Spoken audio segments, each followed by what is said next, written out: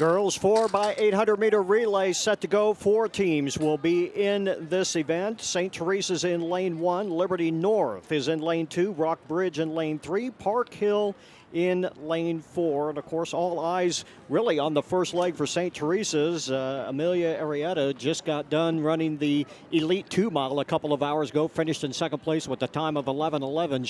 She's kind of the real deal, too.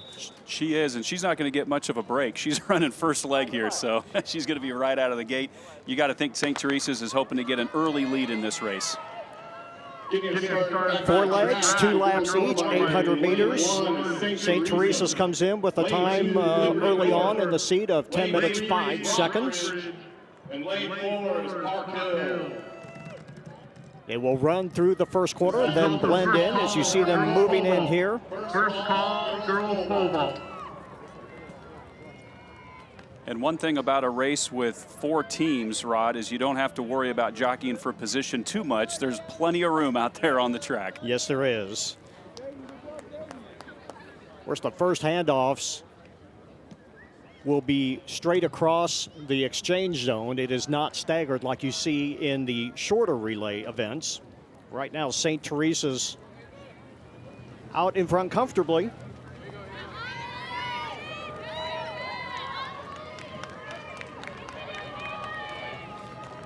And that is actually not Arrieta that is running. They do put them in order, but very often coaches will either change the lineup or the order that they are running in.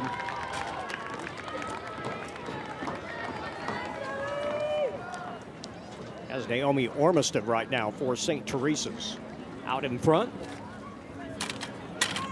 And early in the season, you're working on things that you talk about in practice. Stay relaxed, work on your form. This is great practice for that, and it'll be interesting to see in this race, but they may be competing against themselves here before long. But again, that's a good test early in the season. Well, of course, 800 meters is kind of a funny race because you bring people up from the 400 late in the season and bring them down from the 1600 meters late in the season to form a solid 4x800-meter relay team. So that is why you only see 4 teams in here right now. Not a lot of 800-meter runners want to be getting out and doing that kind of stuff this time of the year. It's more, I don't want to say for training, but you're trying to find your rhythm, trying to find your speed before the real reason you're here, and that's, of course, getting late in the season.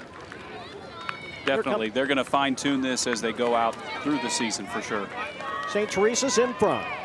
We'll get a time split here, but it's not going to be too bad. 2:26 and 2:27 and change. We're a little early with the handoff, but to get it away. So these are open handoffs. Of course, you have plenty of time for that handoff. We'll see the closed handoffs in the 4x1 and the 4x2 most likely. But yeah, the key is to pass off the baton. It's probably not going to be a little bit more room for error in a race like this. So St. Teresa's in first, Rockbridge in second, Liberty North is in third, Park Hill in fourth as the second leg is underway.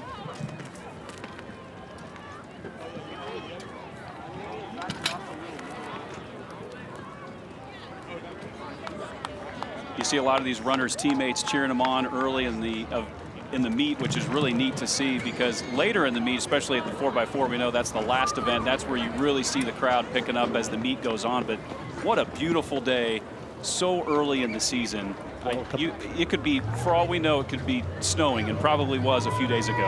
Well, the wind was blowing, that is for sure. That Royal season opener was met with wind, sleet, and everything else. So, yeah, not real comfortable.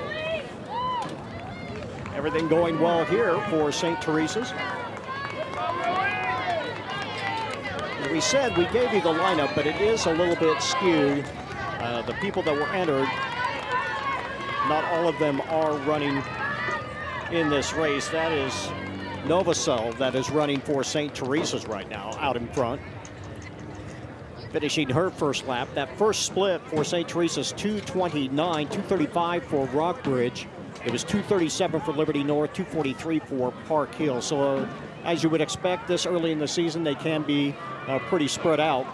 Park Hill trying to close the gap just a little bit on this second leg. They're now within about 10 meters of third place. The runner for St. Teresa's starting to struggle just a little bit there. As you can see the arm starting to cross in front of her, Nate. You always want to keep your arm straight. You never want to see him cross your body. Yep. So this will be something that they'll look at after the meet. Of course, it's something they work on in practice. You know, form for runners can be it's muscle memory, right? So there's certain things that you work on when you get tired. The natural tendency is to do that. So she's not the only one. I know a lot of runners do that. But yes, she's trying to stay as strong as she can down this final stretch. That's Lily Hupke. My apologies, 3:23. Lily Hupke trying to finish. The gap is starting to close a little bit, but Hupke is going to hand off first. A little bit early. Boy, to get it away. You've got plenty of room to hand the baton off, but you don't want to make your runner behind you reach for you. You want to be able to have her be comfortable. They are tired. They don't want to have to get their momentum reaching out forward, because you can very easily take a spill if you're not careful. Yeah, those outgoing runners are definitely there. You can tell they're anxious. And yes, they're fresh. The incoming runner's extremely tired. So take your time. You really don't have to. You don't have to rush that. Grace Jacobs now running for St. Teresa's. A challenge, Liberty North and Rockbridge fighting for second place at the moment at 5:45 heading down the backstretch.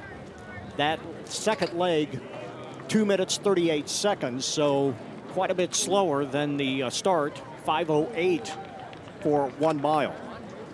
We got some nice competition for second place right now, because Liberty North was in second for the first leg, and I think even the first lap of the second leg, but Rockbridge moving into second now. That's Marissa Roberts, Liberty North.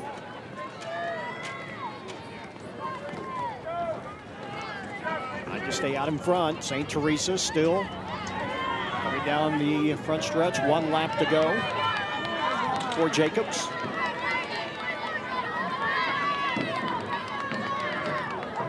And about 6:20 at the line.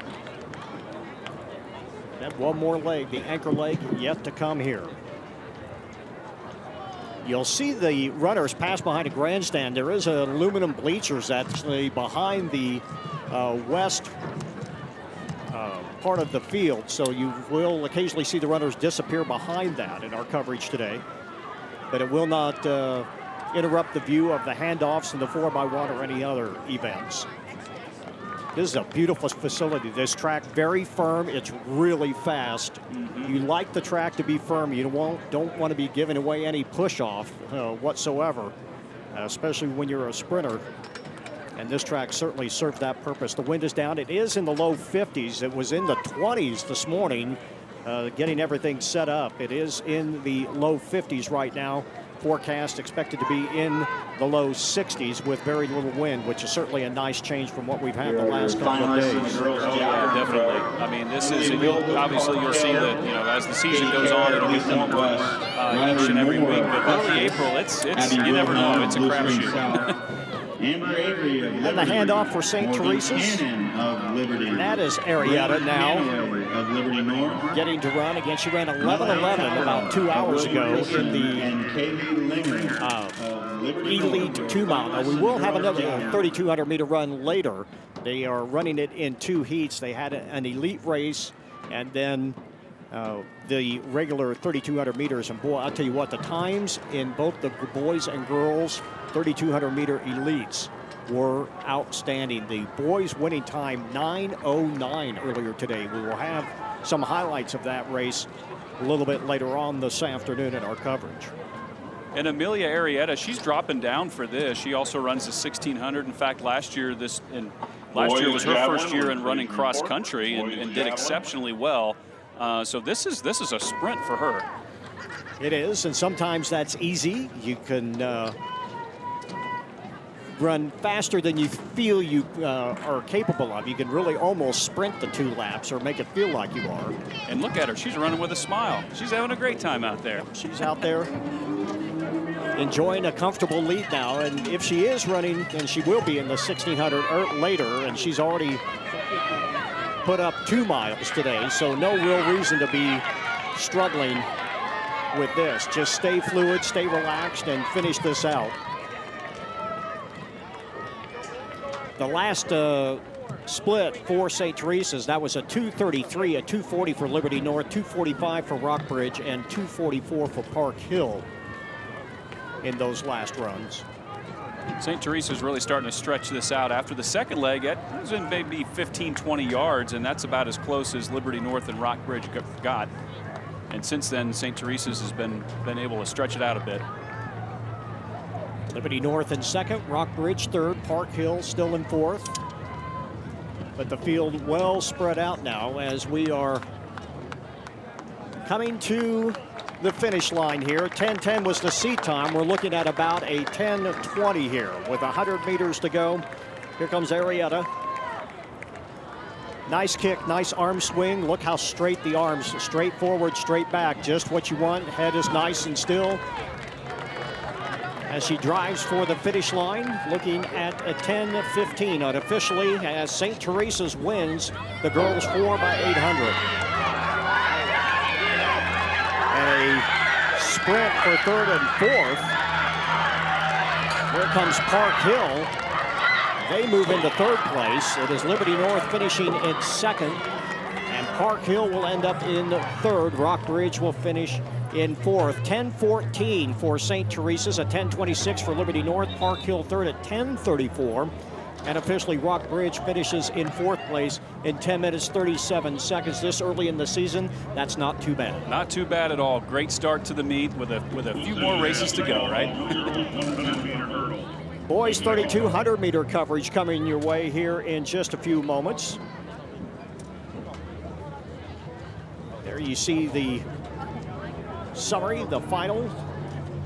10:14.94. A little off what the seat time was, but still not too bad. Liberty North 10:26, not bad considering you run pretty much the whole race by yourself. Very hard. It's easier to run the 800 by yourself. It gets harder as you get into the longer races, but not too bad a start here at the Bill Summa Invitational. Let's run down what we have for you for the boys. There will be 8 teams in this race. Lincoln Prep in lane 1, Liberty North in lane 2. It's Festus High School in lane 3, Liberty in lane 4, Rockbridge in lane 5, Park Hill is in lane 6, Rockhurst is in lane 7, and Grant Valley in 8th.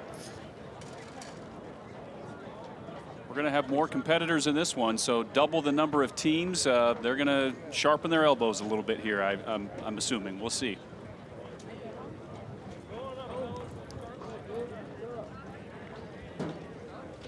Let's go down to the field and introduce Dion Clisso as our on-the-field reporter today. Dion, what do you have for us? Well, I've got the St. Teresa's team that just won the 4x8. And tell me this, I mean, the last few days, probably working out is nothing like this. How nice is it to come out here and get a good day to run?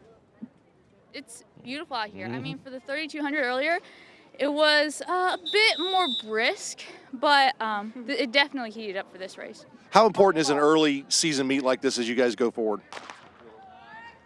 I think it's really important because we get to see our competition. We also get to work together as a team and see it's not going to be perfect the first time. So meets like this, we can see how to improve and get better. All right, well, thanks a lot, guys. Congratulations. Thank you. Thanks. You see the break-in as we are underway here in the boys 4x800 meter relay.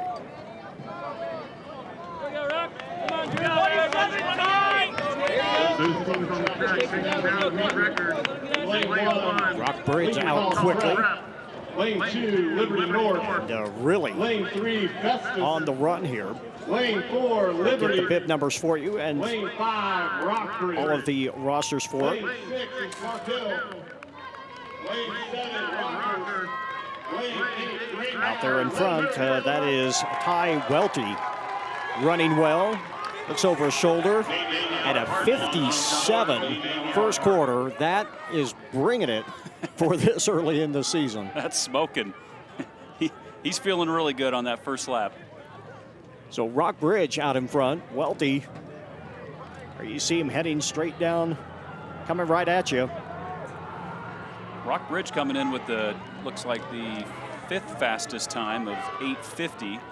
That's Manuel Reyes for Lincoln Prep in second place, trying to reel him in now and starting to, still about 10 meters back, but starting to drive with the arms now. One thing about running the 4x8, hang on to the baton because it's not always easy when you're tired.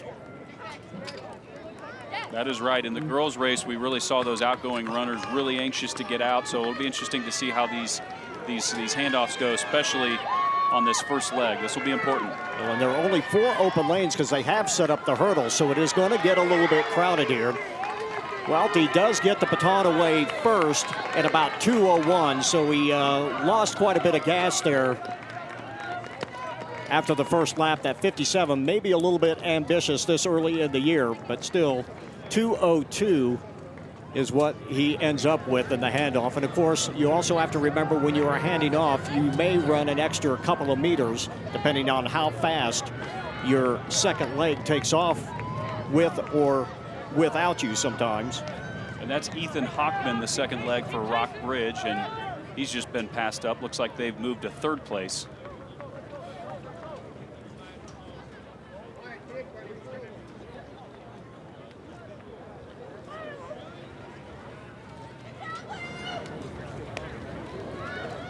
Girls triple jump starts about 25 minutes. Girls. So it is Liberty now in front. That is Luke Manis taking control of the race right now. Now being challenged. That is Cale Wolf. That is out of the Lincoln Prep. So Wolf trying to wrestle the lead away here as we are 300 meters away from the next exchange. It is a 2-team race at the moment, shoulder to shoulder. This is where it is so important. You're going downwind here. You're going to be turning into what little wind there is, and staying relaxed is the whole key here to staying fast. Man is starting to stretch it out now a little bit.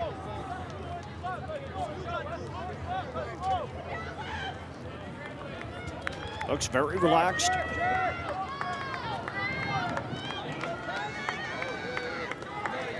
And here we go, the next handoff. We'll see what the split time is here. They're at about 4:06 at the mile mark, and a good solid handoff. Yep, these handoffs they've been pretty smooth here so far. And that was a 2:05 for Liberty.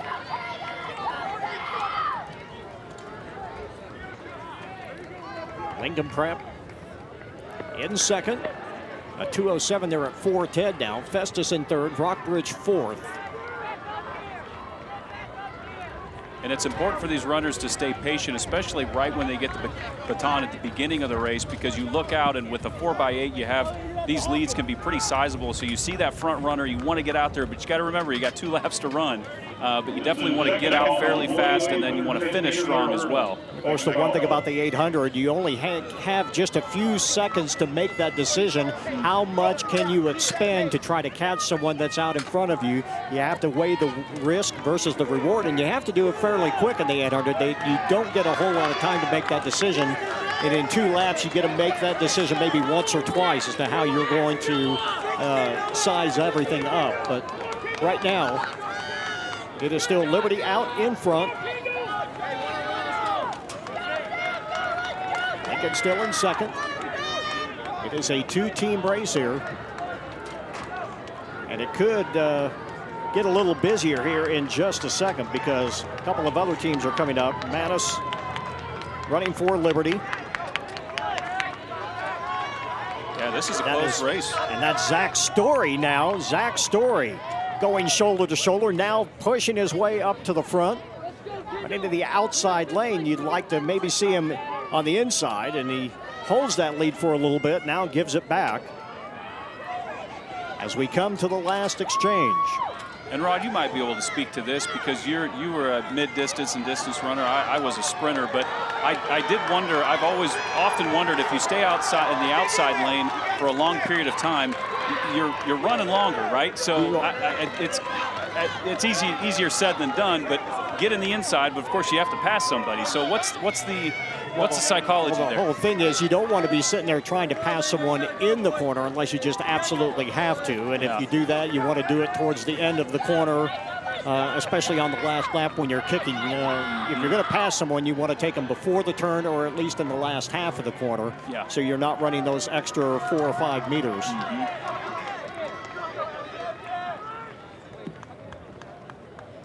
you know, all these runners for Lincoln Prep and Liberty look very strong. I mean, they just, yeah, they're looking great so far. You are not going to see just outstanding times right here. The whole idea is to get endurance at the start of the season. Then as you start getting to the last 4 or 5 meets of the year, then you really start thinking about the speed. You start running many more 150s, many more 200s, running a lot less over distance, trying to get as fast as you can. So we are seeing split times, 2:05, 2:07.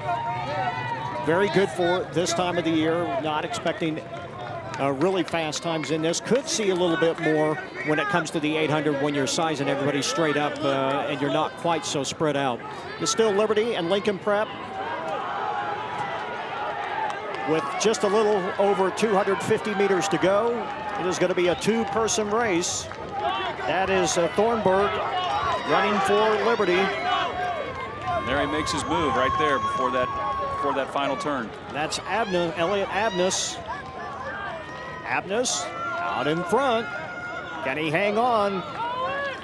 Boy, a good strong kick. He's trying to pull away. Nice and smooth. Head rocking back a little bit. But here comes Liberty. It is a foot race. Thornburg trying to get there. He almost stumbled. Oh, wow. He hits the deck right at the finish line. What a finish. And it is Liberty winning it in an unofficial time of 8:16:59. And how close was it? Lincoln Prep 8:16:62. And Lincoln Prep used a lot of energy to take the lead early on, but let's take a look at that replay. Wow, what a finish. Just at the end. It makes you wonder if Abness went maybe just a little bit early as they dives for the line. That will leave a few marks. Well, and by the time he realized he was that close to him, it was too late. So he made up about 5 yards very quickly. So I don't think he realized he was there until, like I said, it was too late. But what a finish. I don't know if your coach likes you diving that early in the season and getting that kind of road rash, but so be it. It's a win. And there you see it, the Blue Jays. An 8:16:59 Lincoln Prep, 8:16:62, and then the Festus Tigers in third. Stay with us when we come back. It's high hurdle action with the girls and boys. High hurdles when we return. Our coverage of the Bill Summa Invitational returns right after this.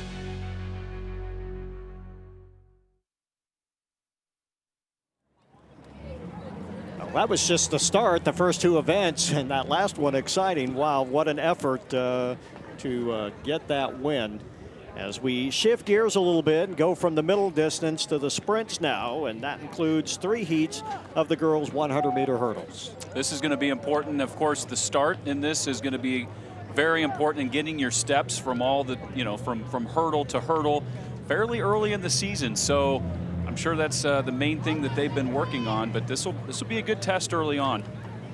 When you are sprinting like that, what are some of the things you want to try to work on this early? Obviously, technique, getting in and out of the blocks is the first thing. Yeah, it's very important. And so you want to work on that drive phase out of the blocks, staying relaxed. And a lot of it has to do with the competition. So it's meet by meet, being able to, go up against your competitors. And it takes time. It doesn't happen right off the bat. But a lot of these competitors, they've seen each other at this meet before, at other meets, and we were talking before the track meet.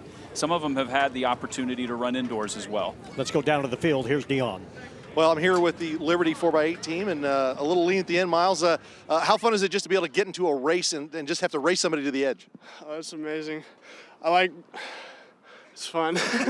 Well, tell me this, early season meet like this, working on handoffs, we saw a team drop a baton. How important is just getting your mechanics down? Me and Evan take this one. So, yeah, we've been working on handoffs a lot more than we normally would be in practice. At Ron Ives, our opening meet of the season, me and Evan had about like a 5-second long handoff exchange. So we've been working on that a lot. We had a lot of good handoffs today. Everything went smooth and just the way it should have gone. All right, congratulations, guys. Thanks. So there will be 3 heats of the girls' 100-meter hurdles. Amila Weddington will be in lane 3 with Grandview. Chandra Walters of Grandview in lane 4.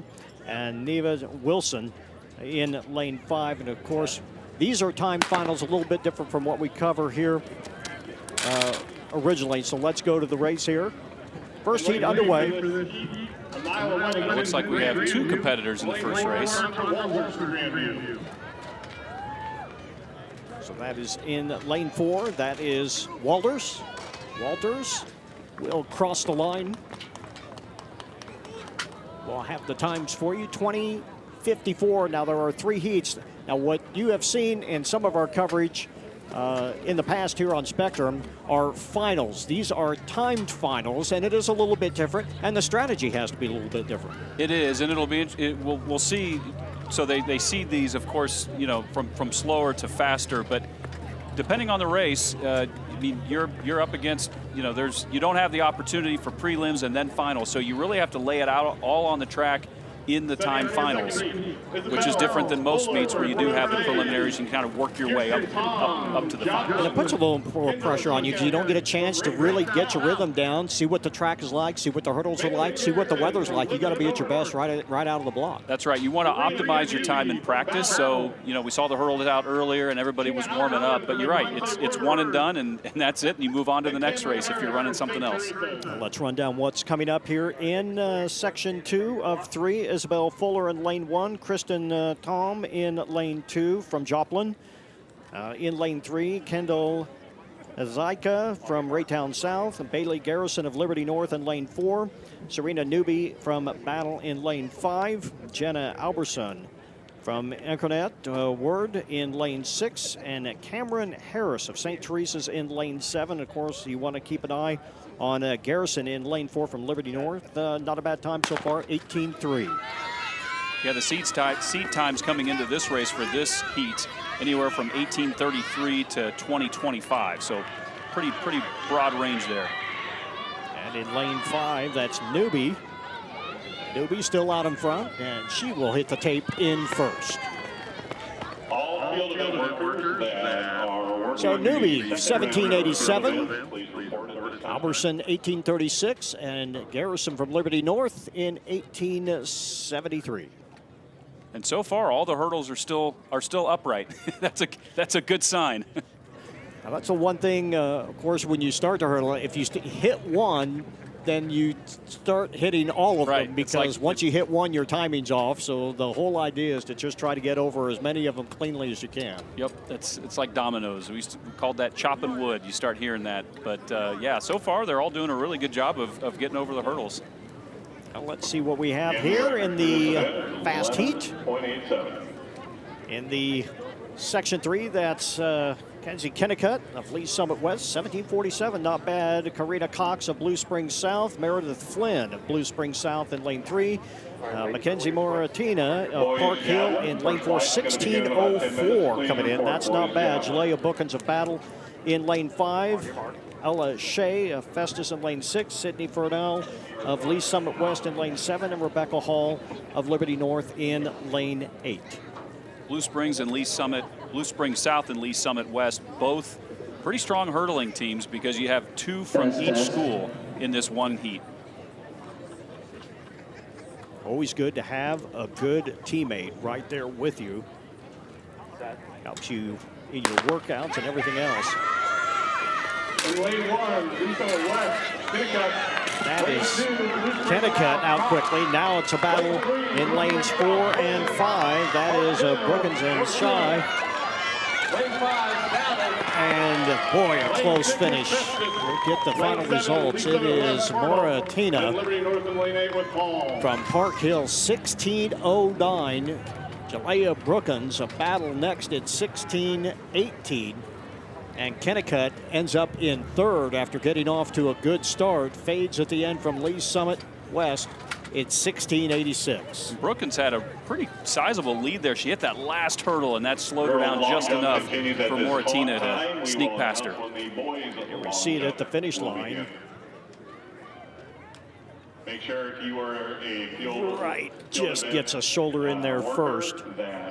1609, that's not bad this early in the season. That's a really good time, and this is just really good. I'm really impressed with the competition. And I have to say something about those leans too, because the timing of the lean is important, right? So you want to lean, but you don't want to lean too soon. That'll actually slow you down a little bit at the end. But most of the runners have been well aware of where that finish line is, and the lean is important. And we're seeing them lean kind of more forward with their head first. Is that the way you want to lean nowadays? You want to kind of get your shoulders out there first, because that's the part of the body that the clock stops. Exactly, and I learned that the hard way. Junior year in high school at the Kansas State Championship, tied for the same time in the 200 my junior year. The difference was I dove, my head hit the line, and the competitor I was up against, his chest hit the line, so they gave it to him. That's the way it works. Let's run down the first section of 2 in the boys 110-meter high hurdles. They got great volunteers out here. The hurdles getting moved in a hurry, which is good to see. Jackson Stewart of Green Valley in lane 1, Anthony Pittman in lane 2, Samson Hojo of Battle in lane 3, Christian Lanier of Green Valley in lane 4, Travis O'Brien of William Chrisman High School, the Bears, the host school, in lane 5. Dylan Cracked of Liberty in lane 6, Gustavo Anetti in lane 7, and McCaleb Manuel of Rockbridge is in lane 8. Let's go down to the field. Here's Dion. All right, I'm with Mackenzie Mortina, and just won the 100-meter hurdles. And tell me, a little lean there at the end, and when it's an early season meet like this, how important is it just to get that racing in? Oh, I'm really just focused on running my own race. Not even the people next to me. I don't care if I PR. It's just important to me to drive and get those points for the team at the beginning of the season. Well, tell me this, is it just being clean over the hurdles? Is that kind of the first focus? Oh yeah, it's definitely the first 3 hurdles are the most important, so that's what I focus on. All right, congratulations. Thank you. Thank you. Yeah, absolutely. First 3 hurdles is everything. It sets up the last 8. You've got to hit them all. And she certainly did that. Moratita, your winner in the girls 100-meter hurdles. Focus now shifts to the boys as they finish setting things up. And the hurdles here are going to be a little bit taller, so they get pretty high. You walk past those and you realize that is a lot. That's up there. Yep. Yep. And the whole idea is just get over them and get your drive foot down as fast as you can. You know, looking back at the replay of that last race, she spoke to something that I think is important, and you saw that in the replay as she ran within herself. She had very good form, and she stayed smooth and consistent. She didn't have the fastest start, but she had enough time to get to where she wanted to be, and then she remembered to lean, which certainly helped. But even without the lean, she probably would have won. But she had a great race. Well, so important to just run your form. If you try to change something up at midstream, you're just really on your way out, because you have got to do your 3-step or 4-step, depending on how you go between hurdles, and you've just got to stick with that and hope that that's enough. And for her, it certainly was. Yep. As coaches say, trust the process, and that's what you're doing when you're running your race. Well, if I was a distance runner, I had to trust the process. I drove my coach nuts, I promise you. It looks like we are going to have one lane empty. That would be lane 6. Dylan Croc, unless he's just standing back there. Right now he's not. There's no one in the blocks in lane 6, so Croc will not be in this race. Gustavo Anand in lane 7. Caleb Manuel in lane 8. There you see them warming up. Lanier coming in with the fastest time, seed time for this heat at 17:12. Lanier from Green Valley. And of course, Philip Caldwell coming up, and he has a seed time of 15:4. So we look forward to that in the next heat. There they are in the blocks. And we're underway. Quickly out in lane 3, that is Hojo. Still out in front. Boy, driving well. Got back a little bit on the last couple of hurdles. He's getting reeled in. It is going to be a close one right at the finish. And he kind of let up at the end there. He did. He started getting rocking back on the hurdles, and it looks like Travis O'Brien and William Chrisman able to pip him right there at the end, 17:23 to 17:28. Well, Ojo just looked out of sync.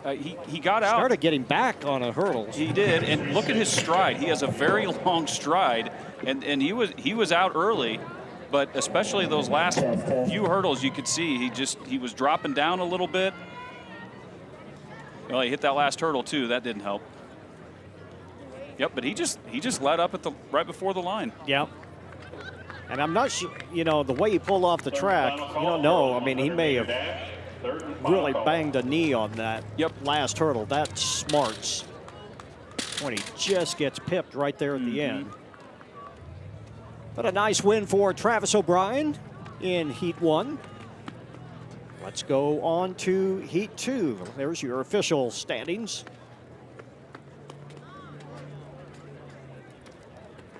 There's Lanier finishing in third at 17.90. And here's your lineup. Sharon Felix of William Chrisman, 16.90. He's in lane 1. Colin Madison of Liberty North in lane 2. Kanicha Wook of Parker. Oprah Riki of Rockhurst in lane 3. My apologies. Lane 4, Philip Caldwell. Amir Williams in lane 5 of Raytown. James Watkins of Raytown South in lane 6. Jordan Smith in lane 7.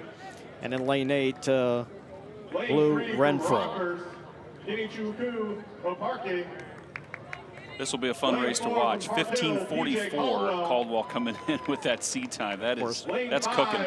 Brocky, of course, with a 16:05. That's not a slouch either. And Williams at 15:91. So lanes 3, 4, and 5, you definitely want to be watching here. And lane 8 from Liberty North, Blue Renfro. So we have 2 Liberty North runners in Colin Madison and Blue Renfro,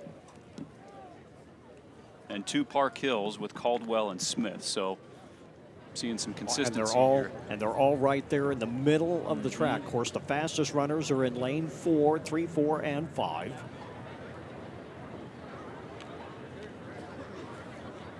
There you see Caldwell in the white and red, his head down.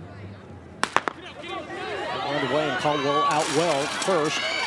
Couple of hurdles getting hit. Caldwell just starting to stretch it out now. Boy, look at him go. Caldwell with a big lead halfway home. 2 hurdles to go, and Caldwell's going to run away with this one as he hits the line. And it's a good time. We'll get it officially 15:13 at the start of the year. That is a statement. He made that look really easy. and he was in complete control of that race from start to finish. I mean, he had that all the way, got a little bit sideways at the 3rd, 4th hurdle. But other than that, see his arm get back just a little bit.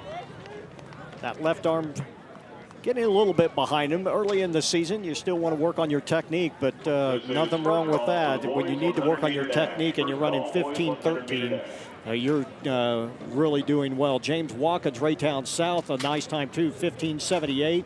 And Amir Williams of Raytown in 15:81. Those are your top 3 in the boys 110-meter high hurdles. And 2nd through 5th place was really close, from 15:78 to 15:87. Jordan Smith ends up 5th. You run 15:87, you finish 5th. You scratch your head a little bit. It's like, wow. And Caldwell, he didn't even make it look close. 0.6 of a second. And Dion is with our winner now. Here with PJ Caldwell from Park Hill, and you said you didn't get a PR, but looked like you're running pretty free and easy out there. Yeah, 15-1, it's all right. I'm trying to get better. Man, every meet I'm trying to PR. I'm running out with the guys, great competition, so just trying to PR. All right, well, good luck the rest of the way. Yes, sir, thank you. PJ Caldwell made it look easy. It never is in the hurdles, but definitely a good showing. The girls and boys 100-meter dash when we come back as coverage of the Bill Summa Invitational returns right after this.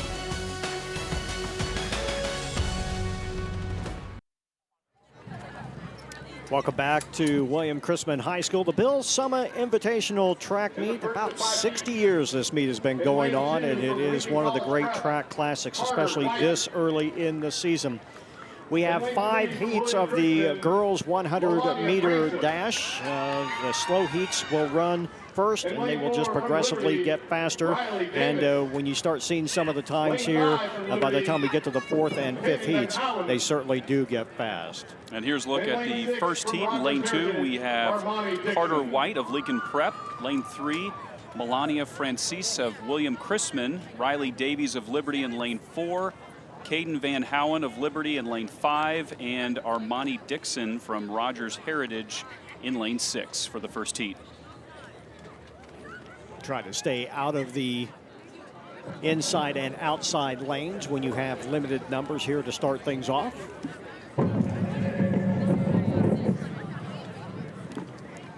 They do this meet well. Like I said, the hurdle's already off the track and we're all ready to go. They are running a rolling schedule. That means that as soon as one event is done, the next one starts. As we are getting ready here, first of 5 heats in the girls 100 meters. And 5 heats here, so heats 2 through 5. You get kind of nervous watching that first race, but you get the adrenaline going, and this is fun. This is fun. Quickly out of the blocks in lane 6. That's Dixon. Dixon now starting to pull away a little bit. Dixon looking good. Being chased down as they get to the line, and it looks like Dixon with the win from Rogers Heritage, 13:47. Van Hewen of Liberty next at 13, 53. And Carter White of Lincoln Prep at 13 and 6 finishes in 3rd. Boy, that was big Melania stumble in lane 3. Melania Francis, she just kind of lost her footing there in the first few steps and tried to recover, but wasn't enough. Put a couple of spike marks in the back of her leg, I'm sure, but she really got tripped up. A nice run there out there in lane 6. Dixon looked really smooth the whole way. And she came in, she didn't have a seed time, so pretty good. 13:47 for Armani Dixon, Caden Van Hewen, 13:53, and Carter White in 3rd. So a good start to the 100 for the girls. Let's take a check of heat 2, the second of 5 heats in this event. We have Emma Novosel in lane 1, Victoria Dotson in lane 2 from William Chrisman, Giovanna Hart from Raytown, Rihanna Bush from Raytown, and Malaya Tyson Blue Springs in lane 5. Lane 6 is Sophie Emerson from St. Teresa's, Lauren Martin in lane 7 from Battle, along with her teammate Unique Allen in lane 8. And 13:87, the fastest time in this particular heat. As they are getting ready to go, we talked about this track. It is really quick. This track will produce some very good times even this early in the season. It is very firm. It is fast. It's also well shielded. Now the wind is coming out of the west, but a big hill at the west end of this track shields everyone from any breeze that is blowing. Set. And they're away. Quickly out in lane 7, that's Martin, now through the middle of the track. In lane 4, it's Bush and Tyson who are battling out. And in lane 5, wow, Malaya Tyson just ran off and hid from everybody in 13:2. With the thumbs up. I love the encouragement from the teammates. Yeah, absolutely. You're hearing it, but during the races, before and after, it's awesome to hear. That was Daviana Hart finishing in 2nd, 13:5. Brianna Bush of Raytown in 13:7. Victoria Dodson of William Chrisman running 13:8. She finishes in 4th place. Here you see him coming right at you in lane 5. That is Tyson looking smooth the whole way. She seemed to progressively get faster as the race went on. You hit your top end speed usually around that 50 to 60 meter mark, but it's who's going to slow down the least usually wins when it comes to the sprints. And she had great form, and she didn't get the fastest start, but she finished first. There you see Hart in 2nd and Bush finishing in 3rd place. All 3 times not too bad. We're almost halfway through. Here is your lineup for Heat 3. All right, lane 1, that is Dajanique Leapart from Raytown South. Dawn McIntyre from Fort Osage in lane 2. Kylie Anderson of Joplin in lane 3. Lauren Woodruff from Lee Summit South in 4. Nyasha Wright from Lincoln Prep. That's Jean Thurston of Liberty North in lane 6. Izzy Cobb from Fort Osage in lane 7. And Abigail Eckert from Joplin in lane 8. For Heat 3 from Raytown South in lane 1, 13:40 from Woodruff. That's the fastest seed time in this heat. Of course, seed times this early in the year, sometimes you just got to take those as they come, because they're most of these kids, this is their first meet or their first real meet. They maybe have had another meet prior, but it is still very early in the season. So it makes this meet unique. The competition is just outstanding, but it is extremely early in the season. You're really running against your peers. It is a very good barometer of where you stand early on. Definitely take those seed times with a grain of salt sometimes. Going out quickly in lane 3. That is Anderson. Now in lane 2, McIntyre. That's a close finish. It is. That's gonna. It's McIntyre from Fort Osage at 13:3, Woodruff at 13:4, and Kylie Anderson of Joplin in 13:5, all hitting the line just about the same time. But it's McIntyre coming away with the win. And this is where it can be a challenge for a sprinter when you have somebody coming up on you and you're right neck and neck like that to stay relaxed. That's sometimes easier said than done, but great competition, great practice for that early in the season in a meet like this. McIntyre in lane 2. There you see her in the red and black with a nice lean at the finish line, taking the win. Woodruff, Lee Summit West, finishing in second. And 2 more heats to go before we turn to the boys. Here's the lineup for Heat 4. All right, section 4, we have Christina Quinones of Rogers Heritage in lane 1, Tamari Allen from Incarnate Word, Alexis Beal of Festus in lane 3, Sierra Smith from Grandview in lane 4, Jamie Birmingham of Lee Summit West in 5, Kylie Chester of Liberty North in lane 6, Kinsey Bannock of Festus in lane 7, and Anisha Nunnally of Rock Bridge out in lane 8. And now the times start to get quite a bit quicker. Smith in lane 4, a 12:95 seed time so far. And these seed times are really close, anything from 12:95 to 13:29. So we'll see if the finish is as close to the seed times. Well, this is where you make sure you drive all of the way through, and they are away. And quickly out in lane 2, that's Allen. Now being just overhauled by Smith. Boy, Smith with that long, relaxed stride, and she powers her way to the line. We'll get the official time. Sierra Smith of Grandview, 12:7 on the nose. It's Allen finishing in second at 12:91. And Birmingham of Lee Summit West in 12:98. So we see our first times of the afternoon under the 13-second mark. 12:70 early on, not too bad. We'll see if it can hold up against this final heat. And you spoke to her stride. She does have a long stride, and it makes all the difference. Boy, and it was smooth, too. Yep. I mean, very, very relaxed. Watch it in lane 2. Our 5th and final heat for the girls 100-meter dash. That is Allen who got out quickly, and then all of a sudden, that was Smith just really turning on. She's got some height, too. I mean, for as tall as she is, she has great, you know, we talked about the stride. It doesn't look like it's that fast, but she just makes up so much ground with every step. Yep, she makes up a lot more ground than most of the sprinters out there, that's for sure. 12:7 on the nose, not bad. And Allen finishing in second. There's Birmingham from Lee Summit West finishing in third at 12:98. Also a nice time to start the season, but there is still one more heat, and now the times start to get really serious. We have have a chance of a couple of kids breaking the 12-second mark in this 5th heat. Yep, 5th and final heat. We have Sunday Crane in lane 1 from Rock Bridge, Jadee Weston from Grandview in 2, Alyssa Ball from Park Hill in 3, Zaya Aitkins from Raytown South. Look for her. Shavi Flowers in Incarnate Word, lane 5. It's Zakia Porter from Rock Bridge in lane 6, Jordan McGee from Grandview in lane 7, and Jamari Irvin of Park Hill in lane 8. Aikens, this is not really her wheelhouse. She is the nation's fastest high school girl in the 400 at 53 seconds.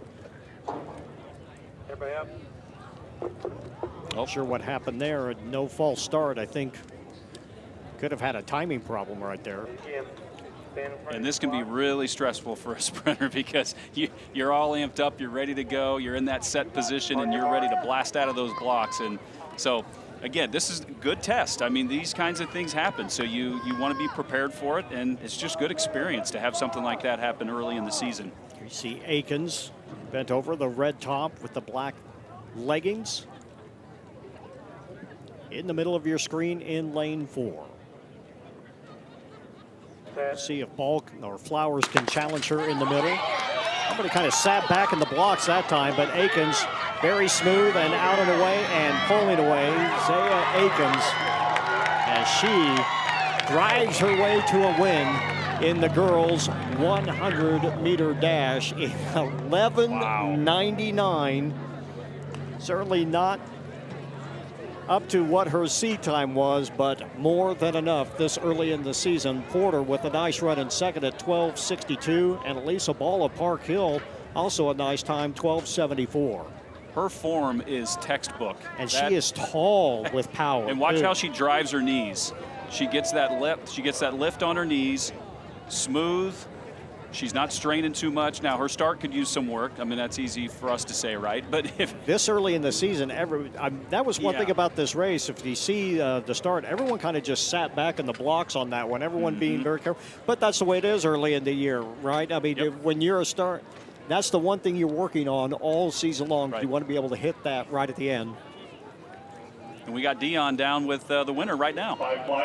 We're here with Zaya Atkins from Raytown South, and looked pretty free and easy out there. Looked like you got into your race like you wanted to. What are you working on right now this time of the season? Just working on my form, getting my legs turned over real fast, driving out, because I kind of got a sucky jaw phase, but so we're working on that. In an early season meet like this, what things are you looking on, like trying to build on each week? Each week, just trying to build my endurance, everything, trying to get faster, trying to get better, PR as much as I can. All right, congratulations. Thank you. Now, she's already had quite a bit of action because she ran a pretty healthy indoor season, including the indoor high school nationals, which she did happen to win, running a 53. We're going to see more of her later, but she is definitely the real deal. Wow, and so, yeah, for most of these runners, this is the beginning of the season. For her, it's kind of mid-season. So, yeah, she's going to have to find a way to pace herself, and that's going to be, a lot through training. So, moving on to the boys' 100-meter dash, we have 5 heats. In the first heat, we have Savalius Dewberry from Raytown South in lane 3, David Thomas from Joplin in lane 4, and Jordan Ashley of Lincoln Prep in lane 5. And again, 5 heats of this. Fastest Logan Pratt and Truman Hare, who we will see later in the 5th heat. Both have seat times at 10:07, and both capable of doing that and maybe even a little bit more as we get to that race here in just a few minutes. First things first, first heat. Dewberry, Thomas, and Ashley, lanes 3, 4, and 5. Boy, start of the season, Nate, it's just hard to stay calm sometimes. It is. You're really got to work on it. You're really excited. You've been thinking of, preparing for this, and all winter thinking about getting out and rolling out. That's what these guys are doing. And here's Ashley looking very strong in lane 5, hits the tape. Jordan Ashley, 11:53, 11:84 for Thomas. Dewberry runs 12:73 here in heat 1. It's a really good race for him. He maybe should have been in one of the later heats. I don't know. He looked really strong. And of course, he had no time coming in, so no matter what, you end up running in the first heat. How important is that when you're sprinting? In the mile or the 2 mile, if you have no seat time and you end up getting stuffed in the slow heat, it can hamper you. When you're out sprinting, can you make up for that and really just do your own thing? The shorter the race, you probably can. Yeah, I mean, it can be tough, but you're trying to focus on, run within, run your race. But yes, I'd say obviously, the more competition, typically the better. But for the 100-meter dash, it's over before you know it. All right, lane 2, section 2, sorry, of 5. We have Terry Vester in lane 1 from Raytown South. That is Damian Yarbrough of Rockhurst in lane 2. Bryce Lasaka from Park Hill in lane 3. Avi Balastagai of Lincoln Prep in lane 4. Ison Smith of Festus in lane 5. Tayshawn Palmer of Joplin in lane 6, and Maxwell Smith from Rockhurst in lane 7. Fastest seed time in this heat is coming from Balastagai of Lincoln Prep at 11:75, along with Ison Smith of Festus, both coming in at 11:75. Should be a good race. Balastagai in lane 4, Smith in lane 5. Lasaka in lane 3. Again, those are the middle lanes. Those are the lanes that belong to the fastest runners in the sprinting events. In the distance events, it just goes by bib number from inside out. So we're underway. Quickly out of the blocks in lane 3. That's Lasaka. Lasaka still there. Now here comes Smith challenging. Smith hits the line first. Ison Smith, 11:56, just pips Balastagai at 11:59. Yarbrough of Rockhurst actually comes up and finishes in third at 11:81, and Maxwell Smith settles for fourth at 11:93. And Smith was in third or fourth place most of that race, and he came up near the end. So great finish by Smith. See in the yellow coming right at you. Starting to make up ground right at about the 60-meter mark, and comes away in first place. Looks like Lasaka may have tweaked something, maybe 60 or 70 meters there, and he had the lead, but then he took a pretty bad fall there at the end, there was a fall at the very end there, too. I think he kind of stubbed a toe a little bit, did something, just got a little bit, he looked back. I think that spike got caught on the track, maybe. Got to be careful of that when you're wearing spikes, man. You always got to know where your feet are, that's for sure. So there you see it. Ison Smith, 11:56. Balastagai, 11:59. Yarbrough, 11:81. And it's time for Heat 3. All right, Heat number 3, William Chrisman in lane 1. Cameron Beardsley of William Chrisman. Stephen Clark from Hogan Prep in lane 2. Miles Seigers from Liberty North in 3. Zamari Gary of Raytown in lane 4. Mekki Quick, that's a cool last name. Staley in lane 5. Kalen Wright from Grandview in lane 6. Vernell Holtz of Battle in lane 7. And Cameron Thompson from William Chrisman rounding out the heat in lane 8. And if your last name is Quick, you should probably be a sprinter. You don't have a choice. You really don't. Zamari Gary of Rayburn, or Raytown, I'm sorry. Someone you want to watch in this heat. Fastest seat time from Gary of 11:38, and wouldn't you know, Quick, 11:39, right behind him. Yep, and Siggers at 11:40, so those 3 lanes in the middle once again. And it is Siggers coming out quickly, also in lane 4, that's Zamari. Now reaching out, stretching for the lead in lane 6. It is going to be, and it is close. It looked like Siggers was able to pull out the win in that. We'll see when the official results come up. No, Zamari, 11:48, right at 11:50. And Beardsley ends up in third place. Really tight heat. You had 4 or 5 runners here that it could have gone to any of them there. Makai Quick was in there the whole way. He ends up all the way back at 6. So everyone hitting the line at the same time. There you see it right there. In lane 4, Zamari Gary. Lane 5 from Green You'll also notice some of these sprinters. You wouldn't think it'd make a huge difference, but it can. If you start wobbling a little bit in your lane, that's just you're going the wrong. You're not going north south. You're going east and west. And I've noticed a few of these runners have shifted just a little bit, and every tenth of a second makes a difference. It is. You got to stay as efficient as possible. Straight forward, straight backward is kind of the rule. And there you see Gary with an 11:48, Wright 11:50. Beardsley comes in at 11:55. And we're getting closer to the two big heats. Here's the lineup for Section 4. All right, we have Dominique Revels of Liberty in lane 1, James Knoll from Park Hill in 2, Arvesta Shine the third of Staley in lane 3, Keelan Horn of Battle in lane 4, Keegan Hart of Grain Valley in lane 5, Reese Johnson from Festus in 6, Cedric Owens of Raytown in lane 7, and Xavier Horn of Liberty North out in lane 8. Fastest seed time, 11 flat from Horn. Keegan Hart has an 11:02. They expect to be doing battle. That will be in lanes 4 and 5 here in Heat 4. We're coming up next. The 5th section of this race is going to really be something. Stay tuned. Get this one going too. It doesn't mean this one will not be good as well. These guys more than capable of breaking themselves into the what would be the fast heat. Might see no coasting when you run time finals. You got to run it all the way through. Right. You can't just sit there. If it's a prelim and you're out in front, you can kind of ease up a little bit. You just don't get that comfort in a time final. Yep, and we might see our first 10-second and some change here. We'll see. This is going to be close. The next heat, all seed times are under 11 seconds. All 10 point something. That's pretty rare, especially this early in the season. Everybody gets out of the blocks cleanly. You certainly have that chance. We'll slow out of the blocks, but now we're underway. And in lanes 1 and 2, that is Reeves and James. And we'll see.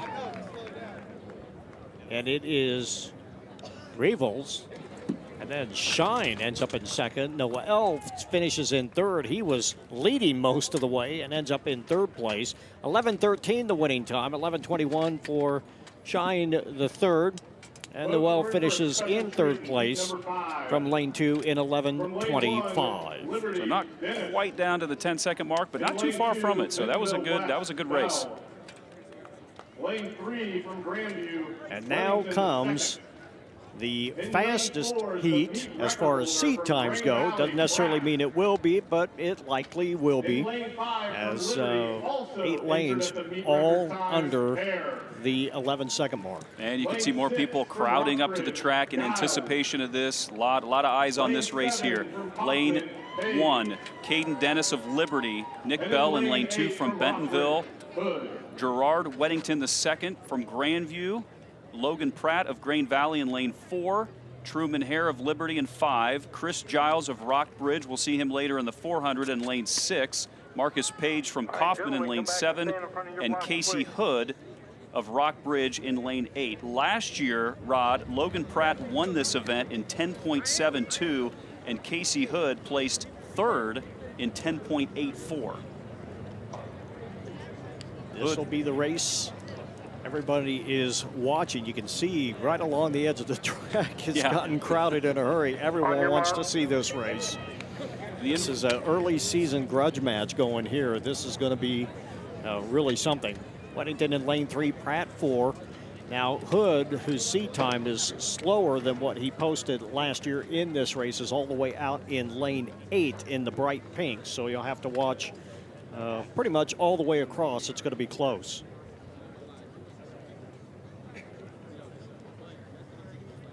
And they're underway. That is Hood out quickly out of the outside. Still out in front. Being chased down by his teammate. And they hit the line, and it is Giles who wins it in 10:86. Weddington 10:89, and Hood runs 10:92 for third. As the two Rockbridge runners go 1 and 3, they were neck and neck the whole way, and then Weddington managed to force his way into the equation and finishes in second place. But the top 4 times, all under 11 seconds. And Logan Pratt, a surprising 5th place finish there at 11:05. But Giles looked great, 10:86 this early. Look at that finish. That is right so close. That is 3/100ths of a second. It just does not get any closer than that. It's almost a dead heat.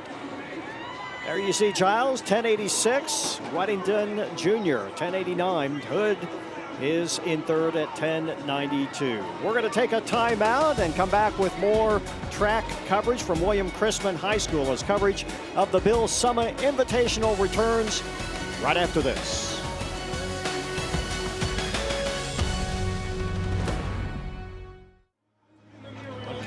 Coming up next, the girls 4x200 meter relay. We will have 3 sets of this race coming up.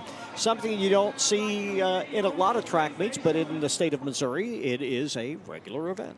I have to say, this was my favorite relay, the 4x200. We did not have this in Kansas very often.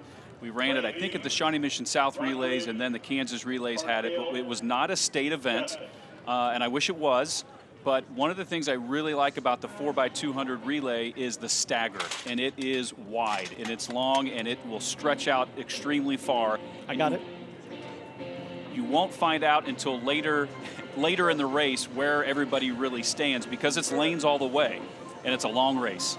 Well, Kansas City sports fans have had a great run the last few years. Way, way, way back when, 37 years ago, a team captured the hearts of this city. Here's a look at a great couple of weeks in Kansas City sports history. The 1985 Kansas City Royals pulled off one of the greatest comebacks in World Series history. In Game 6 of the I-70 Series, the Cardinals led 1-0 and were 3 outs away from winning the championship when Don Denkinger called George Orta safe at first. Little squibber to the right side. Worrell races over to cover. The throw doesn't get him. Worrell got to the bag and an argument here, and here comes Herzog. KC caught a huge break. 4 batters later, the bases were loaded for Dane Orge. And that's a looper hitting the right field for a base hit. Here comes Sunburn. Here's the throw. He scores. We go to a 7th. The next night, Game 7 was almost anticlimactic. Darryl Motley hit a 2-run homer in the second. The Royals scored 3 more runs in the third and broke the game open with 6 in the 5th. 21-year-old Brett Saberhagen tossed a complete game 5-hit shutout. To Motley for the title. Sabes jumped into the arms of George Brett, and the Royals celebrated their first World Series championship. Saberhagen was named the World Series MVP. The 85 Royals are the only team in Major League history to win 6 straight elimination games in the postseason.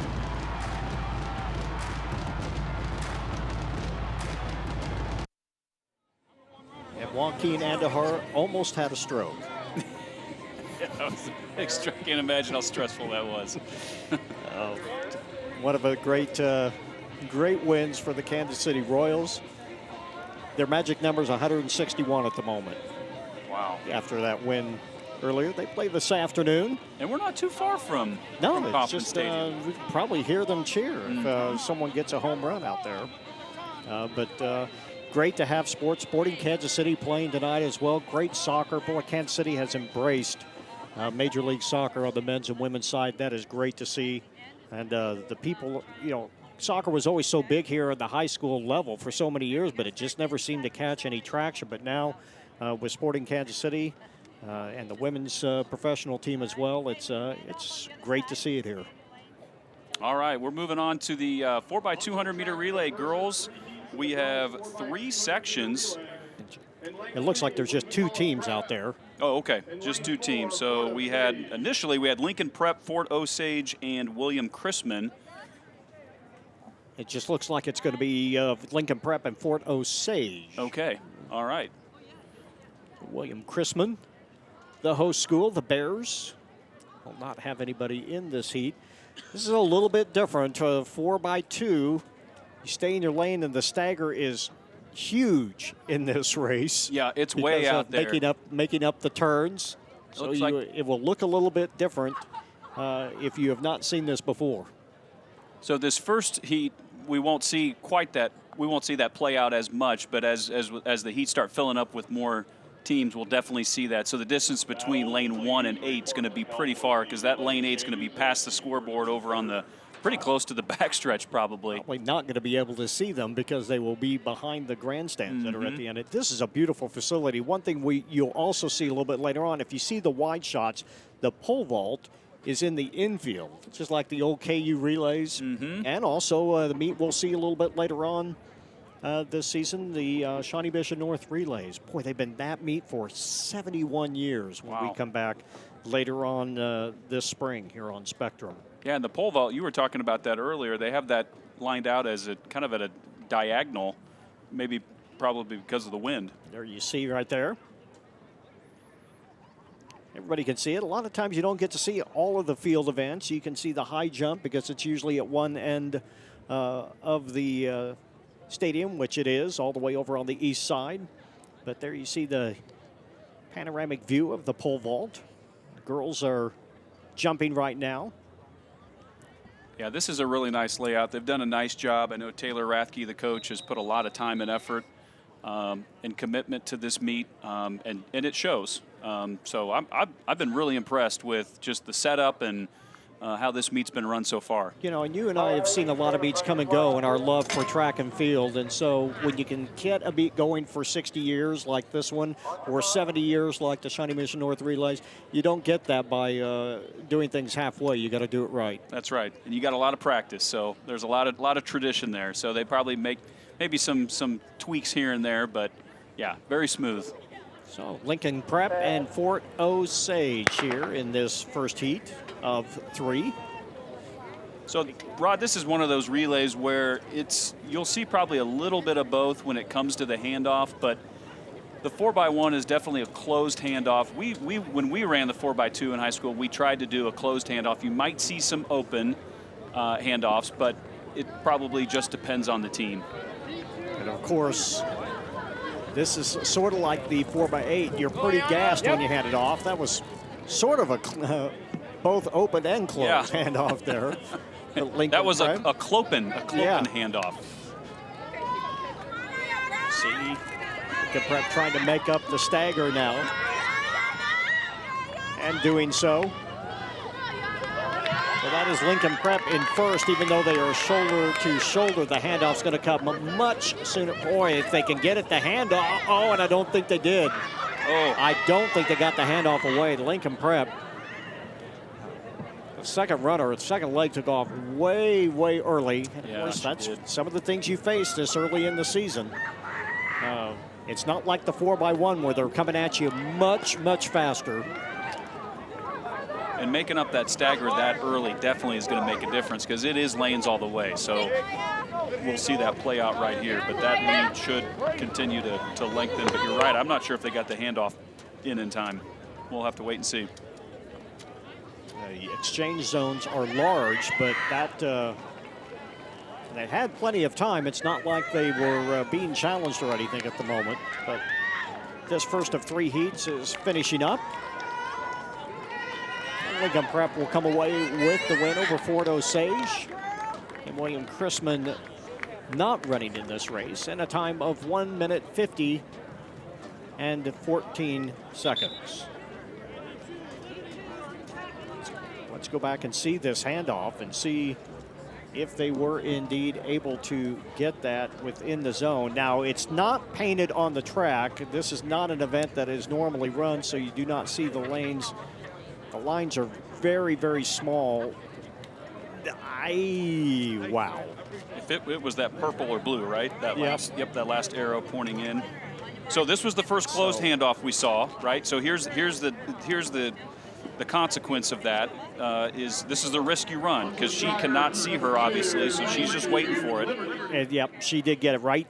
There is the black mark. Okay. So it's actually black to black, and she did just get it by a step. Now, you notice she was not in the zone. You do not have to be standing in the zone on the relay. You only have to hand it off in the zone. Right. Yep. So you'll see most, not all the time, most runners will give themselves that leeway more in the 4x1. But yeah, so different strategies here. And this being a more consistent event in Missouri, they'll probably get more chances to run that and polish that up a little bit. All right, section 2 of the 4x200 meter girls. In lane 2 is Liberty. Lane 3, Blue Springs South. Lane 4, St. Teresa's. Lane 5, Liberty North. Lane 6, Joplin. And lane 7, Raytown South. The fastest seed team in this heat is coming from St. Teresa's at 1:52 even. That is Hare, Harrison, Bullock, and Wirtz in that lineup. And Hughes and Flickinger, Davis, Clark for Liberty. Nunn, Hicks, Freeman, Beverly for Blue Springs. Hall, Thurston, French, and Chester for Liberty North. Anderson, Eckert, Lawrence, and Vogel for Joplin. And it's McNeil, Thompson, and Botley for Raytown South out in lane 7. You know, the camaraderie of relay teams is a lot of fun, and it's one of those where they'll probably switch up the order. A lot of these teams will, so you'll get to run with different runners. But it's just fun to see, and I just remember running. I got would much rather run a relay than an open event, especially, you know, 4x1, 4x2, 4x4, and of course the 4x4 is the last event of the meet, and we'll see that here in a little bit. But then that comes down to oftentimes team points, and you want to get, you know, that can determine sometimes the team placings and the champion. Well, it says Joplin will not start this race. We'll find out more about that. That was going to be in lane 6.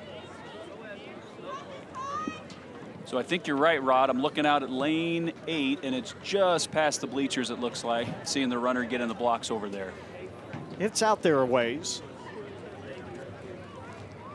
When the stagger, that's one thing about the 200. You want to make up the stagger when you're running just the open 200. This is really something. You can put some serious space from one lane to another, from one runner to another in this 4x2. And they run in lanes all the way. That's why the stagger is so large at the start. And the starter needs to get up in the bleachers, so everybody, all the different, so he can be heard and seen up there. There you see him in the corner. You saw the smoke just come up off the gun. If you're in the inside lane, you don't want to get distracted and look too far out there, because that is a huge lead.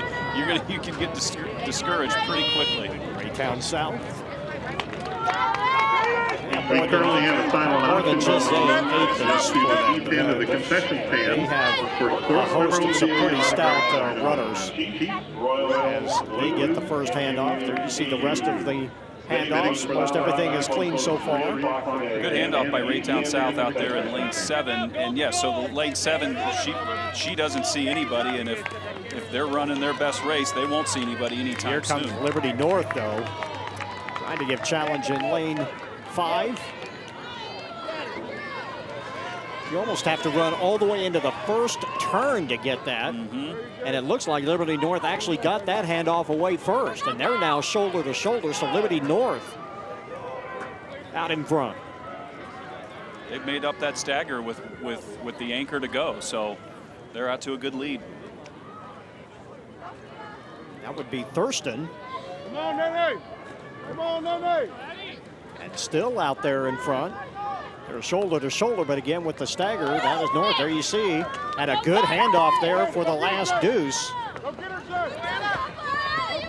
Liberty North, Raytown South, and it's North in lane 5, out in front. And she's running a strong anchor leg right here. She's got a sizable lead for sure. Boy, and pulling away. It's Liberty North giving away with the win in lane 5. And not a bad time, 1:49.14. Raytown South 1:52.06. Liberty ends up in 3rd place, 1:54.13. Then Joplin, Blue Springs, and St. Teresa's rounding out the rest of the field.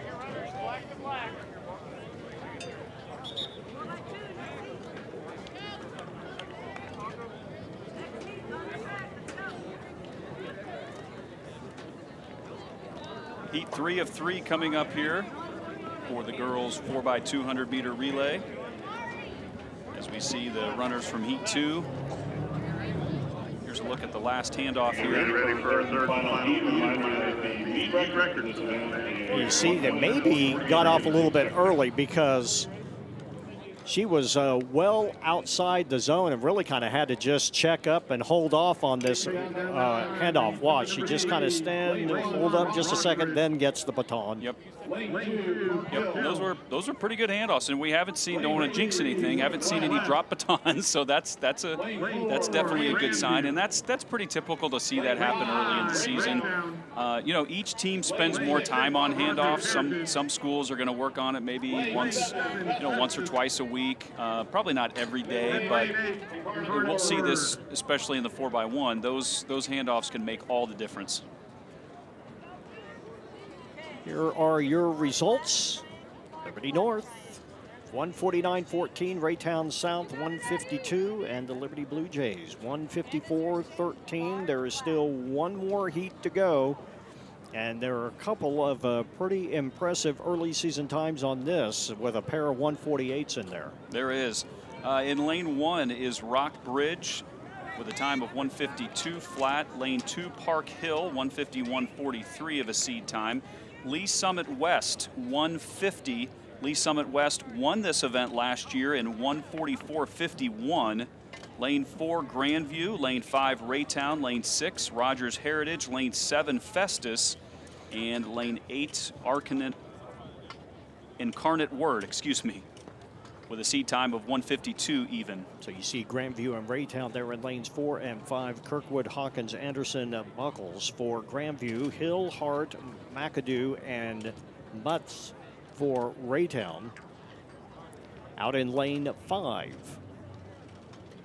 Of course, Lee Summit West there too. Ketticut, Miller, Sarah, and Woodruff. Also more than capable. You see the starter up in the bleachers there. We talked about that just a few moments ago. In order to get all the way around the stagger, could have had some stand up there. Could have had some seniors last year, but the top 3 teams in this event last year, Lee Summit West won it in 144.51. They placed 5th at state last year with a time of 143.92. The state meet still not in the front of everybody's minds yet. Still a ways to go as we get to Memorial Weekend and that great event in the center of the state of Missouri as we are off in Heat 2 of the girls 4x200 meter relay. So lanes 4 and 5, Grandview and Raytown coming in with the top seeded times there of 148.42 and 148.57. So they're right next to each other. This will be fun to watch, these two teams, and see how they play out. Looks like Raytown just getting the handoff away first from Rogers Heritage. Have a little bit better idea when we come around this time to this next handoff, just where everybody stands. But it looks like Raytown is making up the stagger right now. You see them in lane 5. And they're pulling away from Grandview too in lane 4. In fact, Lee Summit West has already made up the stagger on Grandview. Oh, and not a very good handoff there. Again, they're starting well outside the exchange zone, and they're almost waiting too long. You don't want to outrun the person handing off to you, but they are getting up alongside each other very quickly and outside the exchange zone, but they are getting them away. When you run that like that, you have a very good chance of tripping someone. I think that was Lee Summit West in lane 3 that had that mishap on that second handoff. Yep, and you can see they're pretty far behind now. A lot of ground to make up for them. Here's the last leg, and in lane 2, that's Park Hill pulling away. Park Hill looking good. That's Richards, and she powers her way to the line. Actually, I think that was Alyssa Ball. Actually, Ball. They switched it up on us. Yep, they did. That was Ball. Boy, a nice finish for Park Hill at 1:48.05 early in the season. That's pretty good. At Rock Ridge, 1:49.4.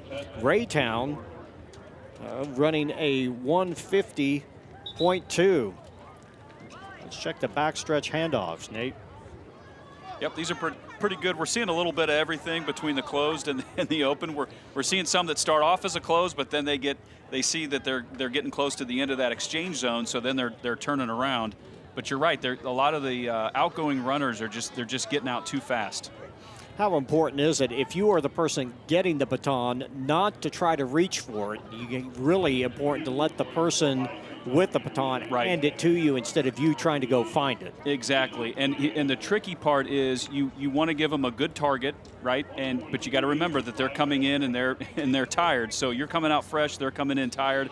But yes, you need to hold that hand up. Don't reach for it. Let the runner put the baton in their hand. You have to trust them, but it's easy, easy to get anxious, and then that's where you start to have problems. See Park Hill, 1:48.05. That's pretty good for early on in the season. Rockbridge of Raytown, second and third. And now time for the boys 4x200, and we have 2 sessions of this. All right, first heat, we have Battle in lane 3, coming in with a seed time of 1:38 even. Liberty North out in lane 4, 1:35 even, and Raytown South in lane 5, 1:36.50, and Lincoln Prep will be in lane 6 with a seed time of 1:40 even. Let's go down to the field. Here's Dion. All right, I'm here with the Park Hill 4x2 team. Just got that one win in there. And tell me, when you're in an early season meet like this, how important are the handoffs, just getting those through and making those transactions clear? I would say it's really important because you have to get it down first before you can get better. So as long as you get the you get the handoff right, you get the transition right, you can go from there. Well, some of these teams you'll see in sectionals and districts. What is it like to be able to just race against teams you're going to see later on down the line? I think it's probably going to be pretty difficult, but I think if we keep working at practice, working hard, and getting these handoffs right and getting our times down, we'll be okay. All right, congratulations. Thank you. And a good effort by them. One of the first or second legs should have stepped up and helped with that, right? She's still recovering. You make the anchor answer the questions after she's just gassed herself in the deuce. So this is a fun event. I do like the 4x2. It's certainly, I never got to run it, but. Yeah, I remember I think the first time I ran it was at the KU Relays in high school my sophomore year, and never running it before, we didn't really know what we were doing. So I think we tried the closed handoffs, and I don't remember how it worked, but it is a fun event. I'm not sure if that's been brought to the board before to try to bring that in on the Kansas side or not, but it's always been in Missouri, and that's pretty cool. I'm glad to see that they've kept that as part of one of the mainstay relays. And of course, a long time in Kansas until 1980, they had the 200 hurdles. Oh, you're going way back. I am. Not way back, but just way back. Well, I don't know. It's getting pretty far back there. I do like those events where they say they have the asterisk next to them, no longer running or no longer run, right? That is the one. That's one of them. Yep. Going to our first handoffs. A little bit of trouble, but everybody away cleanly as we are underway here in the first heat. The second heat is going to be really special as well. This is Lincoln Prep, well out in front and running hard. Raytown South. I said Liberty North in second. Raytown South is in third. That's the stagger we keep talking about. Good handoffs all the way around. Battle is back in fourth place, but it is still Lincoln Prep. Looks like Lincoln Prep did get the first handoff there by a good 5 to 10 yards. It looked like. Looking very smooth. Looks like that Liberty North may have made up a little bit of space here. We'll see what happens to crowd. Not sure if they'll get disqualified or not, but I saw him stretching. He was just out of the frame, and you could see he was stretching to get that handoff. Yeah, and that lets Lincoln Prep with ease pull away, and they will cruise to a win here in Heat 1. So Lincoln Prep in first, Raytown South, and then Liberty North, 131.11. That's really not too bad. It is a little bit off what we're going to see here in a few moments, but if you run that earlier, you're in the fast heat. So not too bad for Lincoln Prep. Not bad at all, and it would have if Battle had gotten that last handoff. I'm not sure if they'll get disqualified or not, but they were in it up until that last handoff. That's too bad to see. But here we go, 8 full lanes here for Heat 2. And the fastest time, go Lincoln Prep. Let's take a look at the final standings. That's Lincoln Prep 131.11, Raytown South 133.6, Liberty North 135.5.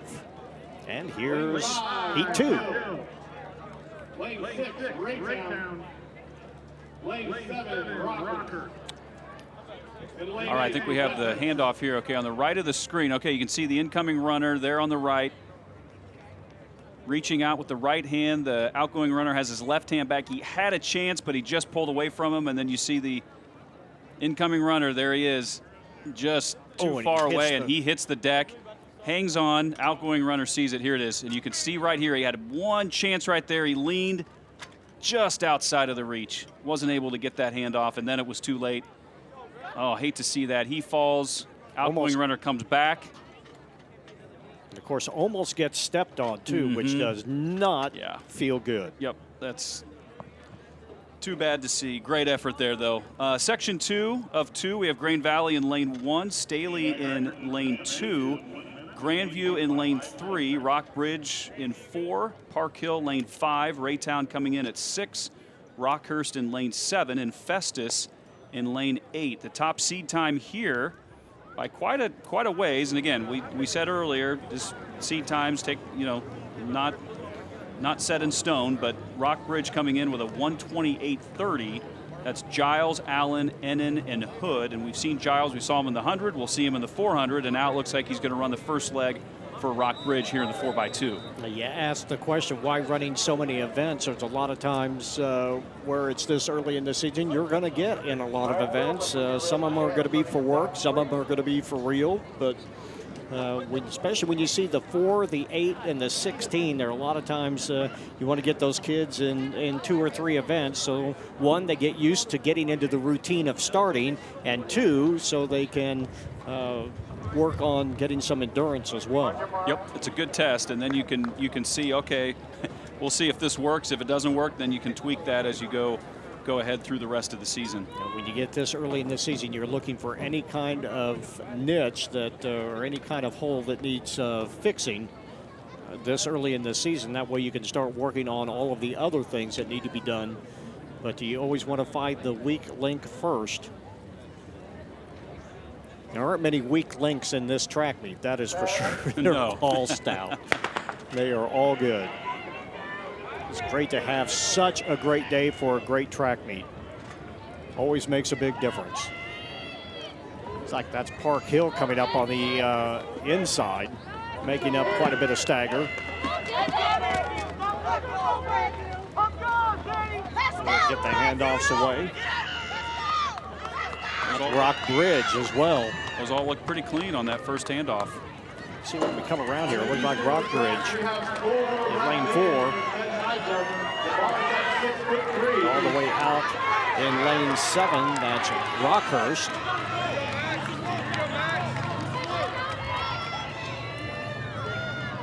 Rockhurst with the first handoff. Rockhurst with a Rockbridge can struggle a little bit there with the handoff on the second exchange, but now making up the stagger in a big way. Here comes Park Hill as well.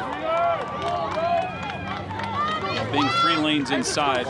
Look at Park Hill. This is going to be a close race. Rockbridge making up the stagger as we come around on the last leg here. Somebody lost a shoe. There is a shoe out there. I think and that's the guy from the lead runner. It is. He ran out of his shoes. He literally ran out of his spikes. Yep. And it didn't matter.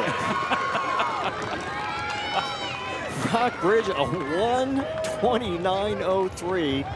Park Hill, who came out of nowhere in that third leg, finishes in second. Rockhurst, who had the lead after the second exchange, finishes in third. Staley, Festus, Raytown, Grandview, and Grain Valley making up the final 8. There you see the socks. Probably burned a hole in them. Yeah, he doesn't even need 2 shoes. Great job by the camera crew, by the way. You guys are doing great. That's awesome. Somebody found the shoe, saved it. At first I thought it was a baton, but it was after the handoff. So I thought surely nobody dropped the baton after the handoff. The whole thing, did he get stepped on and then it came off, or did it just come out? So it's the right shoe. And yep, just flipped it off. Yeah, running too fast. Yep, running that is called hugging the turn right there. That is.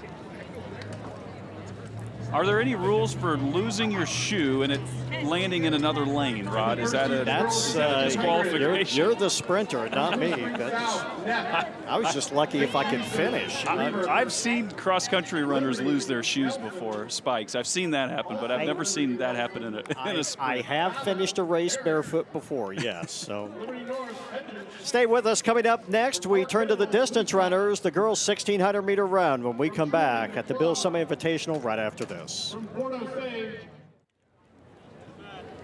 And welcome back to the Bill Summit Invite. We have 2 heats of the girls' 1,600-meter run. 15 competitors in the first heats. Haley Neff of Blue Springs South in lane 1. Lillian Griever of St. Teresa's in lane 2. Haley Nelson in lane 3 from Liberty. Her teammate Zoe Nelson in lane 4.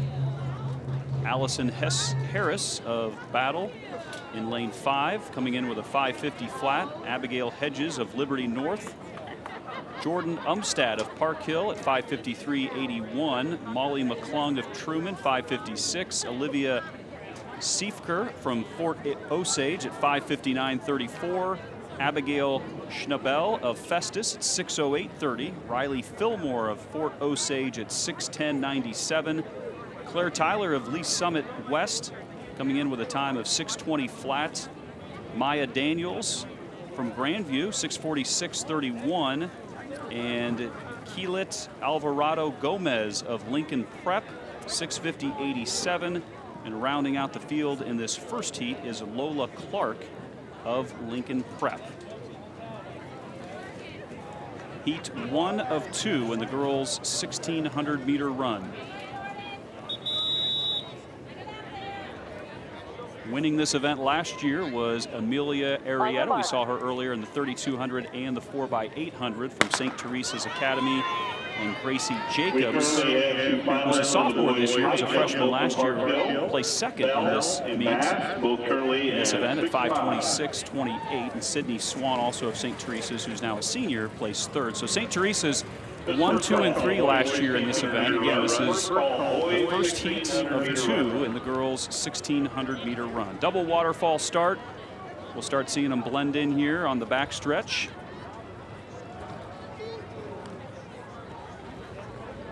And let's go down to Dion, who has the interview with the one-shoed anchor of the 4x2. All right, we're here with the Rockbridge 4x2 team, and Casey Hood won that last leg without a shoe. And have you ever done that before? That's the first question. No. Tell me this: when you lose that shoe and you're coming around that turn, how much focus is it just to keep going? Kick it off. So I was more focused on kicking it off and entering the race. Well, tell me this, guys. Chris, you ran the 100 just a little bit ago, and you come back and do this race. How has your day gone so far? Tiring. I just want to sit down and take a nap. But yeah, I got 4 events, so it's hard to find time to just sit down and take a break or something like that. All right, congratulations, guys. Thanks a lot. All right, thanks a lot, Dion. I think, Rod, I think he said he did he say he meant to kick off his shoe? Yeah. And then focus on the race? But yeah. Oh, that's great. That's awesome. So first lap, it looks like first 400 meters of this race, Haley Neff, split of 1:20, followed by Lillian Griever of St. Teresa's at just over 1:20 as well, and Claire Tyler also coming in just under 1:20. But one thing about this, of course, with 2 heats, you got to go ahead and put everything out there, especially in the second race. You can get pipped. out of a good time if you try to make the second race, the fast heat, a strategic one where the girls before you in the first heat are running for real. And it doesn't happen very often late in the season, but it can happen early in the season, especially when some of these seat times might be a little bit skewed because it is so early in the year. But 80 on the first quarter. Pretty good. So that's Haley Neff with the lead coming around, finishing up the second lap, coming down the backstretch. Looks like everybody's in a pretty good rhythm, not straining too much, trying to stay relaxed, nearing the halfway point of the first of 2 heats of the girls' 1,600-meter run. And that's the thing, like I said, in the first heat, they're maybe a little bit too relaxed. You have to run that first heat with maybe a little bit more urgency. 80 is not bad, but it's not overly fast. We actually saw some quarters that were quicker in the Elite 2-mile as Griever now starts to take over. And again, not real fast, 88 that time, 2:49 at the half. We kind of have that first cluster there of 5 different girls in that kind of in that front pack there. So we'll see what happens as we finish out the almost 3/4 the way through. But you're right. You know, you're looking at Haley Neff, and she's just kind of chilling, just kind of back and forth, just not too pushing too hard there, but still staying in, you know, still in it. Yep, and that is Griever right there with her, shoulder to shoulder. Come on, Liv, work hard, catch people. There comes a time where you get in this race and you're going to have to decide, you know what, I don't want to really be running shoulder to shoulder with someone. One, you get tripped. 2, you get spiked. And hitting the track is certainly not something you want to do this early in the season. So I'd really like to see someone kind of take over this race and really try to come away with a better time, as they are hitting the 4:07 mark at this time. They'll hit the finish line at about 4:15, 4:18. So Haley Neff and Lillian Griever 1 and 2 with 1 lap to go. So maybe the 2 of them starting to spread this out just a little bit. But it's stayed pretty tight from the start up until this final lap. Boy, isn't that a great shot from up on the hill of this great venue. I mentioned it earlier, but great job by the crew behind the scenes. You don't hear from them, but they're working their tails off, and they're doing a phenomenal job. This is a top-notch production here, and you're seeing some great pictures and some different angles that you just don't always see. So hats off to you guys.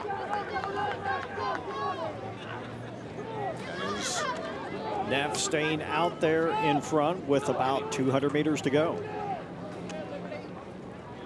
And she has led this from the start. And there were a couple of times where it looked like Griever could take over, like you were saying, Rod. You kind of wait for someone to kind of take the lead, but you can hear the coaches in the background. So as well, we'll talk about that after the race. I have a question for you coming up, Rod. We'll finish this out. So it looks like Haley Neff with a strong finish in the first of 2 heats. And she is going to finish with the win. Like about 5:42. And really looked like she had, I know she's got her hands down on her knees, but she looked like she had quite a bit left. She had quite a bit of kick. Probably could have used a little more in the tank earlier in the race. Yeah, she was chilling there in the beginning. You could tell she wasn't pushing it too much, but you know, early in the season, you know, again, trying to kind of just find your legs and what works and what doesn't, and certainly don't want to go out and you know, go out too fast and then not be able to finish. But my guess is her next 1,600 meter, you're going to see her go out a little bit faster, probably even in that middle part, the second and third lap. Al Nelson ends up in second place. Griever finishes in third, and Zoe Nelson of Liberty ends up in fourth at 5:44.45. You see, Neff does not use her arms a lot in the race. Now she starts to kick a little bit. Now her left arm, you see it coming across her body. You really want to try to avoid that. You want to try to keep your arm swing straight forward and straight back. Now she starts to open it up a little bit. You see her hands opening up, getting a little bit further apart, getting the arm swing a little bit straighter there as she heads towards the finish line. Yeah, her form really changed in that last 50 meters. There you see that 5:42.6. Still have a couple of kids finishing this race, and we are done now. We'll get ready for Heat 2. All right, Heat 2 of 2, girls 1,600 meter run. We have Maria Hurtado, a 4:49 seed time.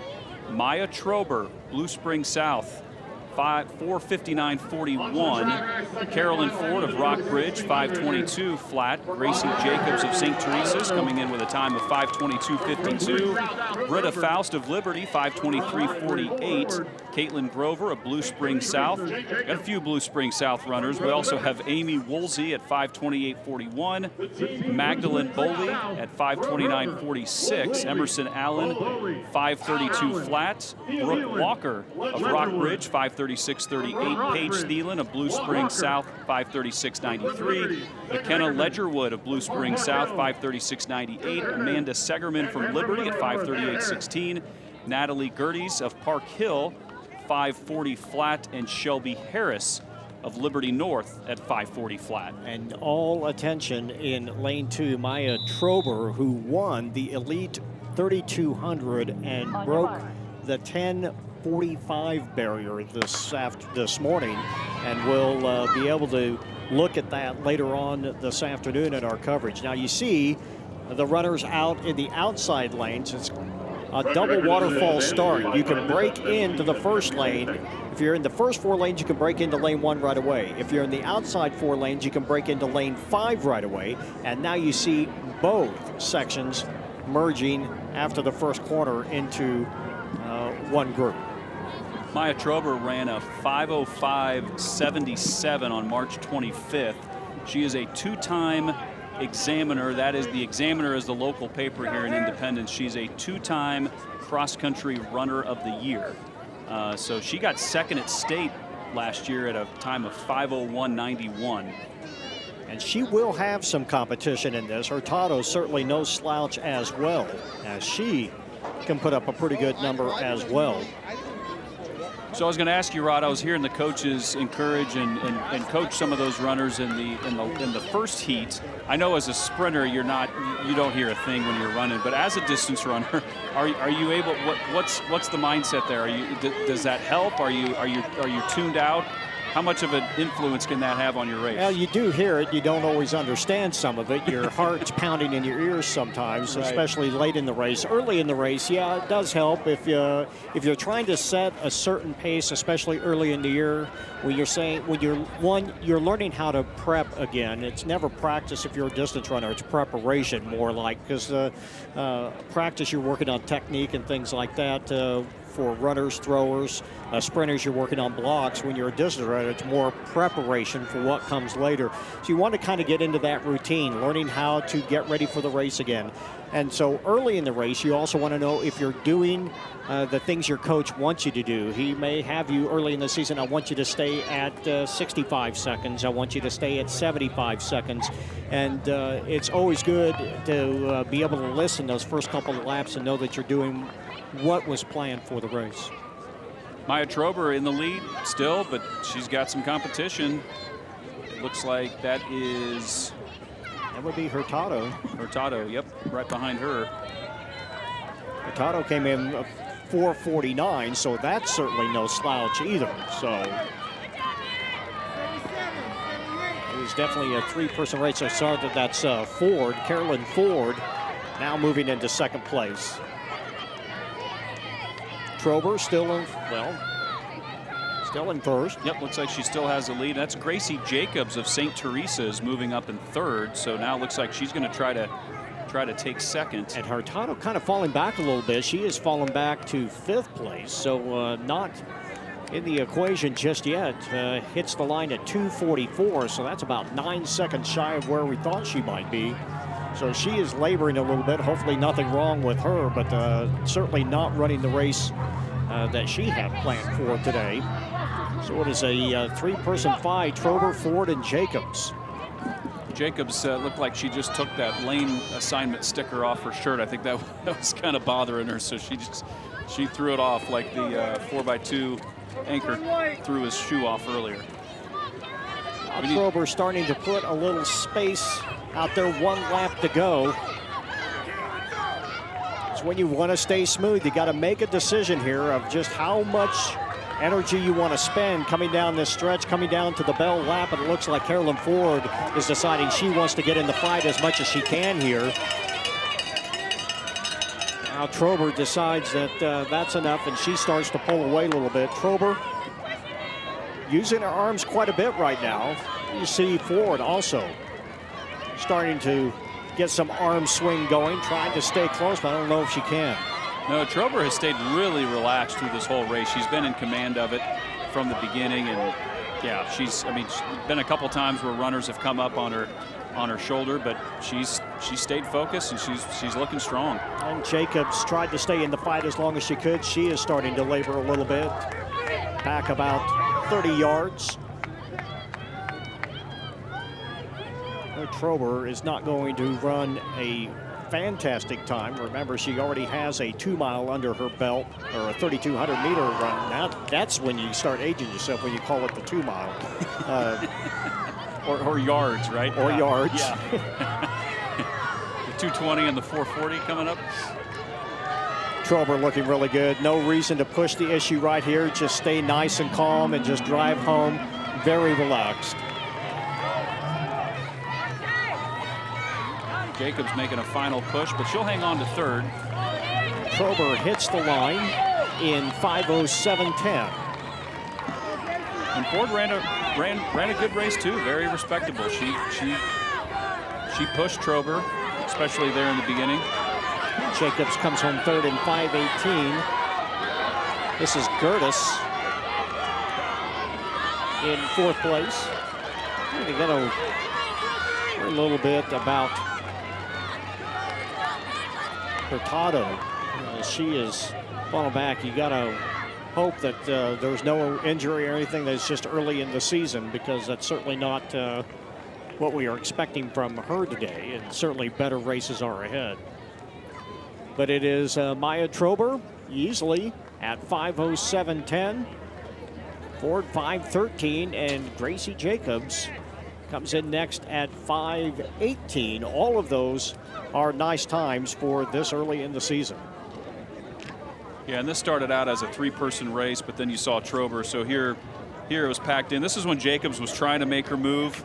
Might have done that a little bit too soon, but then again, she saw an opening and she went for it. She just unfortunately didn't have the endurance that Trober did, and you can see she really started lengthening that lead on that last lap. But of course, there are sometimes a coach can tell you, hey, you have nobody behind you, you have nobody, as say, coming on you or coming up at you, so you can maybe take a chance that you might not normally take. If 4th place was sitting on your shoulder, you might not try to, I don't want to call it stealing the race, but try to maybe pull off a little bit of a surprise, maybe try to force the issue a little bit. And when you're not going to get caught from behind, you are afforded that luxury to try to go get it.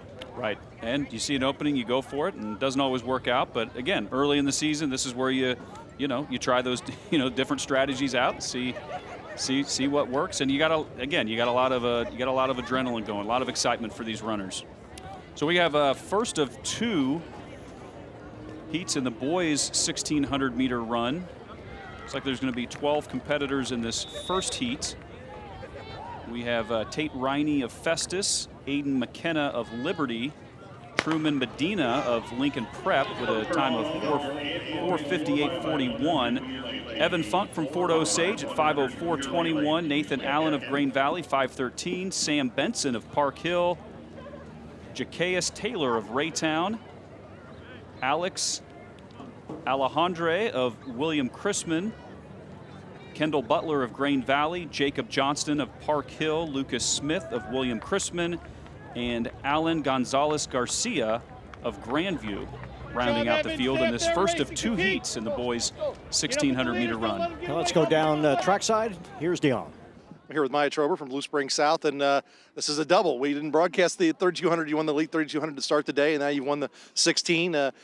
When you have a day like this and you get those two races, what's your focus when you come into a day like this? My main focus is just to be consistent and like work on being able to double well, not just like run one event good, to try to run both good.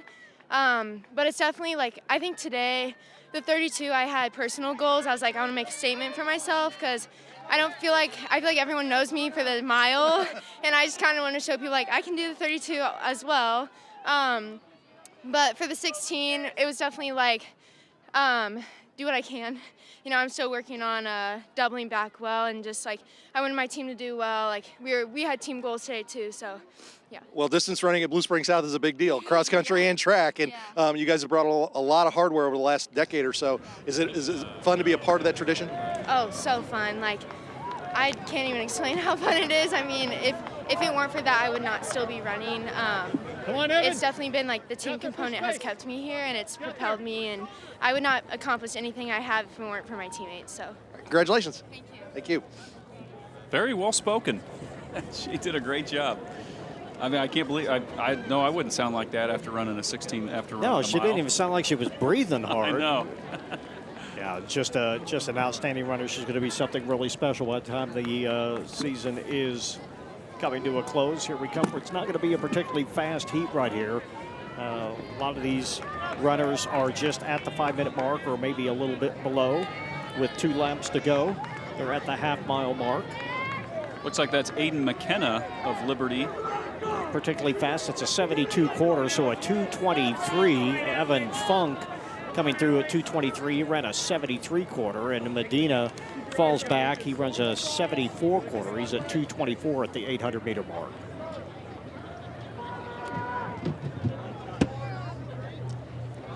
First of 2 heats in the boys 1600 meter. And you see this is not like what that girls' first race is. These guys are trying to go after and put up a number. Hey, you know you don't have a sprint kick, so you gotta is it going to be enough to make a difference in the second heat? Probably not, but you're going to go ahead and learn as much as you can and see what you have in the tank and see what does and doesn't need to be fixed here after your first mile run. You tell so much in a mile run about what is and what isn't broken because it is such a combination of endurance and speed. It used to be an endurance race. Now it's just almost a flat-out sprint for 4 laps. But you really learn a lot about what you have in the tank and some of the things you need to work on. And a lot of it's mental, right? It is mental. You've got to, as my friend used to tell me, you're just a little bit twisted when you're a distance runner, and that is probably true. So. And pole vaulter. Yeah. They're just crazy. They're crazy. They're very they have daring. courage. They have courage beyond anything I'd ever be willing to do. Yep. So. Aiden McKenna lengthening out his lead here in the first of 2 heats with 1 lap to go, and for him, almost 200 meters. Come on, Evan. That's Tate Rennie. Festus has moved into second place now. Come on, Evan. And McKenna, Aiden McKenna, pretty much running by himself here. So this is where you want to, focus on what you can do, finish strong, stay relaxed. And now you can see and starting to see consistently the runners really starting to lengthen that stride in the last 100 meters. It's hard to get up on your toes, but that's what you want to do. Try to get on your toes, nice and powerful. Nice finish, and not a bad time either. Early in the season, 4:42.7 for Aiden. Rennie ends up in second place, 4:48.9. And Medina in third at 4:50. Evan Funk, 4:53 as they run to the finish line. That's your top 4. Nathan Allen, who was in the fight for a while, finishes in 5th place at 4:59.97. Those are the 5 runners eclipsing the 5-minute barrier. It's kind of, you see some of these runners, you talked about it earlier, Rod, where they probably have a little, maybe more gas in the tank than they should have. So you see them coming around that final that final turn down the final stretch, pretty much at a dead sprint. Yeah, it looks like a good kick, but it shows up on the clock. Yeah. That need to do maybe a little bit more. Third lap in this race is so important. It sets up so many things. You really have a plan about what you're going to do the first 2 laps. It's the third lap where you have to start making some decisions about, you know, assessing yourself and how you feel and how much more you can go here in the race. So this was early in the race. Aiden was in 3rd place, and it was pretty tight there in the beginning. But, you know, he did the right thing. He decided, look, this is a pack. It is not doing what I needed to do. I can take control of this race and start doing more. Start kind of thinking about yourself a little bit more and say, hey, I don't want to hang back here in a pack and get tripped or get knocked down or have something else happen, because when you're running in a group, only you know, a couple of good things can happen and a lot of really bad ones. So Aiden did the right thing by just getting out there and running his own race. Good first heat in the boys' 1,600-meter run. As we look ahead to the second and final heats, we have 13 runners here. We have Nathan Wolk of Festus with a seed time of 4:26.55. Ian Kemme of Rockbridge. Ethan Lee of Liberty North of 4:28.36. Evan Matlock of Joplin. Isaac Rivera of Lincoln Prep. Brian Humphrey of Rockhurst, along with William Wooden of Rockhurst. Grayson Tapp from Liberty North. Samuel Cleary of Liberty. Hudson Summerall of Rockbridge. Ethan Wampler of Rockbridge. Sean Forquer of Liberty North, and Nicholas Horton of Joplin. Yeah, Nathan Wolk and Ian Kenne, the 2 you want to watch, along with Ethan Lee. They're all at 4:26 to 4:28, and of course Matlock of Joplin at 4:29. So it'll be interesting to see this early on how much they want to put into this race, if they want to make it a fight at the end or if they really want to try to put up a number today. And a lot of now everybody in a pack. And a lot of new names from last year to this year. It looks like the highest finisher that's in today's race was Brian Humphrey of Rockhurst. He was a sophomore last year, so a junior this year. He ran a 4:36.60 last year to place 7th in this event. And this early in the season, in the 4:30s, 4:20s is pretty good. It is fast for this time of the year. You have to figure that by the end of the year, when you start putting a lot more speed into the equation, that you're going to be able to get yourself under the 20 mark, into the teens maybe. I don't think you're going to see that here right now. It looks like everyone's just going to want to settle in here, stay in the pack, try to stay out of trouble, not get tripped, not get knocked down, not get pushed. It's hard to stay calm when you're in a group like this, because you know so many bad things can happen.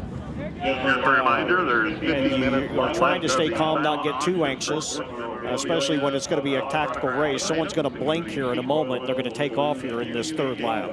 Yep, it's a pretty tight pack right now. We have Ian Kemme of Rockbridge and Ethan Lee of Liberty North in the mix. Looks like Lee's deciding that that's enough. Come to the half-mile mark, and it's not bad. 2:18, not outstanding, but and that's in a tactical race, that's probably what you're going to expect. Ian Kemme of Rockbridge staying on the inside there. He came in with the second fastest seed time of 4:28.21. And that was just a 71-second lap, so no way are they pushing the issue right now. Hudson Summerall of Rockbridge, you can see that's... Boy, and a little bit of a trip there, you saw it. That's Kemmy's teammate. So we have a few Rockbridge runners. You can see them all side by side there. That's the one thing when you're Ethan Lee in the lead. Sorry, Rod. Yeah, that's okay. You got to remember, they're only a teammate in practice. So you don't, just because you're running beside them during workouts, you don't do that. Right. It's every person it is a selfish race. That's right. in the end, the team points all get added together. But you're right. You gotta look out for yourself. Now, lap coming up. This lap significantly quicker. I think you're going to see that they started to push on the accelerator a little bit. You hear the bell lap. And Ethan Lee. Yeah, turned out a 67. That's still not really even that fast, but it's pretty good. I think you're going to start seeing some 60-second laps here towards the end. And moving up in third there, that is Brian Humphrey of Rockhurst in the third position. So it looks like it's Lee, Kemi, and Humphrey. And you see Lee's head start to lean back a little bit. You'd like to keep that head a little bit more forward, but right now I don't think it's going to matter much. He's got great arm swing, and he's starting to pull away. Yeah, he's coming in really strong on this final turn down the home stretch. There's just nothing Kemi can do to try to haul him in, as Ethan Lee is going to win, and it's a pretty good time, 4:27. So still a good time, and that, as we said, was a 60-second last quarter to run that 4:26. So even though it was pretty tactical at the beginning, certainly they were speeding up by the third and fourth lap, as Kinney can only manage a 61 there. I say only manage a 61. He ends up finishing in second at 4:28. Yeah, so these runners were bunched up pretty early, and you see Ethan Lee. About 300 meters to go, starts spreading that out, but he was positioned very well.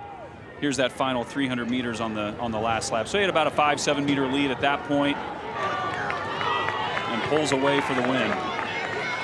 And a nice time to start the season. 4:26.58 wins it for Ethan Lee. There you see the final results. Kemi, well, it says 4:42. I think it was 4:26.58 was the winning time in that heat. You see the teammates all huddled together after a nice run. That's pretty good. You know, everybody's in pretty good shape when you can stay upright for that photo op at the conclusion of the race. It's good when you can stay upright after the mile run. Yep.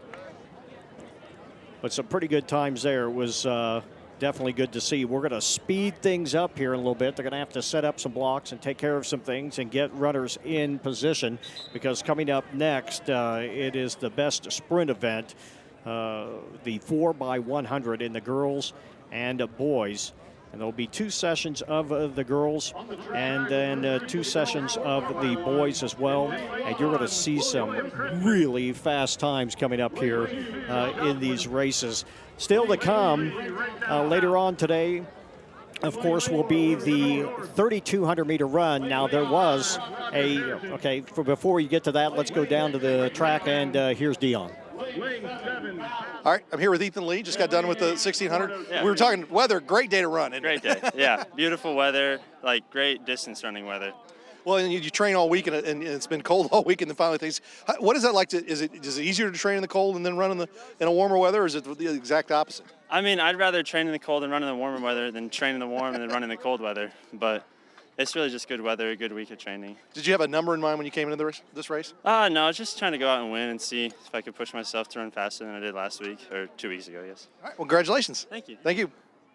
Cool. And there is your winner, Ethan Lee, 4:26.58. Stay with us. When we come back, we will have the 4x100 meter relays for the girls and then boys, as coverage of the Bill Summa Invitational continues after this.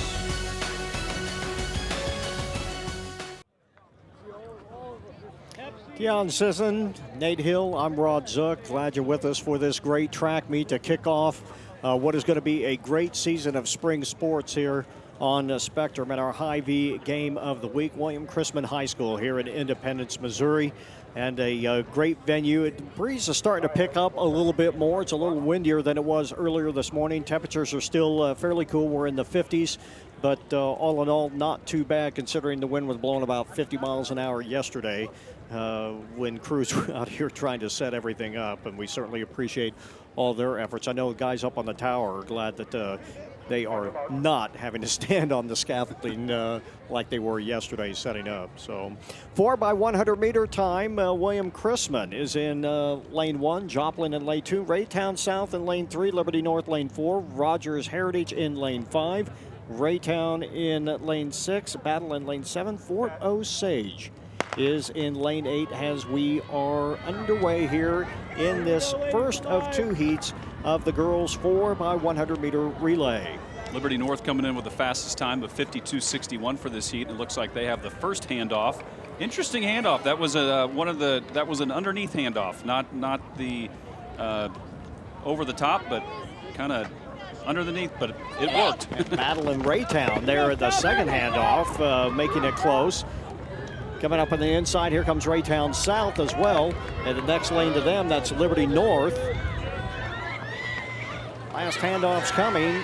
A little bit of trouble by North, but they get it away cleanly, and they are out in the front, much like they did in the 4x2. They come into 4x1 in the first heat and take the line first. Liberty North 51-57. You can tell they've been working on their handoffs. That is an interesting technique. You don't see that very often, but when it works really well. Now that is an underneath handoff. Now there are 2 things. One, the gravity can take over it. If you do not hit the hand, the only direction the baton's going to go is down, and there's not going to be anything there to catch it. But if you can do it well, yeah. In the first leg, runner ran up on the second leg a little bit, but that's better than outrunning leaving your incoming runner. Nice handoff, running on the outside of the lane there. Good form. Great race for them. So let's take a check of the second heat. It is Liberty in lane 1, Incarnate Ward in lane 2, Blue Springs in lane 3, Park Hill in lane 4, Grandview lane 5, Lee's Summit West in lane 6, Rock Bridge in 7, Festus is in lane 8, and the fastest time, and they are a couple of really good ones. They're all good in this heat. There are a trio of teams that have eclipsed the 51 mark already, and that Blue Springs team could be pretty tough. Brown, Hicks, Sartain, and Mason with a 50.4 coming into this race. And Lee Summit West placed second in this event last year with a time of 50.16. And they placed third at state, 49.51. Of course, the teams can and oftentimes do change from year to year, but they have a solid history of 4x100 meter runner teams. They are getting in the blocks. There you see Callie Richards. Different techniques here sometimes, different Rod. Techniques. Sometimes you put your fastest runner. The traditional strategy is put your fastest runner on the anchor leg. Sometimes you see them on the second leg and they stretch that leg out a little bit. Let them run a little bit longer. Here we go with the first handoff, and it looks like in lane 7 that is Rock Bridge getting away first. Rock Bridge in lane 7 with the lead. Still looking strong. You see the handoffs getting second. That was Blue Springs. And they're starting to make up a little bit of ground. Here comes Park Hill making up some ground as well as we get to the final handoffs. Rock Bridge, a little bit of trouble, but they are away now and out in front. Park Hill in second. Blue Springs in third. Now Blue Springs in second. And it's going to be Rock Bridge coming away with the win. Rock Bridge had a, watch this first leg if we get a replay of this, but Rock Bridge from the very beginning, their first leg ran a great first leg to make up that stagger. They made that up really quick. Watch how fast they make that handoff out in lane 7. That is Blue Springs South ending up in second place. There's a whole nother heat, Coach, or that they would all beat us. All pretty solid handoffs there. Again, didn't see any drops. Looks like everything, all the handoffs were made within the zone, so that's good. You see Blue Springs South and Park Hill neck and neck. South coming away with that win. Let's take a check of the lineups in Heat 2. Raytown South in lane 1, Festus in lane 2, Liberty in lane 3, Rockbridge again in lane 4, William Chrisman in lane 5, Green Valley in lane 6, Kaufman in lane 7, and Battle is in lane 8.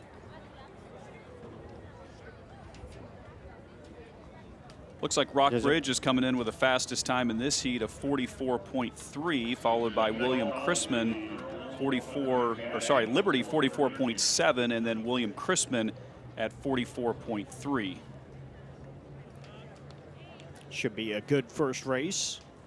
Going to have a couple under the 43 mark in that next heat too, so that will be good to see. First things first. You're just about ready to go. We have a little bit of a delay. Some of the other events coming up, of course, the 400 meters, and you're going to want to see that. Also the 300 intermediate hurdles and the girls and boys 800-meter runs. And Zaya Akins ready to do battle in the 400. We saw her win the girls 100 meters earlier. Again, Akins, the fastest time in the nation as a junior in high school girls 400-meter run. That will be special to watch.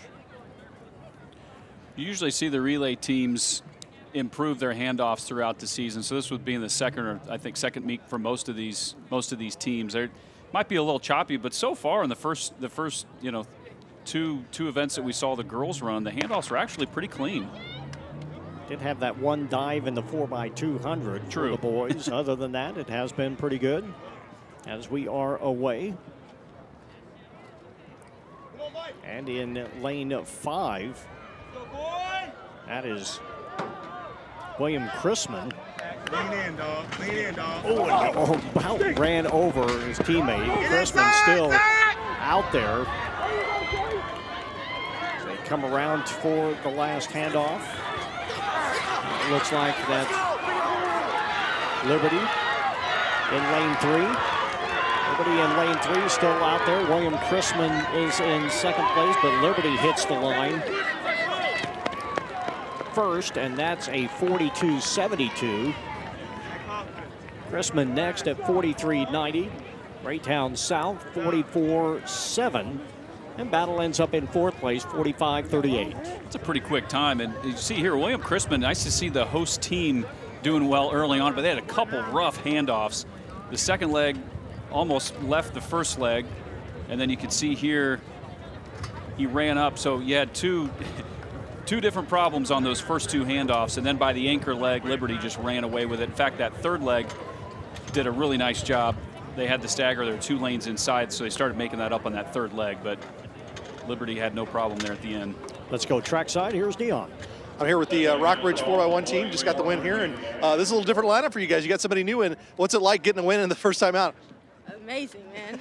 It feels good to have a person fill the spot, because first 2 meets it was weird not having a 4x1, and I'm glad we get to run it now. How important is it just to have good handoffs and then you guys come out and get a win? Very important for our time. We're looking for the school record. Yeah, it shortens the time down. Quick handoffs. All right, well, congratulations. Good luck the rest of the season. Thanks. And there's the finish. Rockbridge with a win. Nice way to start the season. Happy group of young ladies. A little bit of a delay here getting this second race going here in the boys 4x100. And then, of course, after that will be the girls 400-meter dash. You're going to want to see that, I promise. Zaya Akins is not only under 1:01, she's not only under 1 minute, she's under 55 seconds as a seat time, and she's gone faster than that. She's the only girl in the field under the 1 minute mark in the girls 400. And if you want to compare that, the first heat of the boys 400 is not that fast. Neither is the second heat of the boys 400 that fast. Yeah, when you're looking at she is the real deal. Yeah, when you're looking at heat sheets and you go down and you look at the times and the competitors, and that was one of those where it really stood out. And you just you're not going to do it, and you don't want to do it, but for the way she is built, and you'll see in just a little bit, she's just got that tall, powerful run and that stride, and it's almost perfect. You'd almost want to put her in the 800 and see what happens. Speaking from a distance runner. Speaking as a coach that loves middle Yep. distance runners, that would be it. You're right, though, with that stride and with the ground that she can cover. Why not? Give it a shot, right? And here we go. So Liberty North won this event last year with a time of 44:18. Here are the handoffs. Out there in lane 6, that is Raytown. Oh, a couple of really shaky handoffs there. Everyone trying to get away quickly. Looks like that is Grandview getting the baton first. Grandview, and in lane 3, Bentonville West. Now Bentonville West out in front. Here comes Park Hill.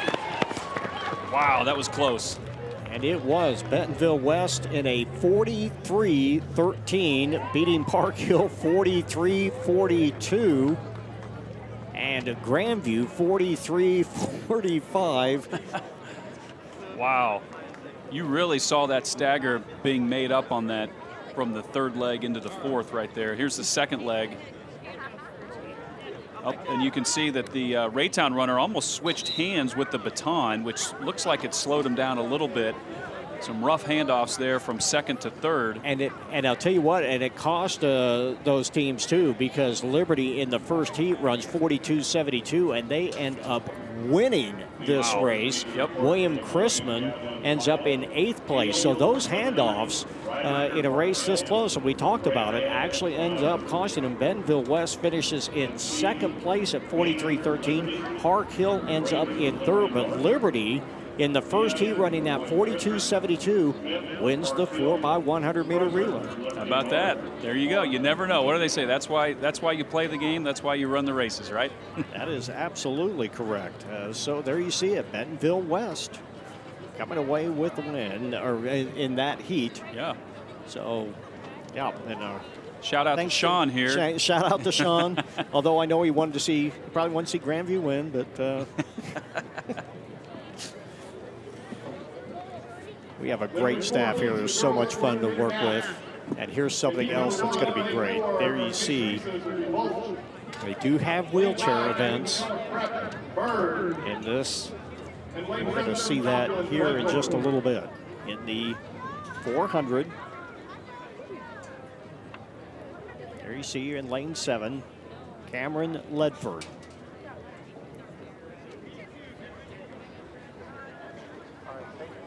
I don't know, you're going around the corners and still pushing too.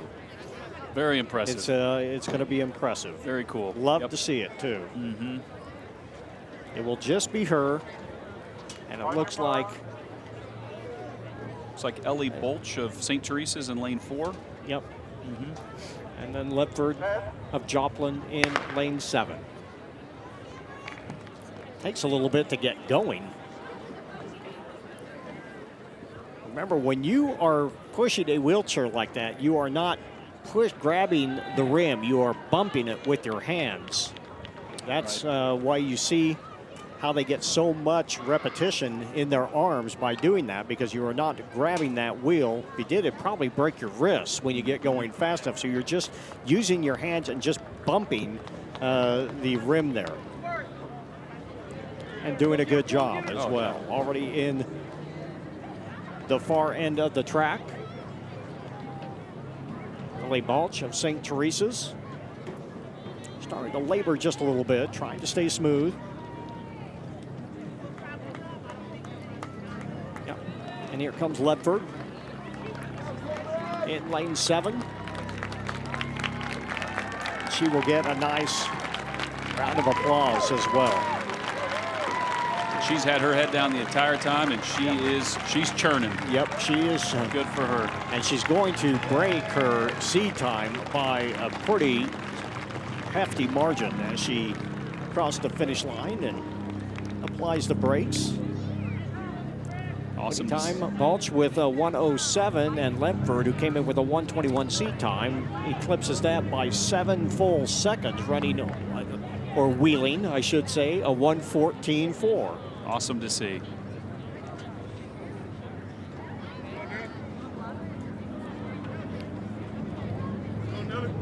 Making adjustments to that chair. You can see her making adjustments after she comes out of the corner. That's how she turns, and she actually moves the steering wheel into a position so she can make the turn and then straightens it back out. You see her bump it there like that. So she can just bump the steering wheel or the yoke of that wheelchair and move it to where she wants to go. So good for her. Good thing to see. We still have a few more heats, though. And here is the lineup for Heat 2. Jedi Weston, JD Weston, Destiny Bridges, JD, by the way. And you see it, JHADI, but it's JD Weston from Grandview, Destiny Bridges of Incarnate Word, Nevaeh Goodwin of Liberty North in lane 3, Isabella Musselman in lane 4, Audra Hare of St. Teresa's Academy in lane 5, Chanel Taylor in lane 6, Gretchen Freeman in lane 7, Laura Spencer in lane 8. Now, Nate and I can relate to this because he did run the quarter and kind of moved his way up into that, even though it was not one of his favorites. But it is sort of like the 800. You got to stay quiet, you got to stay smooth, and everything has to move forward and backward, pretty much like any other middle distance race. You do. We're going to go down to Dion down on the field. Cameron Ledford from Joplin. Said your first race of the year, you get some good weather for it. That's got to feel good. Yeah, it is, because the last 2 meets that they went to without me were terribly cold. I was sick for one of them, so I was sad I couldn't make it to that one, and the other one was at Pitt State, and they won't let me compete, sadly, in Kansas, so yeah. What kind of goals do you have this season? I don't know, so previously, I've been doing like sprints and stuff, and those have always been my favorite races, but the practices this year I've been focusing more on distance, not like as much as I should, but I think a big goal for me is to do PR and do better in my distance events than anything, and yeah, just end on a good year. Well, congratulations. Thanks a lot. Thank you. Absolutely. Here's section 2 of the 400 meters. Weston, Bridges, Goodwin, Musselman, Hare, Taylor, Freeman. And then Spencer in lane 3. That is Goodwin. And this is where you start to see the runners start to kick. And depending on the experience level that they have, oftentimes, as was the case when I started running the 400, I got out way too fast, and that last 100 meters felt like more like 400 meters. It's called lead feet. Yep. But no such case for Goodwin, who looks very, very strong. She's going to put up a pretty good number for being in the second heat. That's a 62 and change. 62.93 for Goodwin. 65.51 for Musselman, and Freeman in third in 65.87, but a 62.93, not too bad. Not bad at all. And I'm looking at last year's results. She actually placed 16th as a freshman at 65. So coming in, with a time of 62 today, she was one of only a 2 freshmen last year that ran in the 400. So she could sneak her way into the top 5 or 6 with that time if the others are not careful, because that is pretty stout. It is faster than any of the seed times in the third heat here. Here you take a look, and again, Nate, just very smooth and very good arm swing. Head nice and still. Yep, really good form. Pretty much running by herself. I mean, that's a big lead in the 400. And ran all the way through the line. Your coach never yelled at you for letting up at the line in workouts, did you? No. In fact, I remember Al Hobson, my summer track coach, all the way through. You could hear him in the background of a lot of those videos we took, especially in the 400 and then in the 4x4. So, look, 10 yards beyond the finish line, stop there. Right.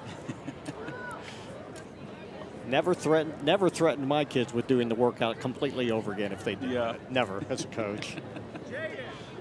I scratched you. You're good. They would look at me like, really? Yep. All right, so Section 3's coming up, Rod.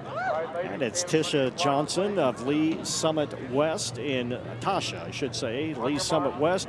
Presley Perry of Festus, Hawaii Pittman of Festus in lane 3, Laura Flickinger of Liberty in lane 4, Lauren Miller of Rockbridge in lane 5, Anna Clark of Liberty in lane 6. And then Holland in lane 7 from Park Hill, and Hackman in lane 8, Madeline Hacklin from Incarnate Word in lane 8 as we are underway. And Flickinger trying to make up the stagger very quickly, coming around the west end of the track.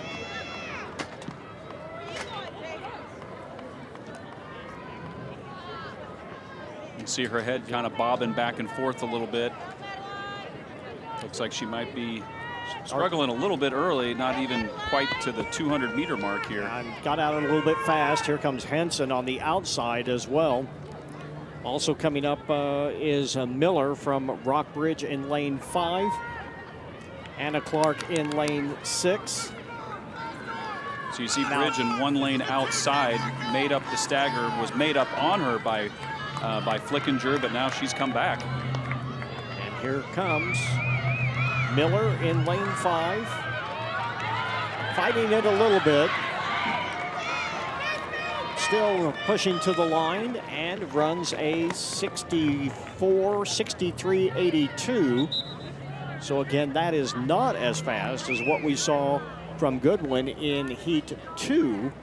So Goodwin actually has a chance to crack the top 8 here in this meet after putting up that impressive number in that second heat. There you see Flickinger finishes in 65 after getting off to a very quick start, and Hackman in third from Incarnate Word at 65-47. I think that's a case too, Rod, where she'll learn from this, right? She probably got out just a little bit too quick. You could see that when she was coming around that first turn. Next 400 she runs, she's probably going to ease back just a little bit to give herself, and you can see she was definitely struggling at the end. You can tell she looks a little bit disgusted at herself too as she gets to that finish line. So here we go. This is the race we have been talking about, and hopefully it lives up to its billing. Sadie Holdcroft of Blue Springs in lane 1, Dominic Hill in lane 2 from Raytown, Sarah Enye from Battle in lane 3, Raytown South, Zaya Akins, a 54-29. You see it there on the screen. Sanea Butts of Raytown in lane 5, Anna Ferguson in lane 6, Cadence Grass of Liberty North in lane 7, and Maya Henson of Lee's Summit West in lane 8. And they are giving Akins a very nice welcome here, as they should. You can hear the PA's and the volume of the PA announcer just just increased quite a bit there. Pretty cool to be able to watch a national champion right here in Missouri, a national champion in any event. To be able to watch her is pretty special. And again, this isn't just the #1 time in Missouri, #1 time in the Midwest. It is the #1 time in the nation indoors, a 53 indoors earlier this season. Boy, if you read a lot about her, very grounded. Boy, if you're holding her blocks, you want to make sure. She's got the FloJo fingernails going. She does, too, doesn't and she? She's got the hair to match her uniform, looking good. And she is out, and you can see already making up the stagger. She is really a full 7 seconds faster than the rest of the field. How much she will push in this race, we'll wait and see. But you see that stride. Very strong. Very strong, great arm swing, and look at that, not wasting anything. It's straight forward, straight back, runs kind of open-handed. You see how her hands are nice and far apart too, meaning they're not coming across her body. She's not wasting, absolutely not wasting any energy whatsoever. She's at the top of the turn in 38 seconds. She made up the first stagger, I think, in probably 2 or 3 seconds. And here she comes. Zaya Akins. It's not going to be a particularly fast time, but it's still going to be, well, it's going to be a pretty fast time. She actually checks up at 54. Wow. 55-23, and she walked the last 2 steps in. She could have easily gone 54 and change in that race. Kate Grass, second place at 63, and Sanea Butts in 64. So we'll see, and I think, looking at the rate, yeah, Goodwin ends up in second place from the second heat. Nevaeh Goodwin of Liberty North runs 62 and finishes in second place. Lauren Miller of the third heat ends up in third place. Grass in the fourth heat ends up in fourth place. So only Akins from the fourth heat is able to make it, of course, at the top. There you see she's just running so smooth.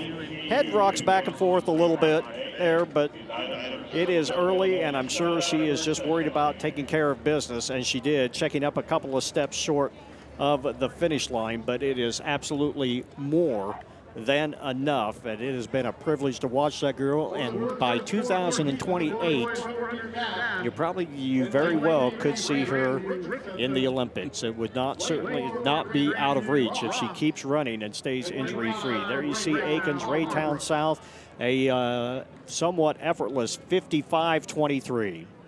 And she is trackside, and let's go to Dion. Well, here's Zay again, and tell me, you get another meet record. You break your meet record from last year.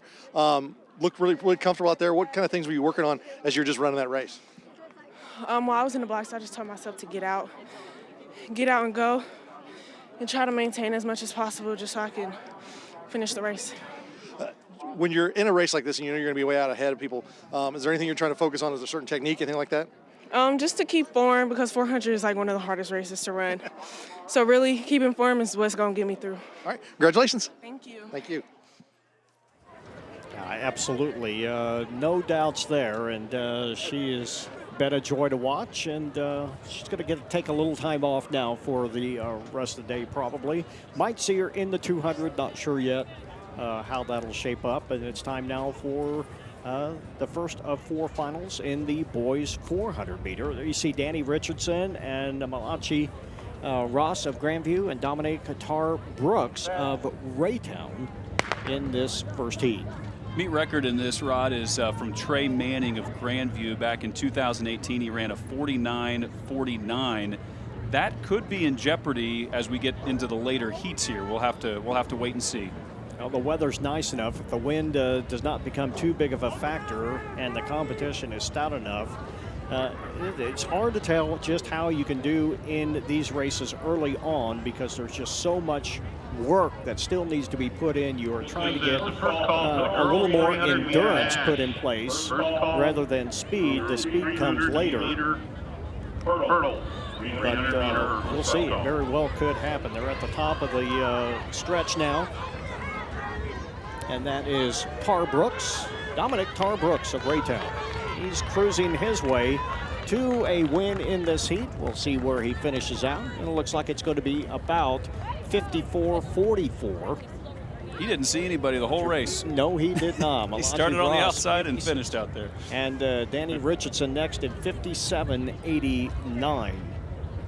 I have to tell you of a funny Aiken story. I sent a text to a friend of mine who was a great track runner at Ferguson High School and then at Colorado School of the Mines, and ended up being a conference 400 IH champion.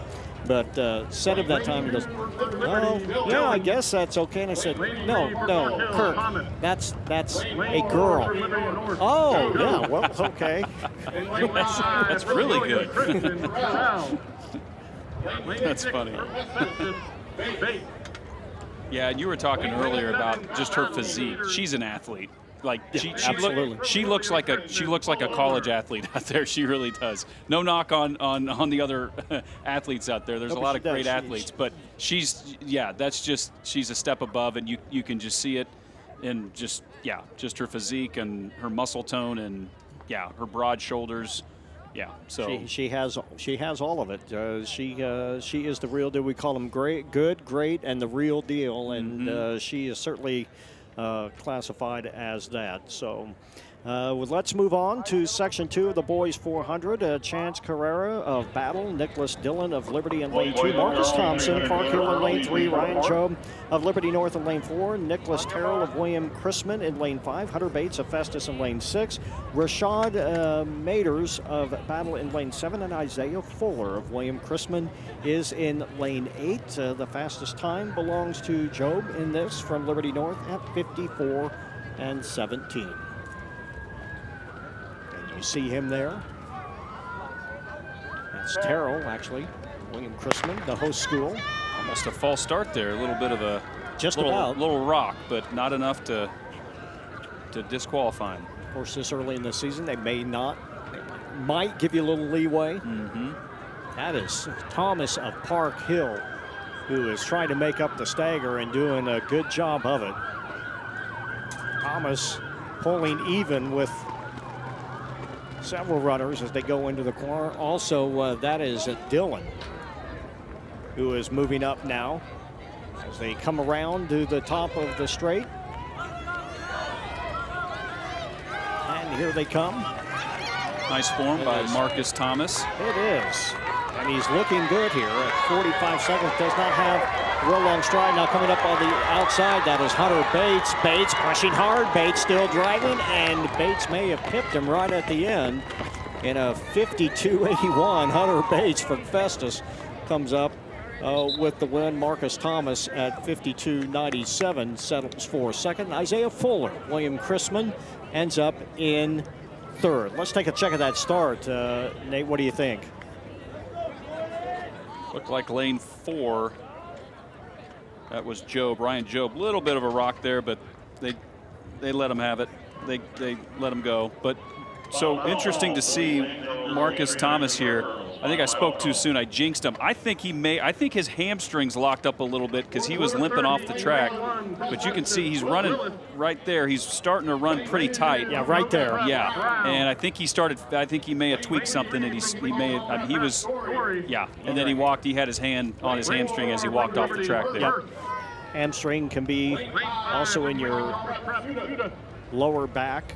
But a nice effort at the end by. There you see. Yep. So get some ice on that. Yeah, definitely. Take a rest. It's too early in the season for one of those. That's for sure. Peyton Willis is in lane 1 for Festus in heat 3. John Brown of Hogan Prep in lane 2. Zach Story of Lincoln Prep in lane 3. Liberty High School's Nathan Hurst in lane 4. Jaden Sudeth of Lincoln Prep in lane 5. Jordan Campbell of Rockhurst in lane 6. Aaron Rimson of Lincoln Prep in lane 7. And Jaden Evans of Liberty North is in lane 8 in heat 3 of 4 of the boys 400-meter dash. Got some really close seed times on this one. We'll see how this plays out, but this could be a tight race.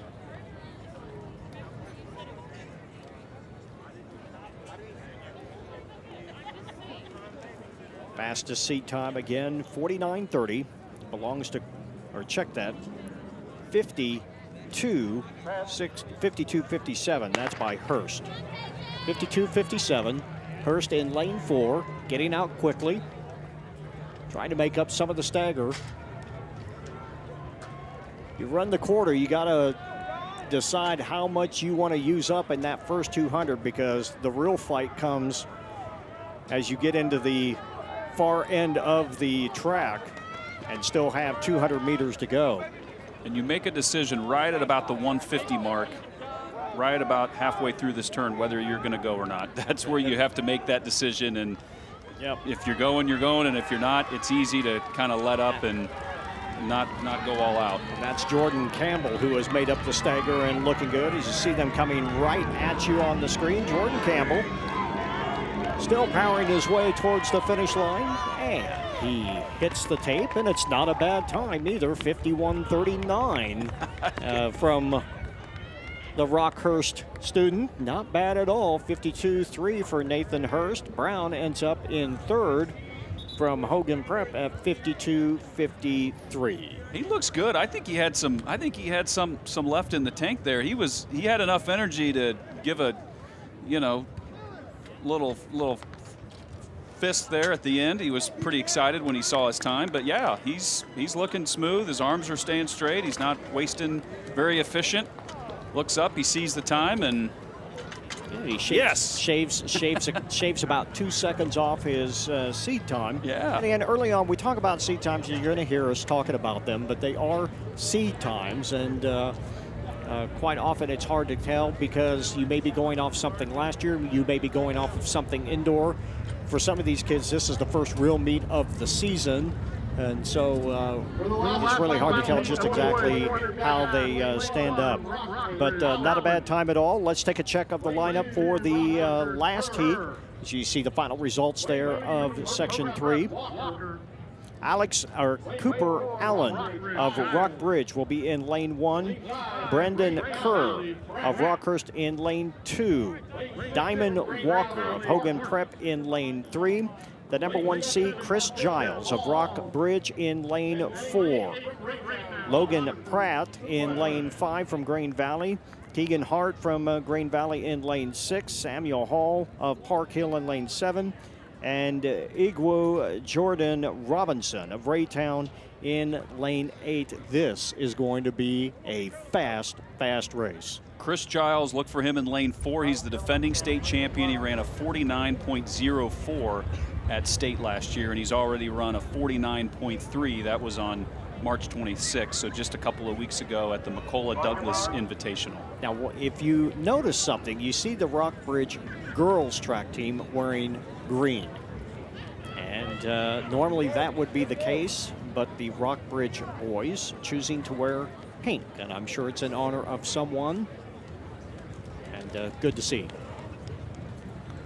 So there they are lined up, ready to go here, the final heat of the boys 400-meter dash. And not a particularly good start for Giles. He kind of got out of there a little bit bulky, and he's kind of lagging back there. That is Logan Pratt, who is trying to challenge him now. Now he's starting to accelerate down the backstretch, find a little bit of rhythm, but Pratt still right there on his shoulder as they make up the stagger. You see them racing by the rest of the field, and Pratt and Giles are going to go at it here in the last 130 meters as they're at the top of the home stretch. Here they come as it is a foot race to the finish. Right now it is Giles getting the best of Pratt, or check that in lane 3, that is Walker, and it is Giles winning it. Walker in lane 3 coming up to finish in second place at 49.13, and Allen ends up in third. Pratt settles for fourth place at 50.90. So Pratt in there, but boy, they just blew by him right at the end.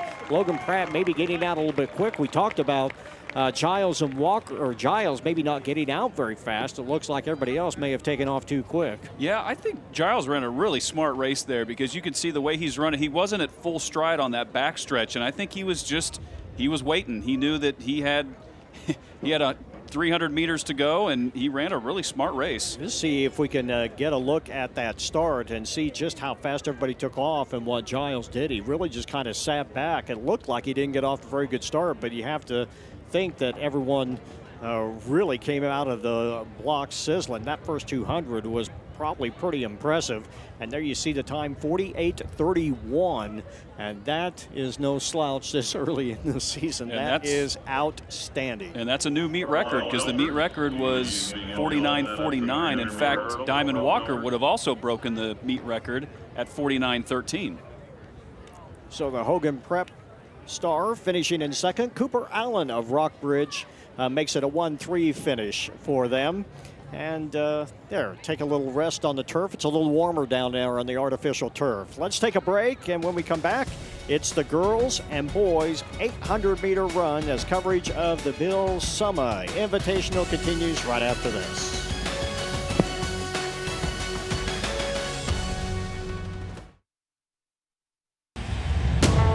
Game 5 of the 2015 World Series at Citi Field in New York. The Royals were one win away from their first championship in 30 years, and it would require another late inning comeback. The Royals were shut out through the first 8 innings. It was 2-0 New York in the top of the ninth when Lorenzo Cain drew a leadoff walk. Cain stole second and scored Kansas City's first run on a double by Eric Hosmer. That's in the air to left. Back, Conforto, it's over his head. Up against the wall. 1 run scores and the tying run to second, Hosmer. Hosmer was on third with 1 out, with Salvador Perez at the plate. Broken back. Cut off by Wright. Out, throw home. Royal tie game. Unbelievable base running by Eric Hosmer. Hosmer's daring dash home sent it to extra innings. In the top of the 12th, the Royals erupted for 5 runs. Pinch hitter Christian Colon delivered the winning RBI. Then Wade Davis closed it out. Inside corner. The Royals, 2015 World Champions. A year after losing the World Series in 7 games, the resilient Royals were finally crowned world champions. Perez was named the series' most valuable player.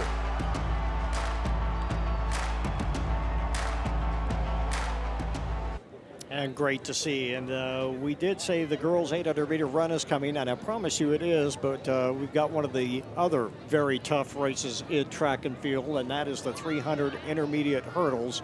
And other than the 400 and the 800, this one probably ranks right up there with them too. I think running a 300 without something in your way is hard enough, but then throw some hurdles in the mix.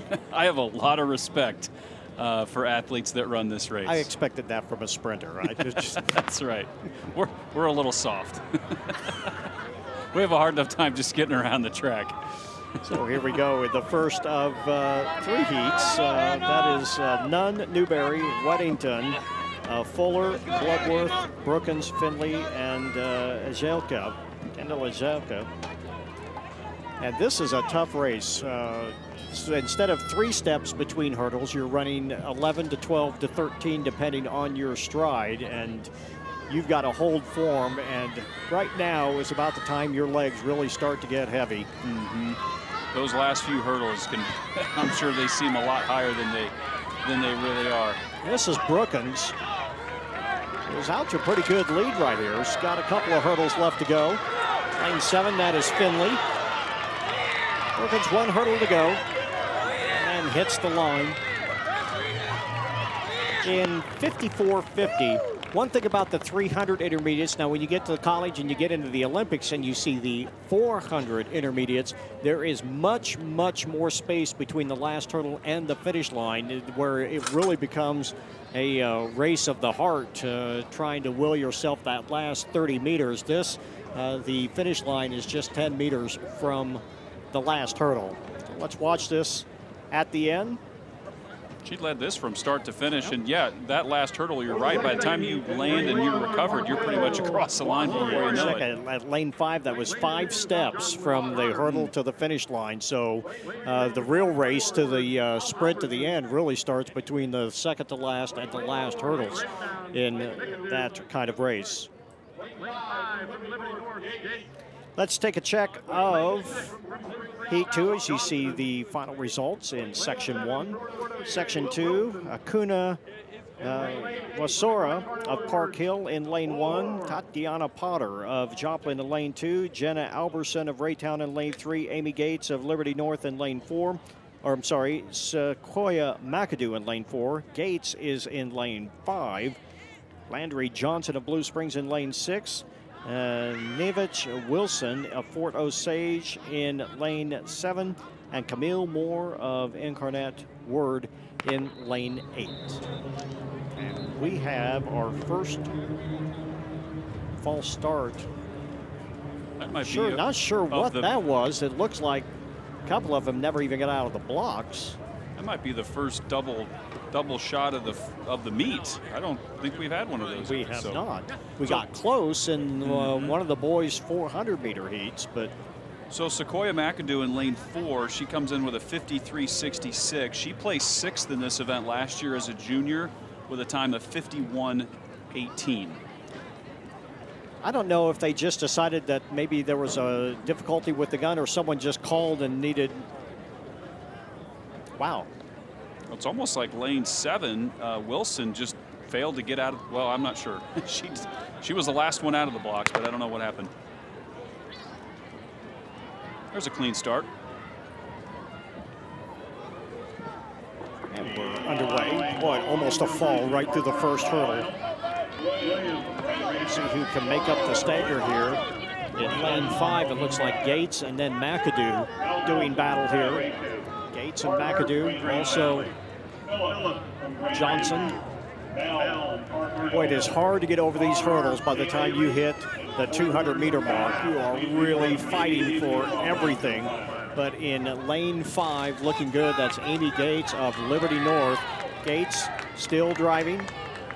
2 hurdles to go. Gates got a little sideways on that last one. We'll see how she does here. Over that one, much better, clipped it a little, but hits the finish line in first place with a 50-50.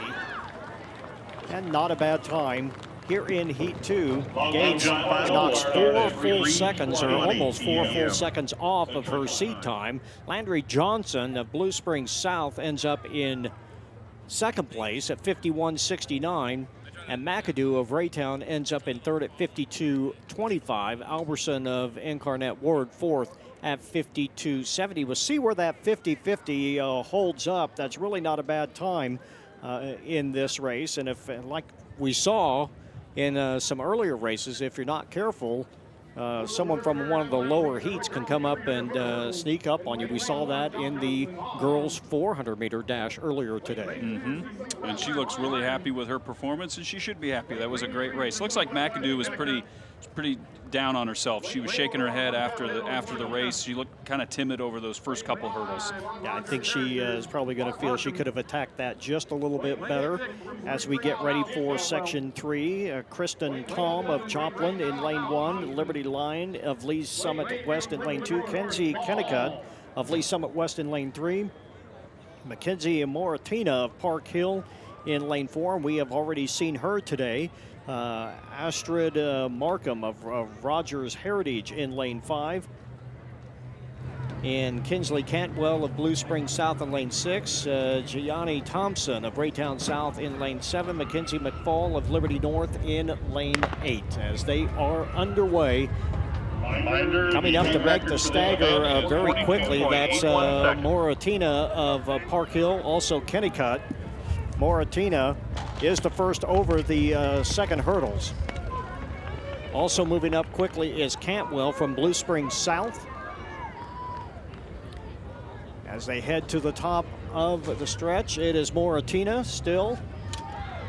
There you see her. Oh, had to stutter a little bit on that one. Now starting to drive forward as they come down the home stretch. Moratina is the first over the hurdle. She continues to run well as she is starting to stretch the lead out a little bit. Now coming up on the side, here comes that is Cantwell. Cantwell trying to give chase. One hurdle to go, won't get there, and Moratina ends up taking the win in that heat. 49-17, more than enough to win the overall standings. As Moratina first, Cantwell ends up in second. Liberty Line of Lee Summit West ends up in third at 51.22. And it looked like Moratina actually got more comfortable as the race went on. It looked like she took maybe a couple extra steps, 1 or 2 extra steps on that third to last hurdle, but then on the final stretch, she really started getting in, looked like more of a rhythm. Yeah, got a little short on that second to last hurdle. You see her get a little bit sideways, but recovered nicely, kept her legs under her. That's the whole idea, keep the lower body under the upper body and do not get leaning one direction or the other, especially backwards when you're running this kind of race. There you see it, 49-17, Kinsley Cantwell from Blue Springs South, 49.84, and Liberty Line of Lee Summit West, 51.22. Pretty good times. Don't have to move the hurdles, but they do have to raise them. We'll take a little bit of time here to get that done, and then have the first of 3 sections of the boys' 300-meter hurdles. Starting to feel the wind perhaps picking up a little bit out there as we look at the flag. Yep, the flag. Looking at the American flag. So, but I'm feeling the breeze coming through the window a little bit more than looks earlier. like it has actually changed direction. Looks like it's actually a little more out of the southwest instead of the west. It is still not particularly warm out. It is still a little bit on the chilly side here in Independence. So one of the later races in the 200, that'll actually work to the sprinters' favor. They'll have the wind to their back in that curve. Let's take a check and see. It is 59 right now. We have winds, just says variable at about 6 as this first heat is underway. They got everything taken care of and changed, and we are going as we speak. That is O'Brien, Manuel, Hojo, and Roberson, and that is Roberson. That is out in front. David Roberson of Lincoln Prep with a couple of hurdles to go. Boy, look at that stride. That is a good-looking stride. Didn't get over that hurdle particularly well, but running strong, much better that time, and shuts down as he gets to the line and runs a respectable 43.11. Hojo next at 44.54. Travis O'Brien 45.33, and Caleb Manuel of Rock Bridge, 47.57. Robertson he's fast. He's got some speed. I wonder how long he's been running the hurdles, because he needs some work. Once he starts working on his form over the hurdle, he's going to shave off quite a bit. It almost looks like he's trying to steeplechase them. Where you approach foot on top of the barrier and then over. You don't want to step on those hurdles. No, and you don't want to hit them either. No. So here we go. This is Heat 2 of the 300 IH. Evan Martinez of Lincoln Prep in lane 1. Gustavo Onate of Joplin in lane 2. Anthony Pittman of Festus in lane 3. Elijah Brooks of Liberty in lane 4. William Bushman of Park Hill in lane 5. Henry Knutson of Rockhurst in lane 6. Rudolph Rhodes of Rockhurst in lane 7. And Nathan Testa of Grain Valley is in lane 8. And to keep an eye on Brooks, not a bad time, 43.97.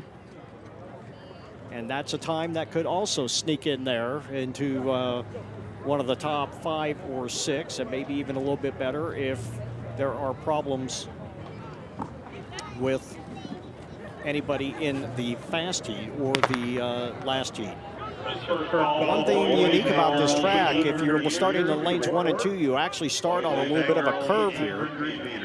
You see Bushman from Park Hill really trying to make up the stagger in a hurry. Bushman trying to pull even with the 2 lanes out in front of him. Easily the first one over the hurdle. Now really starting to accelerate again. Still well out in front.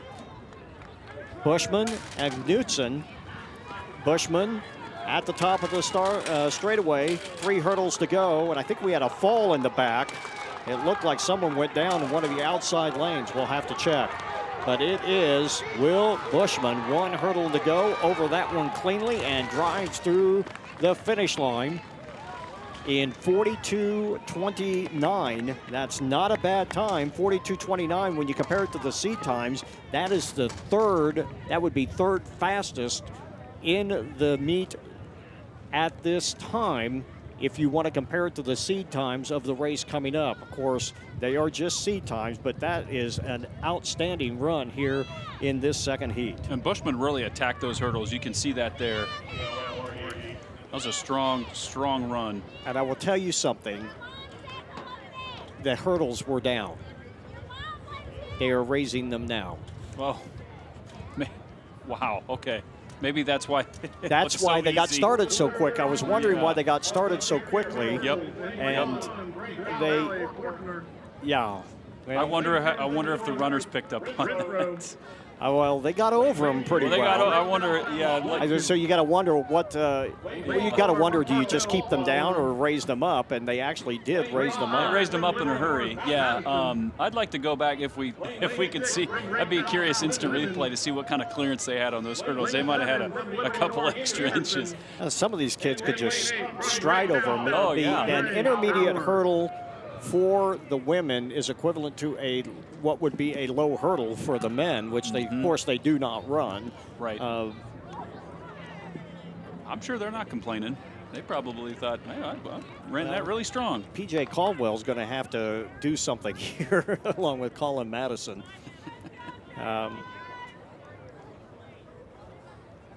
They just sail over, and you know, they got started quickly, and I thought, man, did they change this out already? Because I looked down and they were running. Yeah, let's try to see the looks on their faces or the. Yeah, you see everyone kind of. No, wait a minute! Wow. Nobody's stopping though. Okay, let's go for it. Let's do it. So, well, it would be better. It's better that they are either too high or too low as compared to not being in the right spot. Right. True. It didn't mess up their steps, right? No, the steps it did not mess same. up their steps. The steps are the same. It is when you put the 110 high hurdles and the 100 girls low hurdle spots is when you see a lot of crashes. We did have a bit of a pause here. I think we had a false start. It looked that way. And it looks like it might have been in lane 1, which would be Faulkner. I don't see him in the blocks yet. So Faulkner, Renfro, James Watkins, Philip Caldwell, Colin Madison, Christopher Lemons, Cash Anderson, and Trayvon Bray Howard. That is your lineup, and we are underway. Yep, lane 1 is empty. Yep, and making up the stagger in a hurry. Here comes Philip Caldwell of Park Hill. Got a little bit of a bulky start, but no such problem now as Caldwell is on the move. It is Madison trying to give chase alongside him. Madison really fighting hard as they hit the hurdles almost simultaneously. Caldwell and Madison. Madison making a strong push. And Caldwell, his head starting to lay back a little bit. One hurdle to go. Oh, and Madison had to stutter a little bit, and Caldwell ends up hitting the line first in 40.37. Madison had a stumble right here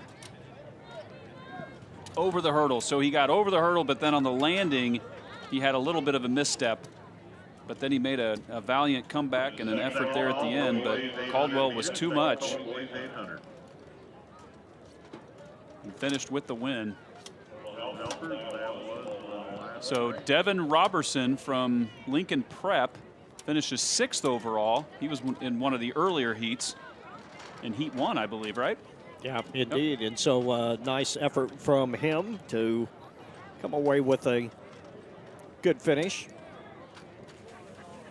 Let's take a timeout, and now the girls and boys 800-meter runs will be coming your way next as coverage of the Bill Summa Invitational from William Chrisman High School continues in a moment.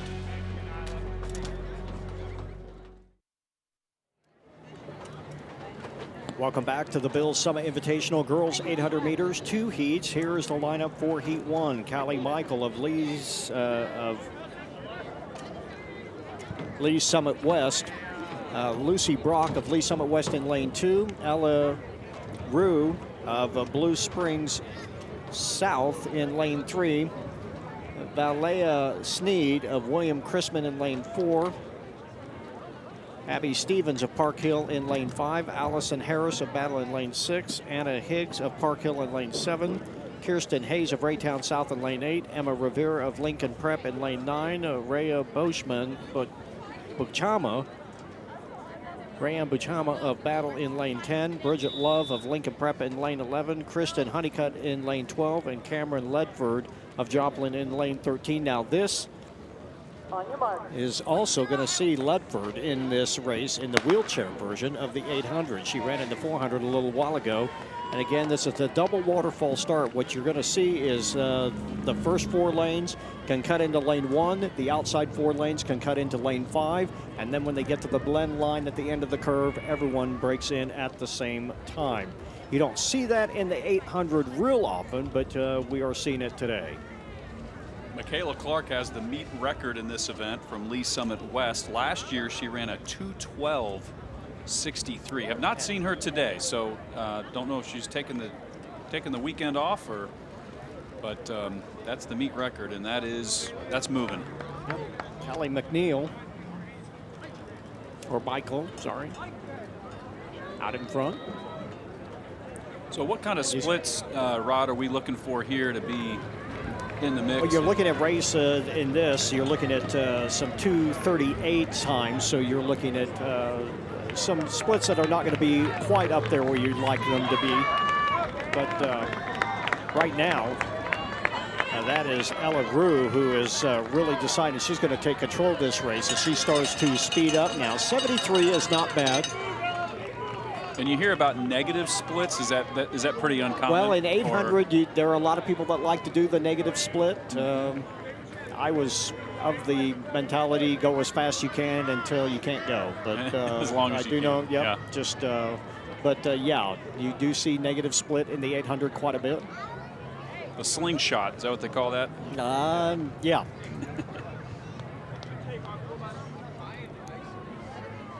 Cameron Ledford having a pretty good run here in this heat. Yeah, she's actually in second place, and she's coming after first place. She did say she wanted to work on her distance events. Here's she's getting the chance. It's good to see. Ella She Rue. wheeled herself to a 76 first quarter, which is not too bad. Yeah. Ella Rue came in with the third fastest seat time at 2:38.62 behind Callie Michael and Lucy Bach. And Rue looking really good here. Has a lot in the tank. She probably could have used up a lot more in the first 200 as she is powering her way to the finish line. And it's not going to be too bad a time. That's a 2:29. That's pretty good this time of the year. 2:29.75, runs a 75 last quarter. So an outstanding time. And there you see Ledford wheel her way in. Michael ends up in second place. Ledford in third. Leia Sneed, the third runner across the line at 2:41.29, but Cameron Ledford 2:38.25 in the wheelchair. Clocks at 81 last quarter, so not too bad. There you see the pass. And really, it looked like that Michael just really had nothing for Rue, who just really took after her. She's also looking down at her watch there. Looks like she's trying to get a split, but that. Well, in the middle of the straightaway, I'm not really sure what split you feel you could get in the 800. Right. You really don't have time to look down at your watch. If you're running the mile or the 1600, 3200, but really you're not afforded that luxury that much when it comes to the 800 meters. You said you have just very few seconds to make a decision about how your race is going to go, and then you've got to make that happen. And that was just not the case right there, but still some nice times. Now we get to heat 2, and all eyes on Olivia O'Reilly of Liberty. 2:22 already. Now that is certainly not as fast as we have seen at this meet in the past or by some of these kids later on in the season, but it is still well more than enough. Paige Franks of Fort Osage, Naomi Ormiston of St. Teresa's, Natalie Coleman of Liberty North, Haley Neff of Blue Springs South, Jaden Johnson of Liberty North, Allie Kaiser of Joplin, Lily Hupke of St. Teresa's, Abigail Hedges of Liberty North, Grace Parsons of Rockbridge, Caroline Osborne of Rogers Heritage, and Macy Stuber of Rock Springs. That makes up Heat 2.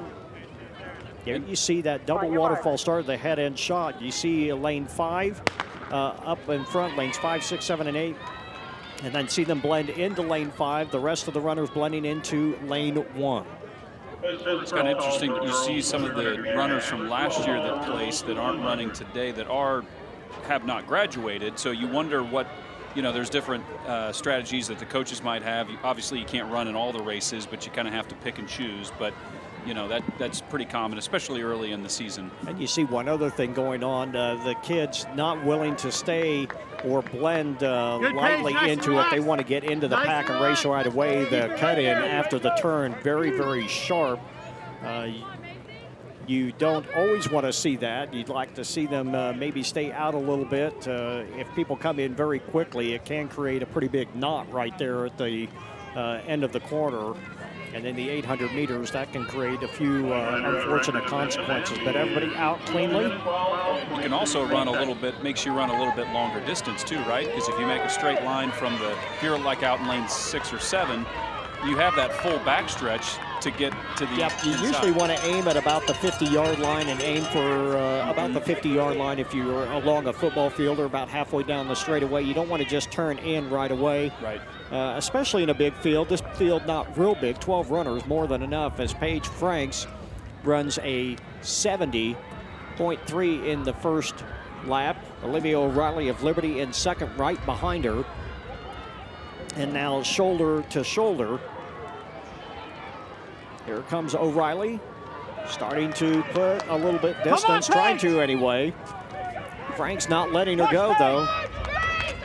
It's O'Reilly and Franks. O'Reilly starting to swing the arms a little bit. Head is still nice and still, getting her arms up fairly high. Franks with the arms, you see him just a little bit lower, but she's really not using them just yet. Out there in third, that's Orriston of St. Teresa's, who is trying to get back at the fight. Now here comes Orriston trying to get up towards the front. Orriston with a kick. Orriston now powering by second, now powering by first. Franks trying to give chase. Orriston still out in front, 10 meters to go. Orriston is going to win this from third place at the top of the home stretch as Naomi Orriston powers her way. No, Franks beat her. They say Franks got her right in the last couple of steps. Paige Franks does end up getting past Ormston right at the finish. It looked like Ormston had that race won. And Ormston made a great move right here, and it looked like she looked very strong as she passed the two runners to take the lead, but she played that really well. Did she go, if she didn't, maybe went a step or two too soon, but boy, there you go. Yep, just two steps, the last two steps. Yep. Right there, 1 and 2. Yep. She let up, it looked like just a tad. Yep, one lean and one leaning back and one leaning forward, and that is all of it. At 2:24.69 and a 2:24.73. Both are outstanding times. In fact, the top 3 times very, very strong. There you see Grace Parsons ends up in third at 2:26.12. And Grace Parsons with a strong heat. Then you see Ella Rue, by the way, ended up finishing in 5th from Heat 1 with a 2:29. So a good job to her as well.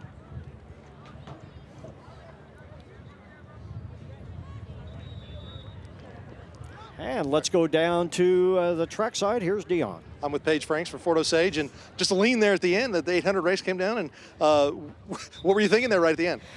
I was thinking, oh my gosh, I gotta fall at the end. I gotta lean so hard. Like earlier in the 4x, I hit two boys. They almost beat each other. They were right neck and neck, and they had to just fall to win. I was thinking, I gotta do this with these girls. They're gonna beat me and push me to my limit. Well, tell me this: how fun is this meet today? You get good weather. Oh, it's so warm. The last 2 to 3 weeks, it's been absolutely cold, and the wind. It was a little rainy on some of the meets. But I think today is a good day for runners to run their best and try to win it. All right, congratulations. Thank you. Thank you. I love the passion. It's awesome. Yes. Go Austin, I love the enthusiasm. Very, very well spoken. Well spoken, even if you haven't just run a, 800 meter. Yeah. J.C.S. Taylor of Raytown, Nathan Cole, William Chrisman, Austin Sampson of Fort Osage, and Kamori Pointer of William Chrisman, Caden Mills, Park Hill, Rashad Maters of Battle, Jagger Hicks of Liberty, Tyler Melton of Green Valley, Alan Gonzalez Garcia of Grandview, Eric Tsigi of Battle, Raul Romero of Raytown South, Anthony Nevels of Raytown here in this first of 2 heats of the boys 800-meter run. And it is Taylor coming in at 62, not real fast, but not bad. Sampson at 62. Cole at 63. That's your top three. Looks like Cole's starting to labor a little bit. That is Hicks out there as well, now working into third place. Taylor now back out in front. Head starting to get back a little bit. You want to try to keep that chin down. You don't want to lean back. You want to keep the momentum low and forward. See if it's enough to finish here. Sampson now pulling alongside. There's shoulder to shoulder. Who can stay relaxed and keep it going? Now pulling from the outside and coming all the way in. That is Maders, and he races his way. I believe that was Rashad Maders. And it is, and he runs 2:07, runs a 64 last quarter, coming from way back, and runs 2:07.63. Cole in second at 2:08.37, and Taylor has to settle for third at 2:08.45. I'm not even seeing Maders in this video here early in the race. Oh, there he is. Okay, he's in the back. Well, he's wearing 6 right Way there. back there. There he is. Okay. Yep.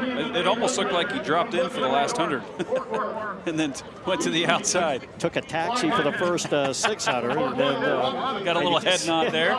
Yeah. He's feeling it.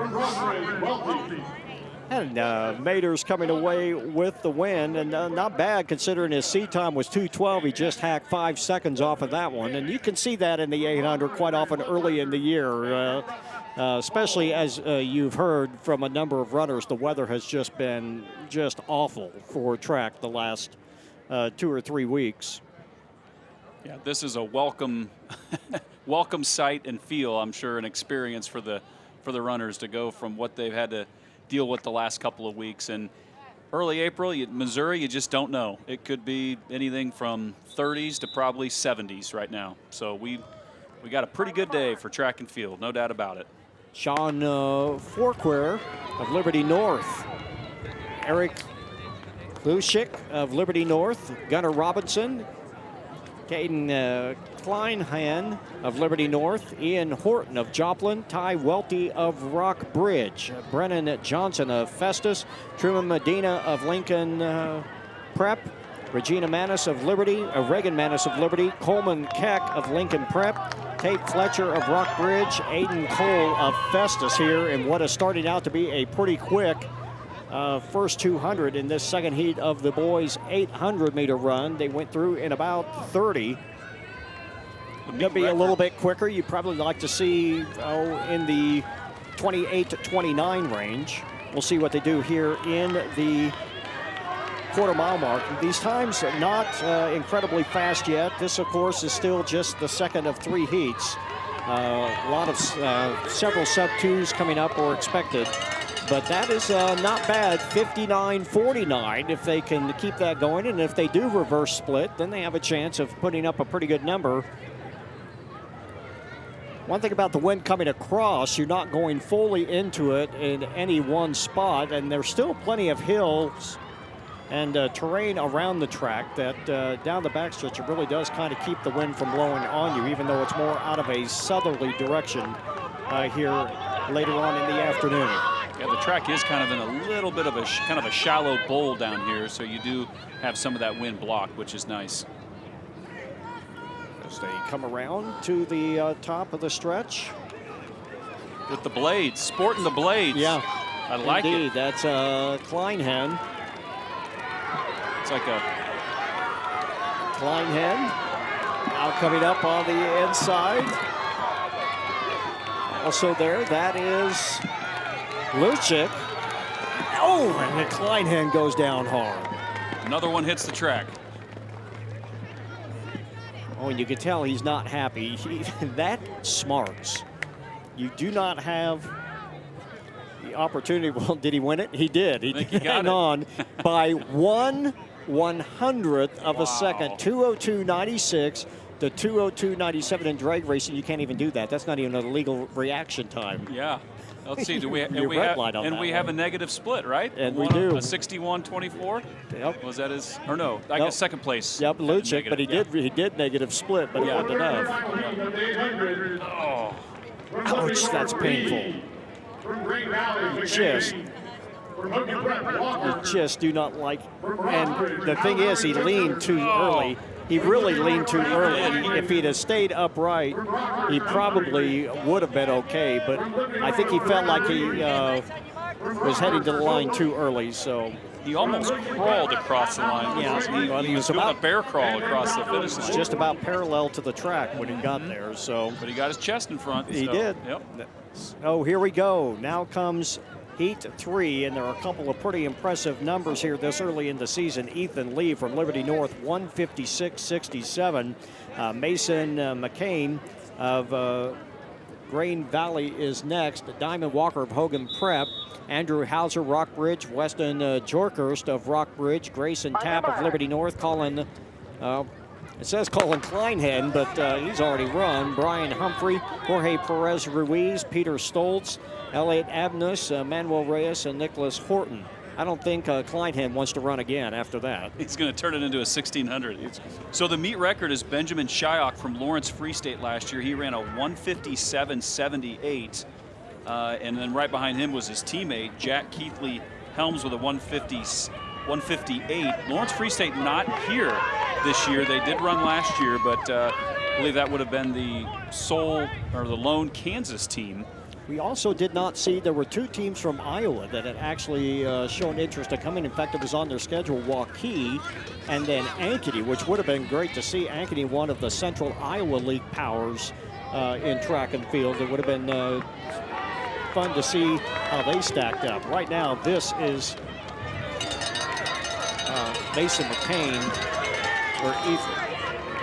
You're seeing Mason McCain look up at the scoreboard as he was crossing the 400 That is meter mark. a stout first 400 at 56.7. Ethan Lee at 57.08. That is really quick. And you can see he's starting to grimace just a little bit. Got to stay smooth here. Do not get give Lee a chance to get back in it. See Diamond Walker also in there, 57.83. So far, McCain able to hang on from Grain Valley. McCain still looking strong. Rest of the field trying to close the gap as they head down the last 90 meters. It is McCain. Now here comes Lee, Ethan Lee, and here comes the rest of the field as McCain fades. And it's a three-way battle for the win, and Power down in front and taking the win. We'll see who comes through. It is Jorkhurst. Weston Jorkhurst at 156.68 and a 58 last quarter. That is outstanding. Went 60 and then turned around with a 58 to win the boys' 800-meter run. And we have another meet record. He broke that was set by Benjamin Shyok of Free State at 157.7. What a finish. Boy, it looked like McCain was in control, but there you see he's starting to put his forehead down. He is really starting to struggle. And out of nowhere, Weston Jorkhurst, who powers through in the last 4 strides, won that in the final 10 meters. It was the only 10 meters he led in the race, and it was more than enough, and it wasn't even 10, it was more like about 5. Yeah, I think Ethan Lee was surprised by that, as was a couple other runners. But I think Lee thought he had that one. Yep. I think he really thought that he was going to do that. And you see the celebration right there. Well deserved for that young man who put up a really, really big second lap. There you see it, 156.68 for the Rockbridge runner. Diamond Walker, 156.84. Lee ends up settling for third at 156.91. We're going to take a break. When we come back, we go back to the sprints. The girls and boys 200-meter dashes. Coverage of the Bill Summa Invitational returns after this break. Postseason baseball has returned to KC. September 30th, 2014. the Royals' first postseason appearance in 29 years. They hosted the Oakland A's in the American League wildcard game. Oakland scored 5 runs in the 6th inning. The big blast, a 3-run homer by Brandon Moss. Lorenzo Cain is back and has no chance. The Royals rallied for 3 runs in the 8th. Here comes Hosmer. It's a 1-run day. And in the bottom of the 9th, Nori Aoki's sac fly scored Gerard Dyson to tie it up at 7-all and send it to extra innings. After the A's took an 8-7 lead in the top of the 12th, Eric Hosmer banged one off the top of the left field wall for a 1-out triple. Christian Colon followed with an infield chopper, and Hosmer raced home to tie it at 8-all. They'll never get him. Tie game. With 2 out and Colon on second, Salvador Perez completed the comeback. Pass through into left field. The Kansas City Royals are walking off into the ALDS. In one of the greatest games in Royals history, Kansas City won a thriller 9-8. It was the first of 8 straight postseason wins. The Royals went on to sweep the Angels and the Orioles before losing to the Giants in the World Series.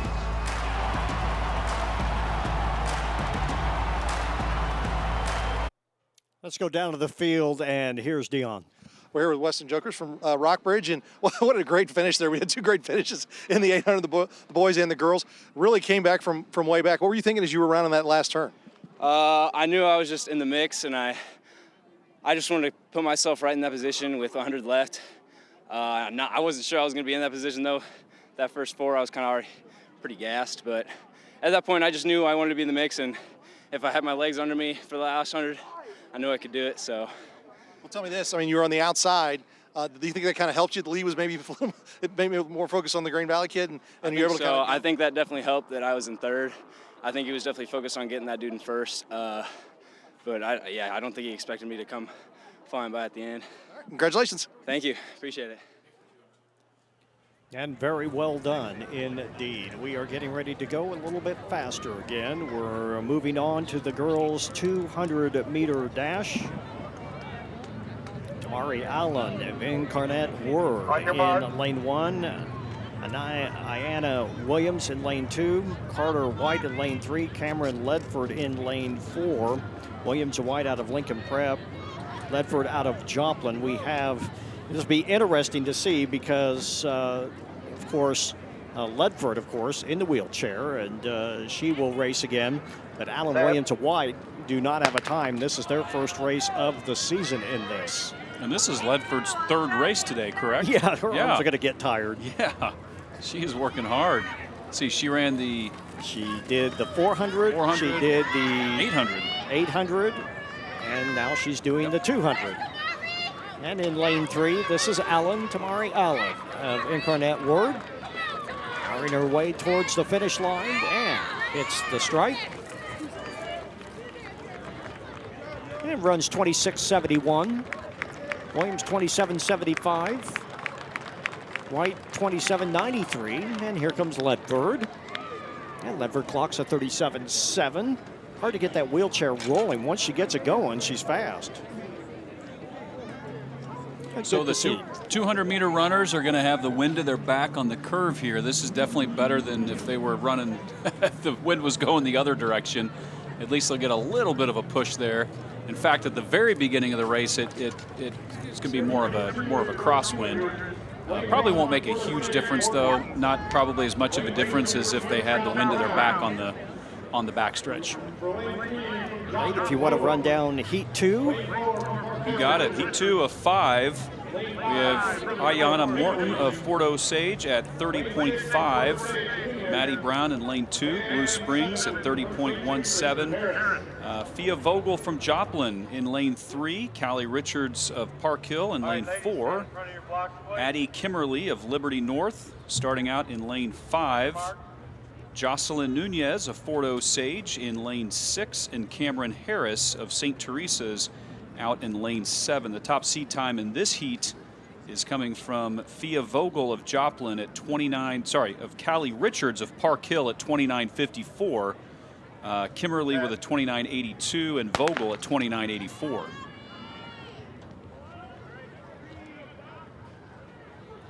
Boy, and look at on the inside lanes, trying to make up the stagger. That is Maddie Brown. as she is at the top of the turn. Wow, look at Brown go. She is well out in front now. Maddie Brown pulling away. She's going to put up a pretty nice number here as she breaks the tape. A lot faster than her seed time. And a 26.75. That is faster than any seed time leading up to this, right up to the point where you get into the last heat and start running into some really fast people. But I'll tell you what, whatever she found from her first race to there certainly made a difference. And of course, like we said, the weather and everything, it makes seed times a little bit tough to read. But Maddie Brown, wow, 26.75.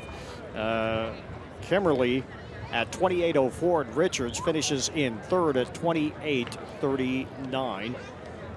We'll have to track her, see how she places at 26.75. That could have easily been one of the top 5 or 6 times in the 200 overall.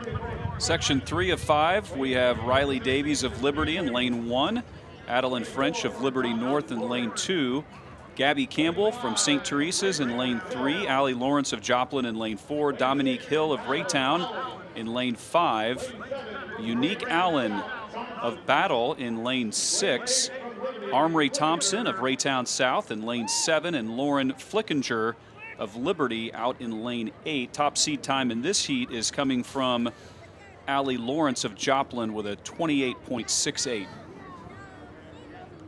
And you will see her in lane 4 right there in your screen, on your screen. Adeline French, Liberty North. And in lane 1, Riley Davies of Liberty. So they have them in the blocks. And if this trend continues from heat 1, Rod, we're going to have some 19 and 20 second 200 meters here by heat 5. It is going to be fast. And just for the record, yes, Zaya Akins is running in the 200, or at least is scheduled to. Early in the season, you got to wonder if that will actually happen. Here is French getting off to a good start. French in lane 2 making up the stagger in a hurry. French still out there. French now starting to pull away, and French looking pretty good here as she could put up a pretty nice number as well. And this is Flickinger out in lane 8, also looking good. And they hit the line in 27 and change. It is a 27.52 for French, Flickinger 28.15, and Amory Thompson of Raytown South comes in at 28.47. Campbell of St. Teresa's finishes at 29.05. And not a bad time there for French. Lane 2 is treating these runners well. Yeah, last it is. 2 heats. And Maddie Brown still has the lead, right? Maddie Brown overall still has the lead overall. There you see the results of heat 3. Section 4 coming up. All right, section 4 of 5. So we got 2 heats to go. Jayla Allen of William Chrisman is going to be in lane 1. We have J.D. Weston in lane 2. Sine Butts of Raytown in lane 3. Jordan McGee of Grandview in lane 4. Sunday Crane of Rockbridge in lane 5. Cameron Soraya of Lee Summit West will be in lane 6. Sarah Anye of Battle in lane 7. And Lee Summit West's Shania Miller in lane 8. Do have a score for you. The Royals are playing the Guardians. It's 0-0 in the 4th inning. Keep you up to date on that game. Cross just a stone's throw away. That's right down the road. They started the season off with a win, didn't they? They did. Magic number's 161. There you go. Got to be optimistic. It's baseball. Yep. You see the outside 3 lanes. We'd like to get them set. And there we go. All right, next seat, go up to Quickly away in lane 5. That's Crane, Sunday Crane, looking pretty good. Sunday Crane from Rockbridge. Crane still out in front. Not a big lead, but it's still enough. And she's starting to pull away a little bit now, getting a challenge up from the 4th lane. But I think Crane had enough at the end, and she does. 27:06. Jordan McGee was the Grandview runner coming up in a hurry on the inside, finishes at 27:16. Butts is 3rd at 27:28. And Anye of Battle finishes in 4th at 27:44. We did have a runner pull up here. It looks like a far left lane 2. So we were talking about how lane 2 right was there. Yeah, there it is. Oh, ouch. Yep, hate to see that.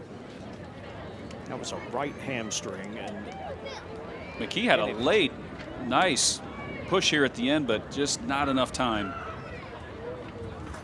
So here we go. This is the 5th and final heat. And it's going to be a fast one. And that is the person everyone has been focusing on today. That is Zaya Akins of Raytown South at 23:92. And she still has a host of very strong runners with her as well, including Kenzie Bennick of Festus, Zakaya Porter of Rockbridge in lane 2, Jaden Mason of Blue Springs in lane 3, Akins in 4, Chavi Flowers of Incarnate Ward in lane 5, Alyssa Ball in lane 6, Festus Alexis Beal in lane 7, and Armani Dixon in lane 8. Beat record is from Kalia Johnson of Park Hill. Last year she ran a 24:72. Safe to say that is in jeopardy. See what Akins does here. Already has 2 races under her belt. I wonder how much effort she's going to put in this. Sat back in the blocks a little bit, didn't get out real good, but is more than enough. Already has made up the stagger and is easily out in front now. There they come at the top of the turn. You see Akins, who runs with a little more pace here, a lot faster arm swing here in this race than in the 400, but she is just powering past people, and she shuts down and hits the line and ran a 23:95. And she nods her head in approval, so yeah, that's okay. Yep, not bad. Under 24. Yep. And we talked about Allen in the first race, and Tamari Allen of Incarnate Ward ends up in 5th place in that race. In the first heat, Maddie Brown ends up in 6th place, but it's the last heat that takes the top 4 spots. That's Akins, Porter, Ball, and Flowers. And again, you look at Porter and Ball, those are 25s. That's nothing to sneeze at. Those are pretty good time, but that's just not nearly enough against Zaya Akins. Yeah, she's in her own league. She's pretty much running out there by herself, but she's still running really strong, disciplined, and it's going to be exciting to watch her run. All right, so there are the results. Zaya Akins with a time of 23:95. Zakaya Porter finishes 2nd at 25:19, and Alyssa Ball 25:89. Boys 200-meter dash, we have 4 heats this afternoon.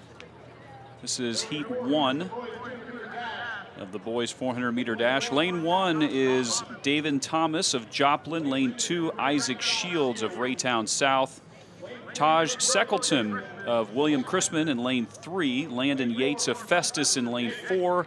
Deontay Nelson of Battle in lane 5. Davin Jones of Lincoln Prep in lane 6.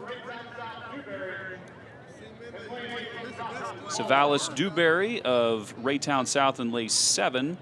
And Tayshawn Palmer of Joplin will be out in lane 8. The fastest seed time in this first heat is coming from Landon Yates of Festus with a time of 24:65. First of 4 heats in the boys 200-meter dash as they get set. Gentlemen, come back and stand in front of your blocks, please.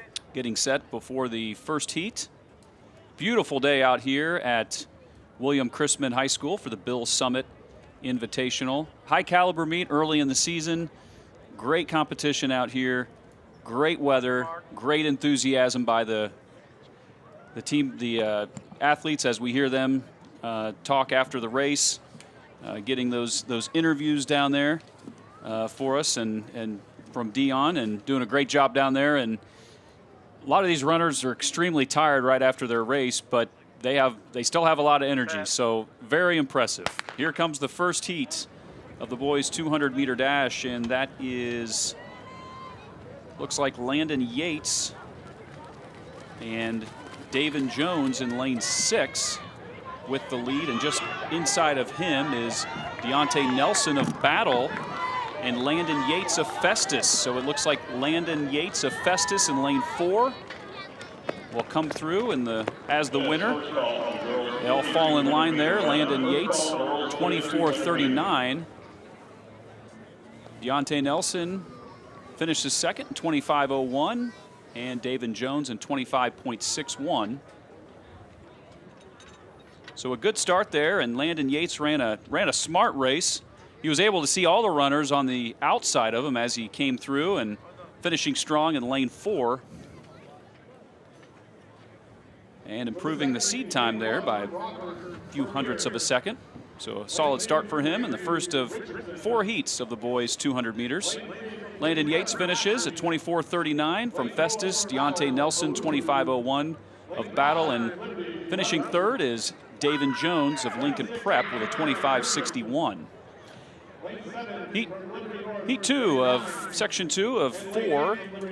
We have Liam Vermeer of Rockhurst in lane 1, Danny Richardson of Grandview in lane 2, Jordan Ashley in lane 3 from Lincoln Prep, Pius Owusu of Battle in lane 4, Dominique Revels in Liberty in lane 5, Landon Jolson of Park Hill in lane 6, McAllister Van Dyne of Liberty North in lane 7, and Samuel Brown of Liberty North out in lane 8.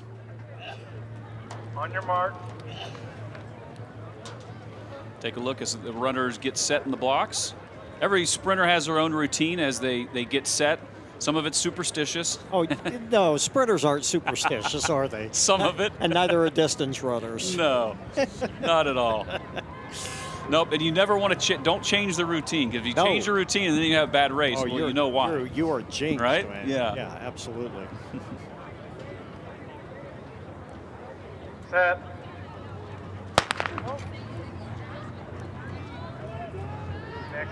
All right, so it's Danny Richardson in lane 2, and outside of him is Jordan Ashley of Lincoln Prep. And that looks like Landon Jolson of Park Hill. But it's Dominique Revels of Liberty in lane 5 with the lead. And Jordan Ashley trying to come up on the inside of him, and McAllister Van Dyne of Liberty North. But it looks like Liberty's Dominique Revels will take it in 22.86. And not a bad time either. Not a bad time at all. Watch this as he powers by, just making up the stagger with about 140 to go. And looking really smooth right there. People think this is an all-out sprint, but you still got to stay relaxed, man. You got to keep your head nice and still, nice and smooth.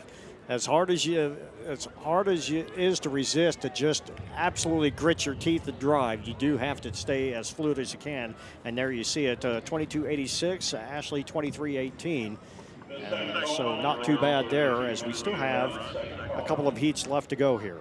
All right, section 3 of 4 in the boys' 200 meter. We have Keegan Hart of Grain Valley in lane 1. That is Jordan Robinson Agu of Raytown. Park Hill's James Knoll in lane 3. Stephen Clark of Hogan Prep in lane 4. Cooper Allen of Rockbridge in lane 5. That's Dayton Hazlett of William Chrisman in lane 6. Caden Dennis of Liberty in lane 7. And Marcus Page of Kaufman in lane 8. Fastest seed time in this heat is coming from Hogan Prep's Stephen Clark with a time of 23:10. That is not bad this early in the season. All right, gentlemen, stand in front of your blocks, please. Anything under 23 at this point, that's pretty good. And we'll see, because the fastest seat time in this is coming in the next heat from Logan Pratt of 22.2. So if it will be quick. Yep. Once you're getting down into the mid to low 22s early in the season, that's pretty good. That's really good, actually. It is this early, and it's chilly. I know the weather's nicer than it has been, but it's still really in the upper 50s is not completely ideal if you're a sprinter. You would like it to be at least in the 60s, and we're at about 58 degrees right now with the wind starting to pick up a little bit more, so it is still pretty chilly out there. James Knoll off to a good start in lane 3, making up most of the stagger, and then on the outside you have Dayton Hazlett and Caden Dennis. But it looks like Hazlett in lane 6, or lane 7, that's Caden Dennis of Liberty. Looks like he picked up the win. Caden Dennis, 22.5, followed by Marcus Page at 22.7 and James Knoll, 22.83. So 3 runners under 23 seconds in that heat. And the Liberty runner happy with that result. Great knee drive if you see his form right there. Got kind of sitting back in a recliner there, but he has really good knee drive. Getting congratulations all around from his Liberty teammates. There's the results. Section 4 of 4 coming up.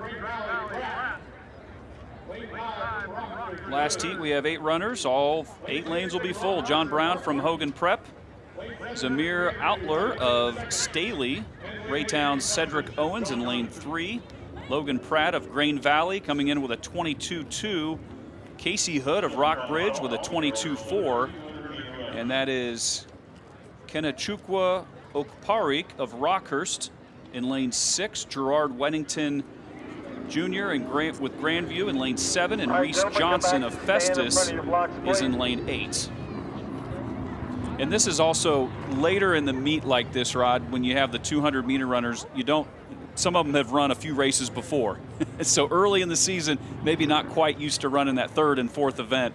So legs are probably getting a little shaky, kind of, feeling like spaghetti out there. How important is it when you get to that 4th race not to get lazy and forget about your prep and your warm-up and all the things you need to do? That's a good point.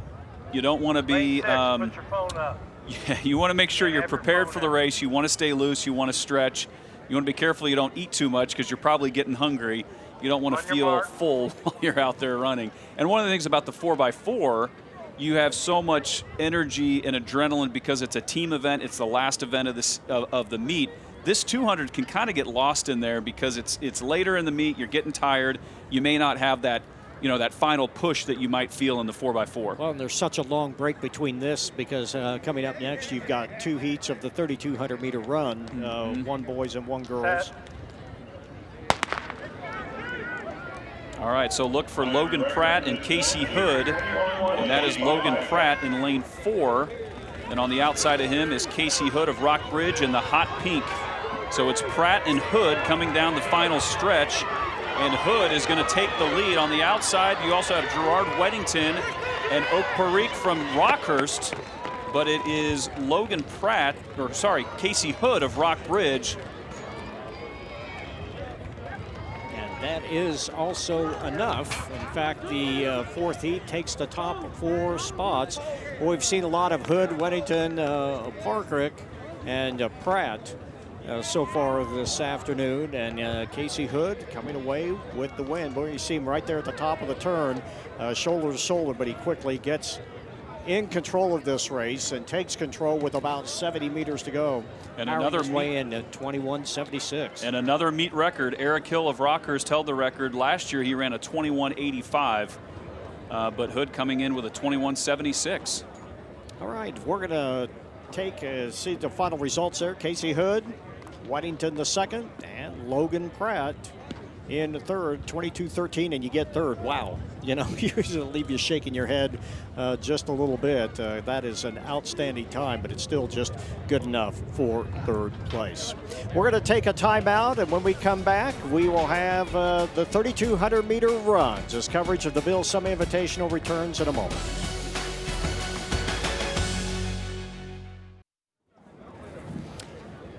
A great day here at the Bill Summa Invitational. Now, earlier this morning, about 10 o'clock, they ran the elite girls and elite boys 3,200-meter runs, and there were some great times in that race, especially for this early in the season. And we'll look at some of those here a little bit later on. But right now, it is time for the regular heats of the 3,200-meter runs. Unlike the races we have been watching, the fastest race was run first, and now it is the rest of the teams in the 3,200-meter run. 11 girls will participate in this heat. Nate? All right, so we have 11 runners. We have in the inside is Amanda Segerman from Liberty with a seed time of 2:12.12. Haley Nelson of Liberty outside of her with a 12:14.34. Allison Fairber of Festus, 12:15.35. Zoe Nelson of Liberty coming in with a 2:20. Madison Cascanet of Festus at 12:31. Ava Leftwich of Festus at 12:38. Grace Fisher from Rockbridge at 12:40. Jeannie Thornborough of Festus at 12:47. Josie Hilton of Liberty North at 13:05. Lucy Wooden of St. Teresa's, 13:23. And Edie Fink of Park Hill with a time of 14:05. You saw Torber just a little bit ago up on your screen winning the girls 3,200-meter run in a 10:40. Now, before you think, well, 12:12 in high school is an outstanding time for high school, but there's just a lot of really great runners, and you're going to see that in the boys race. There are 6 kids that can break 10 in this field, but the winning time in the boys race was 9:09. Wow. Which is just staggering. Yeah, you're running pretty much 430 miles, right? Yep. Back to back. And so these girls coming in with the 12:12s running just over 6. That's Those moving. are great times. They're Yeah. great times, but there was just a lot of great athletes in this event. So in a race like this, Rod, how important is in the beginning of the race, not necessarily lane assignments, even though they are in their designated lanes or groupings of, how important is that early in the race? Is it a big deal, or is there enough time to make that up? No, we talk about having to be able to make decisions and how fast you have to make them. This one, you can be a little more tactical. You can kind of take care of things. Now, you have had plenty of time to see what the kids did this morning. Now, the weather conditions are much different. It's a little breezier. The temperature is not a factor. It's still way more, well more than comfortable for distance running. But you saw what the other kids did 5 hours ago, 6 hours ago. So you may be able to come up with a little bit of a plan. Hey, do I want to do this? Do I want to do that? If we're talking team points, do I want to try to sit there and see if I can score some points and maybe steal a couple of positions that I might not be able to do? Or do you want to just sit in, of course, and do what you and your coach have a plan and stick to that plan and just run your race and see what you can come up with. Looks like Allison Fairber coming out with the early lead, and it was interesting on the backstretch there. She was probably in 6th or 7th place, and I think she got boxed in a little bit. You just saw her zip right by everybody. She took the lead. She's the runner there in first with the white headband, and it looks like she is in the lead right now. With just the first lap to go here. So split of 121? 71, and that's not bad. 71 is a good start. Or 81, I should say, sorry. I never do math in public. Well, it looks like she's still in the lead, and then looks like behind her is that number That's Leftwich. 50? Leftwich, okay. And then Nelson. 58, sorry. Haley Nelson okay. and Zoe Nelson running both for Liberty. Got the Nelson sisters, huh? Yep. Yeah. Twins? I don't know. Their running form is very identical. Yep. You see them there. Yep. Well, if they are, it might be easy to get them confused. And they're running together, too, it looks like. So, yes, they are. I mean, they really don't have a choice, right? And your sisters, it's just part of the deal. But that is Fairber out in front. Looking pretty good right now. She came in with the 3rd fastest seed time at 12:15.35. And I believe it is Zoe leading Haley at the moment. Okay. One is wearing 4, one is wearing 2 on the hip. You see them 4th and 5th. Okay. Falling in line. That is actually Zoe in 4th. I don't mean to call Dion out, but Dion down there on the track side, if there's any way to get those sisters together after the race, that would be a pretty cool interview if you could track them down. That's pretty neat. Second lap at 1:29.9, so about the same, 2:51 at the half. And not overly fast, but still more than enough as Allison starting to pull away just a little bit, trying to get a little bit of distance. And this is where you can decide, okay, how much effort do I want to put in this? It's my last race of the day. It is still very early in the season. How much of a barometer do I want to measure up here from meets earlier in the year, if you've had one, if this is your first 2 mile, what do you have left in the tank for the last 5 laps here? Because this is where it starts getting to be a grind. You get the 3rd, 4th, 5th, and 6th laps really are tough. That 1/3 in the middle there, that mile in the middle, as call it, is always the hardest part. You're trying to concentrate very, very hard. Right now you're running basically by yourself with nothing to push you. So you've got to really keep your head down and keep driving and keep trying to come up with your race. And right now she is able to do that. She's looking very strong. And if you're not in first, so if you're looking at 2nd, 3rd, 4th, and 5th, that group of runners, those 4 right there, how tempting is it when you see a runner out ahead the way that she is this early to perhaps, do you go in with a game plan, or does that game plan maybe change throughout the race? Well, this early in the season, you're probably trying to stick to a game plan pretty much. I mean, if you wanted to, we've talked about it earlier about how much of a chance you want to take, whether someone is with you or not with you, as to whether you want to go try to chase someone down. And right now, with those 4 sitting there at 2nd, 3rd, 4th, and 5th, the answer really right now is kind of no.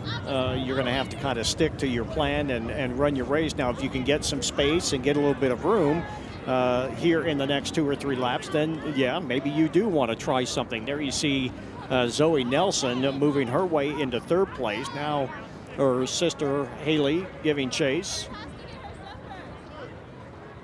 But that is your leader right there, Allison Ferber of Festus. Arms starting to flail a little bit. You really don't want your arms to whiplash any. You got to really kind of keep them still. It is hard to do, but you see how her hands are crossing across the center line. Look at the nose, straight down the body, and you really don't want your hands to get past that center mark. You want them to kind of stay to the side. So she is starting to cross up her arms just a little bit. And as you get more tired and as the race goes on, you probably see that happen. It is hard. That is where you need to work your triceps. Your forearms and your biceps give you the power, but the triceps, and people don't think about that much, the triceps are what helps a distance runner keep that form, keep those arms where they're supposed to be, keep them from flailing when you're on the backswing while you're running. And a lot of runners sometimes overlook that, and you don't need to build power in them, you just need to build the endurance. So that's the first part of your arms that start to get tired, is in the back of your arms and in the upper arm area. So you really got to work on that kind of endurance. You hear the coaches in the background helping their runners along, and still good showing as far as the other teammates go and the fans out here. There's a coach right there cheering on his runners, and actually that Allison, it's Allison and Madison that are 1st and 2nd right now. The Nelsons are 3rd and 4th. Leftwich and Tomborough, also from Festus, now in 5th and 6th. There's your leader coming down the stretch. Still a few to go. 4 laps to go. 3 laps now. We'll see where she is here. She's at about 7:28. That lap before was a 1:32, so not as fast as I'm sure she would like, but it was still there. 7:43 with 3 laps to go. A little problem with the clock not updating quite as fast as we like at the moment. We have real timing to where we can get splits and laps. And while the clock is running, now we've got it. Yeah, it was a 1:35. Now it's updated. She ran 7:29 at 6 laps. So 3 laps to go at 5 laps. 3 laps to go, and now about 2.5 laps to go. And the lead is stretched out to about 50 or 40 yards right here.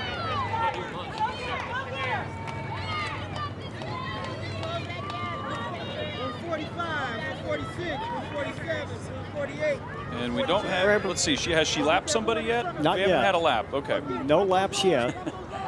And I don't think we will. The field is pretty solid. We've talked about this as great, and the field, that first race was just staggering how great it was. But, you know, most of these kids are pretty good. There is a couple 13s and a couple 14s. But if you're running under 13 minutes for 2 miles early in the season, you're doing okay. Obviously, it doesn't compete with some of what we had seen earlier, but it's still okay. And it's still very early in the year. Right now, Ferber not doing too bad. She's at 9:05 with 800 meters to go. And yes, I believe she has. Nope, that is Cascadet, Madison Cascadet. That was a 95 last quarter, so a little bit labored. And again, this is when you're running by yourself that you really have to start digging in and start thinking about things. And we are going to see maybe some lapping here. We are going to get one person getting lapped here at the moment. Maybe tuck in behind her for a little bit, let her cut the wind a little bit. Well, they better be running a little bit faster. The whole thing is just, you know, you got to come up behind these people carefully. You got to make sure that they know you're there. Right. Also, if you are the person being lapped, don't do something sudden like, oh, here she comes, I'm going to step into the outside lane. Right. That is a recipe for disaster. Let the runner go around you. Let them take the long route. Especially when you're this late into the race, when your legs are tired and a movement you're not used to, a sudden movement. 1 lap in is a lot different than 6 or 7 laps in. And it looked like that was Hilton from Liberty North. I can't get a from where was it? It was from Rock Bridge, Grace Fisher, who decided enough is enough. So the bell lap coming. There it is, and not bad at 10:45. That is respectable. If she can put up a good number, she's going to run a pretty decent time here, but she's going to have to start picking up the pace a little bit. Stride's starting to get a little jumpy there. You see how her head's kind of, upper body's kind of bobbing up and down. The stride coming more up and down instead of out when you start getting tired. I'm sure that bell is a welcome sound when you've run as long as they have. You just want to get the mentality. To go. You just want to get the mentality. Look, it's just 300 meters. If I can't do 300 meters, right? You know, you guys. This is when you just put your forehead. Yeah, this is when you put your head down. You really have got to start driving. Yep. Cascadet still there, and in fact, she has closed the gap a little, and I do mean just a little. But Cascadet is still there. Here come the Nelsons trying to give chase. They're about 10 meters back from Cascadet, about 15 yards rather. That is still Haley Nelson, Zoe Nelson, now falling back a little bit as the field continues to get spread out. And here comes Ferber. And Cascadet has made up some ground. She's actually... Yep, she is starting to close the gap a little bit. I don't know if it's enough, as she definitely has a lot more turnover, but I think it's just not quite going to be enough. Ferber really starting to labor now. You know, she is ready for this race to be more than over, and it's still going to be a pretty nice time. It's not going to be quite as fast as she is used to, but still not bad. She clocked at a 12:15. She runs about 12:21.11. So running by herself, it just wasn't enough, and Cascadet finishes second, 12:27, and then Nelson at 12:31. And then Zoe Nelson at 12:37.58 at 12:39 for Segman from Liberty, as Liberty goes 3rd, 4th, and 5th in this race, and Festus goes 1st, 2nd, and 6th. So it was a two-team race. And here's a look for at sure. that. Watch her make this move. So there she is. She cuts in. Well, that was just... And then she keeps going. She's like, nah, I don't need to be hanging back here. I need to take this lead. And we talked about blending in. That wasn't a blend in. That was a cutoff on the Raytown Parkway. Nope. So. Yep. You know what? Yeah, a little bit. The cut in needs a little bit of work, but the rest of the race was just fine. The rest of the race was just fine. Not a bad time early in the season, 12:21. A little off for seed time. There you see it. Fairburg, Cascanet, and Nelson rounding out the top 3. We still have a few people out there. It does take a little bit of time. There's Edie Fink at Park Hill. Coming in to finish. And again, Grace Fisher dropped out in the 6th lap, or 5th lap. And there's Fink, who finishes 13:58, and her day is finished. There's your winner. And we'll have the boys 3,200 meters coming up. And you see, even though those 5 times rather, all under 10, was not fast enough to make up the top 14 or 15, 16 that is, that made up, or check that, the top 16 that made up the first heat, or the elite heat. Meet record in the 3,200 meter for the boys is Matthew Hauser of Rockbridge. Last year, he ran a 9:15.17. Fastest seed time in this heat is 9:51 by Tate Fletcher in lane 1 from Rockbridge. Nathan Wolk of Festus coming in with a 9:52. Jack Getman of Truman, also 9:52.56. Ethan Wampler of Rockbridge and Hudson Summerall in 9:52 and 9:59. Carson Hill of Grain Valley. Asher Kerp of Liberty North. Evan Funk of Fort Osage, we've seen him earlier today. He's coming in with a seed time of 10:24. Caleb Nunn of Truman at 10:26. Maxwell Hertenstein of Rockhurst, 10:28. Cale Wolf of Lincoln Prep coming in with a time of 10:39. Landon Barnes of Grain Valley, 11:03. Lucas Urista of Park Hill, 11:22. And Ben Richenberg of Park Hill at 11:28. 8 laps, and we're underway. And actually, we haven't seen too much friction down there as runners cut in. The elbows haven't room. been out. Everyone's been really pretty calm. There hasn't been a lot of pushing and shoving. Of course, they divided this up. Otherwise, this would have been 30 runners, and we have seen races on Spectrum where we have had some big fields, 35, 36 runners, and it does start to get a little bit chippy at times. When the elbows start getting a little bit sharper, and you just kind of want to stay out of trouble. The whole thing with any distance race is just protect that 6 inches to 1 foot of space around you, and just guard it with all you can do. Keep yourself out of trouble.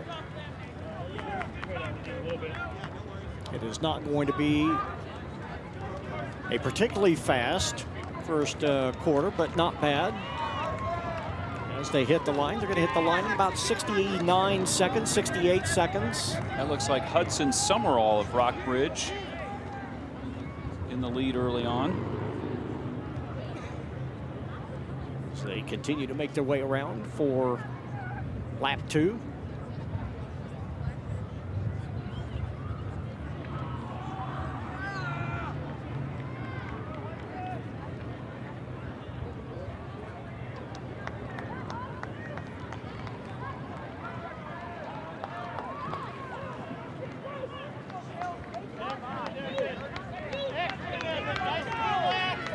Stay there, though. Stay in contact.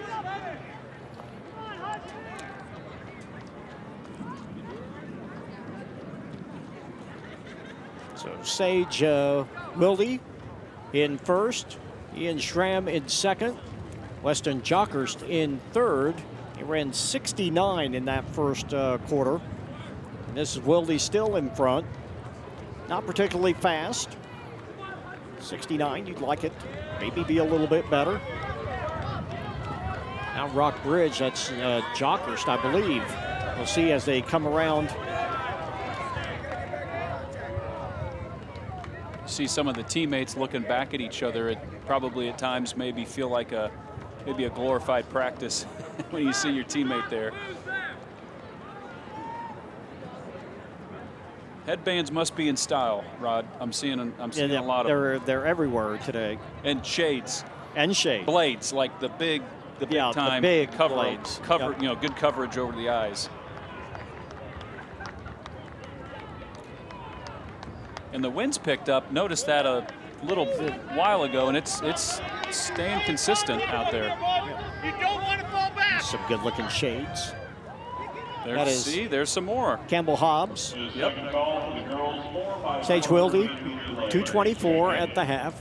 That was a 75. Now starting to be challenged a little bit. Wilde of Liberty North.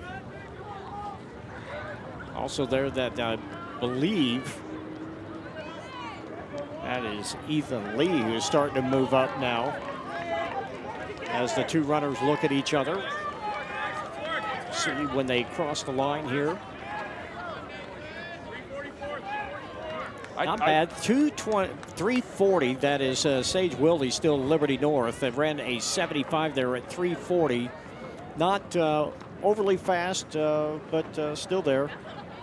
I always thought a race is long when you have time to take your own split. That's, as a sprinter, if I had tried to do that, I'm sure I would have wound up face first on the track. Wampler is also in there now. He is moving up.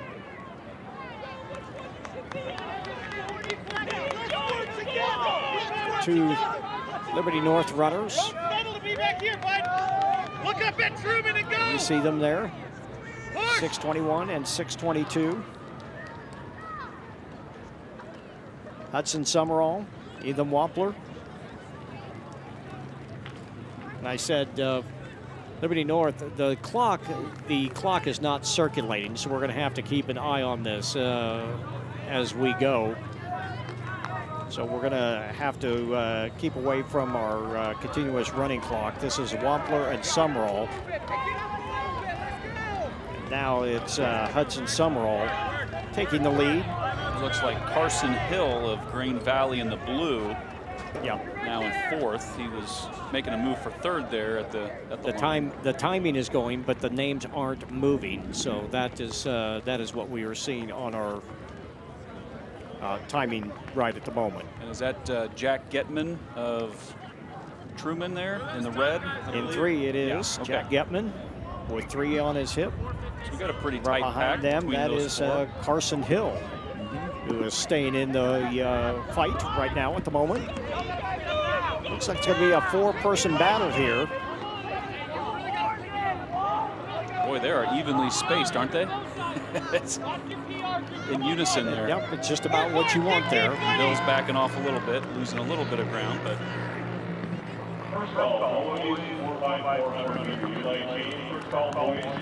I take the stride, Summerall with such a smooth stride. His arms swing around a little bit, but for the most part, it looks pretty good. Yeah, you can tell these two have run together before. He has looked back a few times during the race to see his teammate Ethan there, Ethan Wampler. Like I said, this probably feels not exactly like practice, but they've done this before. You can tell. They've done repeats together. And it looks like that Carson Hill's starting to fall back a little bit. Getman trying to stay in the race here. Looks like it could become a 2-person fight here pretty soon. They're starting to pick up the pace just a little bit. It has not been overly fast. Summerall 4:58. Wampler also a 4:58. That's not bad, but it's not overly fast when you're looking at two runners that are capable of cracking off a 9:51, 9:52. Getman came in with the third fastest time of 9:52.56, right ahead of Ethan Wampler, but Getman's hanging in there.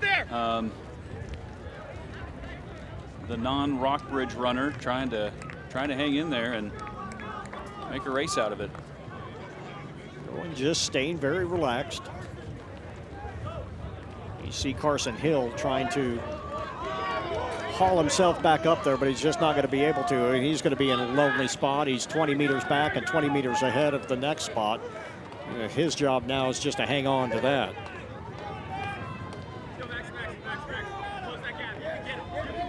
Here we go, 7:6:16. It has not updated just yet. We'll get it here in just a second. 2 laps to go. They're at 7:58 right now, heading down the backstretch. Some of these teammates not getting quite the workout that the runners are, but I'm seeing them run back and forth and cheering on their teammates. Yeah, back and really forth cool across along the 50-yard line. Sprint there, sprint back, sprint there, That's sprint right. back. You really see that usually in the 4x4, which is going to be coming up next, and that'll be our final event on the track. The 4x4 always the most exciting race of the day, especially if there are team results that are pending at the time and you happen to know it. That's when it starts. That's when the screaming really starts. Yep. We talked about calculating strategy. That's sometimes when you have to just throw it out the window and just flat go after it. That's right. So here comes Getman. He's going to make a move with 1 lap to go. It looks like it. Here's the bell lap. 1 lap to go. Getman out there. They're going to have to get around a lapped runner in just a few moments. They're going to catch him in the middle of the corner. Hopefully everything goes well there as they go behind the grandstands from our vantage point. We'll see what happens as they come out from behind. There you see Getman, and he is starting to put a little distance between the other 2. The 3 runners starting to spread out, and Getman now really just going into almost a full sprint. He is really getting some leg turnover, still looking smooth. See if he can hang on to that. He's going to take the chance and really try to get it out here with 200 meters to go. He's going to try to take this race, and it looks like he's going to do it. He's at the top of the turn now, about 160 meters to go. And looking really strong, Nate. He played this really well, very methodical. He was waiting to make his move. He made it with 1 lap to go. And yes, he is looking very strong. And if he wasn't sprinting before, he definitely is now. Yep, and here comes your winner of Heat 2, Jack Getman of Truman, and he's cruising in to a time of 9:57. Summerall and Wampler following up, and the results not particularly fast, and certainly not as fast as they are capable of, but still more than enough. And there you see, as they came around to start the last lap, Getman just decides I'm taking it up top and goes around the outside and gets his way out in front. And you can see as he's making that move, he's staying really relaxed. He's almost revving up for that final push. You see Wampler starting to really labor there. You can see it in his facial expression. He is starting to fight a little bit. Summerall just decides that he is going to let this go as well. Summerall looked all over to the side, but just could not find an answer for Jack Getman, who wins at 9:58.02. Summerall next at 10:02.89, and Ethan Wampler third at 10:06.86. We still have a couple of kids on the track at this time. Now, earlier today, they ran the elite races here at the Bill Summa Track Invitational, and some very good results, as we're going to take a look at some of those highlights. Here's the start earlier today. They ran in cool, crisp conditions with very little wind. Temperature was in the upper 40s, and this is just into the race. And Maya Trober just went off and left everyone and ran a stellar time, 10:39.89. Amelia Arrieta, who we have seen quite a bit today, also had a fine showing, 11 minutes, 11 seconds, but she just really had no answer for Trober, who ran away with the race and had an outstanding time. There you see 10:39.89, Arietta of St. Teresa's Academy, 11:11.48, and Jenny Dunn of Joplin at 11:21.07. And if you think that was fast, here come the boys in their first heat, because it was staggering. Let's take a check of those results. There's the start of the boys' race. Again, this was about 10:30 this morning. They got just about perfect weather to run in. And just see at the see the crowd running there at the group. Jacob Myers of Festus ended up coming away with the win. He downs Andrew Hauser on the last lap. As he starts to pull away, there you see it with about 150 meters to go with a great stride. And I know they weren't totally expecting that kind of time, but it was outstanding. Jacob Myers, 9:09.92. That is easily going to be one of the fastest times in the state of Missouri for now, and probably for quite a while, as he's definitely shown that he is going to be a threat during the state meet later on this season. So a couple of outstanding races there. Again, Myers first, Hauser second, Ethan Lee in third, and Andrew Aikens ended up in fourth in that race. There you see the final results of the elite 3,200-meter run. And the Festus runner coming away with a nice win. The 4x400 meters is coming your way here. As we are getting ready for that, we'll take a break and we'll come back with more coverage of the Bill Summa Invitational when we return.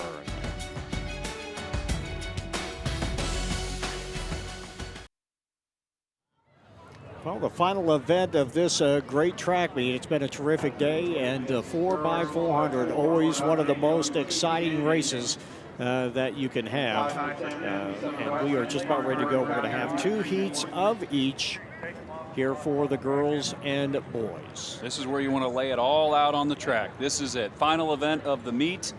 Sometimes the team totals it all comes down to this final meet. And there's just a lot of teamwork with these 4x4 runners. It's a lot of fun, a lot of grit, a lot of toughness. You just try to put everything else that's happened up to this point, whether you're tired and your legs are, feeling like spaghetti, you just try to put that out of your mind and you just finish strong. So we have 2 heats, 2 sections. The first of one of 2. In lane 2, we have Grandview with a time of 4:49.87. Raytown South coming in with a time of 4:38 seed time. Lane 4 is Battle with a time of 4:30 flat. Park Hill coming in lane 5 starting out, and Festus will be starting in lane 6. Fastest seat time in this first heat is coming from Battle with a time of 4:30 flat. That's in lane 4. It should be Anna Ferguson running the first leg for Battle. What you will see here is the runners will run in their lanes the entire way around in the first leg, and you will see a wide stagger in the first handoff. After that, they will blend in at the turn and then run in the first lane for the rest of the race. So you see them running in their own lanes. That's to start things off. That's Park Hill in lane 5 with the early lead on the outside. Strong first leg there by Grace Hodge. Now, they do sometimes switch the runners up on us, but we do know that's Park Hill. And it looks like they're going to be most likely handing off first, and outside of Park Hill is Festus in lane 6. But it's Park Hill early on, and in lane 3, that's Raytown South trying to move up. First handoff is Park Hill. Second leg takes it over, and then they'll cut in after the 100 meters, and you'll see the really small cones there on the backstretch. Once they hit those, they can start cutting in. Which you don't want to kick or trip over. Right. They are raised over the ground. They're not that small. You can trip over them if you're not careful. Now you see the way that she is pulling in and blending in. Very easy. Finally gets into the first lane at the 50-yard line. No wasted energy. Driver's ed teacher would be proud of her. Merged carefully. Yep. And of course, really didn't have to worry about traffic right now because they are well out in front at the moment. And we would get the bib number, except I believe it may be on the back. So we're not I think going you're to get right. to see it. And when you're leading the race, it's a hard time. It's hard to see that. There we go. There we go. Don't see 70. Yeah, doesn't look like that was part of the original 4. That was not part of the original 4. See, wouldn't that just be our luck? That's all right. But a good handoff. And they're all wearing them on the back for some reason. They usually, they kind of sometimes frown on that, but certainly not going to worry about it today. Go, Raven, here we go. We're still well out in front. Come on, kid.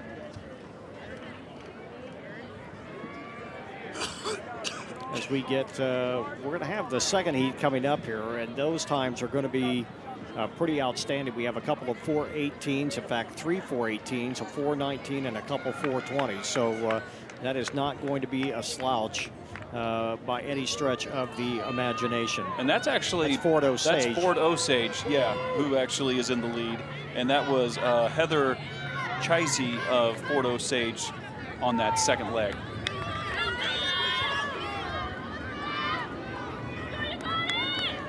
As they continue to run here.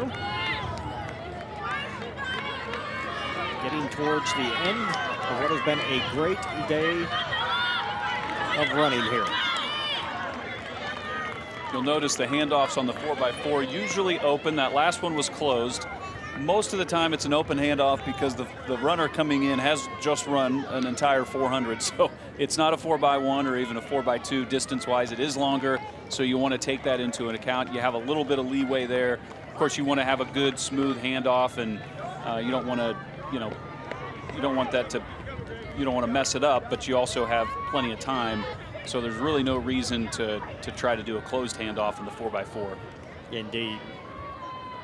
But everything going well right here. Ford Osage still out in front. Now, I want to tell you the reason this crossed us up is because they are actually listed in Heat 2, but ran in Heat 1. And they are going to win Heat 1. That's Neva Wilson. It is running the anchor leg. So the order was correct. It was just they switched heats on them. I mean, they went full send on us. They didn't change runners. They put them in a completely different race, but they do well, and they come away with the win there. Fort Osage, then Park Hill, then Festus. It's a 4:29.79, which is not a bad time, but there is a lot of speed coming in these next couple of races. So here's the first handoff for Fort Osage, and you see there's the open handoff, couple steps. She looked back the entire time. Typically, you'll see a runner take a few steps and then turn and look, but it worked for them. And here comes the finish. Fort Osage comfortably out in front.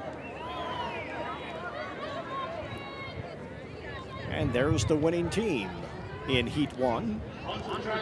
Fort Osage 4:29.79, Park Hill 4:31.3, 4:35 flat for Festus High School. And now comes the next heat. 8 teams. Blue Springs South in lane 1, Lincoln Prep in lane 2, Liberty in lane 3, Rockbridge in lane 4, Lee Summit West in lane 5, Rogers Heritage in lane 6, Liberty North in lane 7, Battle is in lane 8.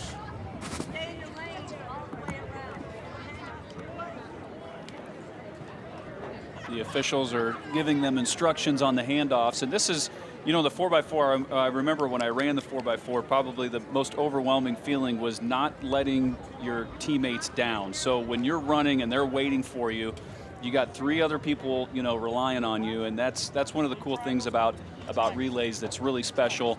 And yes, you're tired. It's been a long day. If you've run a few events already, it's the last one, but you do find a way to put that, you know, set that aside and just focus on the race and doing the best you can for you and your team, because it oftentimes comes down to those team points. And of course, in the staggered handoff, it doesn't you don't see quite as much. But when you're in the last handoff or the second and third handoffs, when you're starting lined up side by side instead of in your lane, the panic factor in the 400 can really set in a hurry.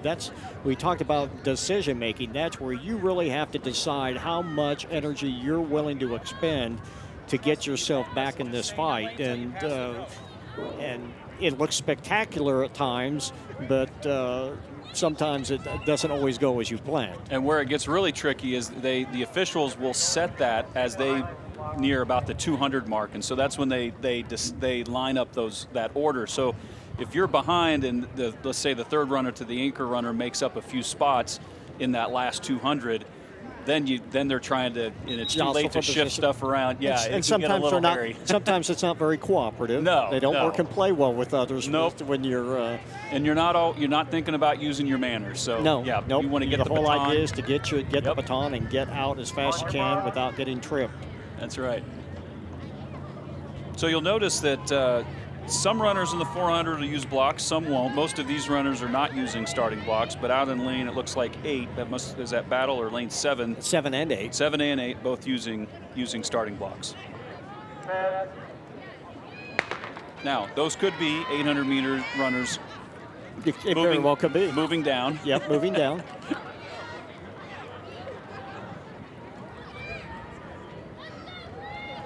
Here they make the cut in. So this is the section 2 of 2 finals. So this is the last section for the girls. You know, this is one thing, and we talked about trying to learn everything you can. And I know coaches go by a philosophy, learn something every meet and learn something every practice. And of course, the first couple meets of the year, you're really just trying to find your routine again. How do you prep to get ready to go? How do you warm up? How do you cool down? Am I starting in a staggered start? Am I starting in a waterfall start? Can I cut immediately? Can I cut first corner? All of those things you relearn, and you have to make sure that you're listening exactly to what the starter is telling you. We've had great starters here today. They've just done a great job of keeping the meet going and really getting the races on and rolling along as we see the first handoffs there. Rockbridge with the first handoff, followed by Lee Summit West and Liberty North with a strong first leg out in lane 7. But it looks like Rockbridge and Lee Summit West.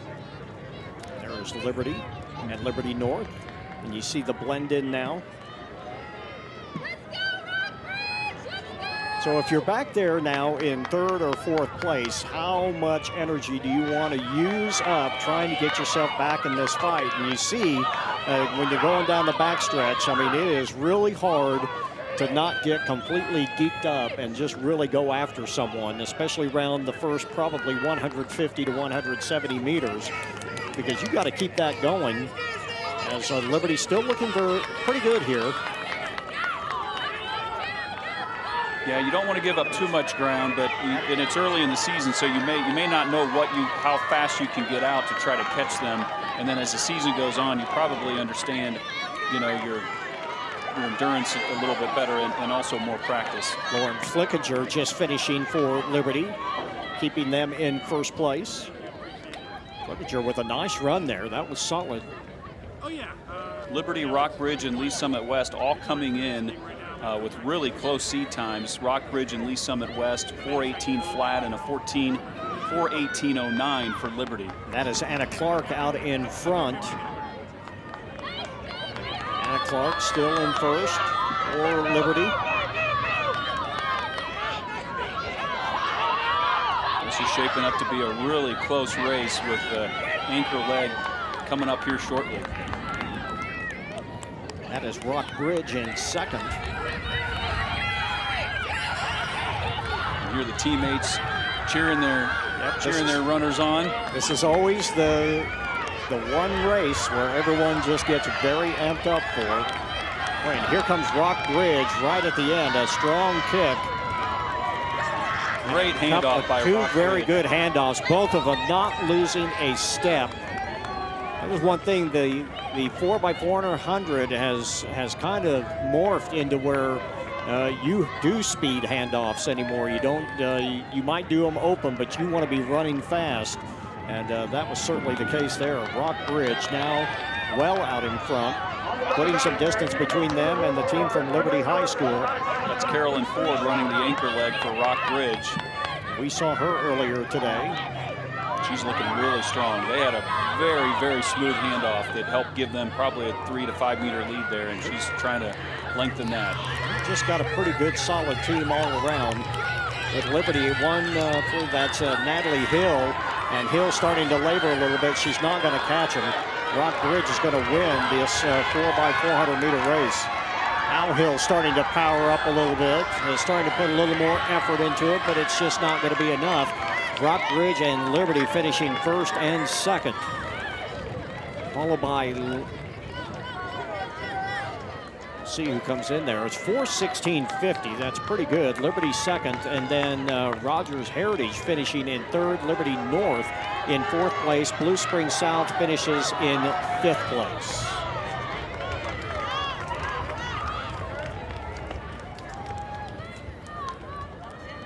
Watch the exchange here. Watch how fast they get out. I mean, good handoffs by both of them.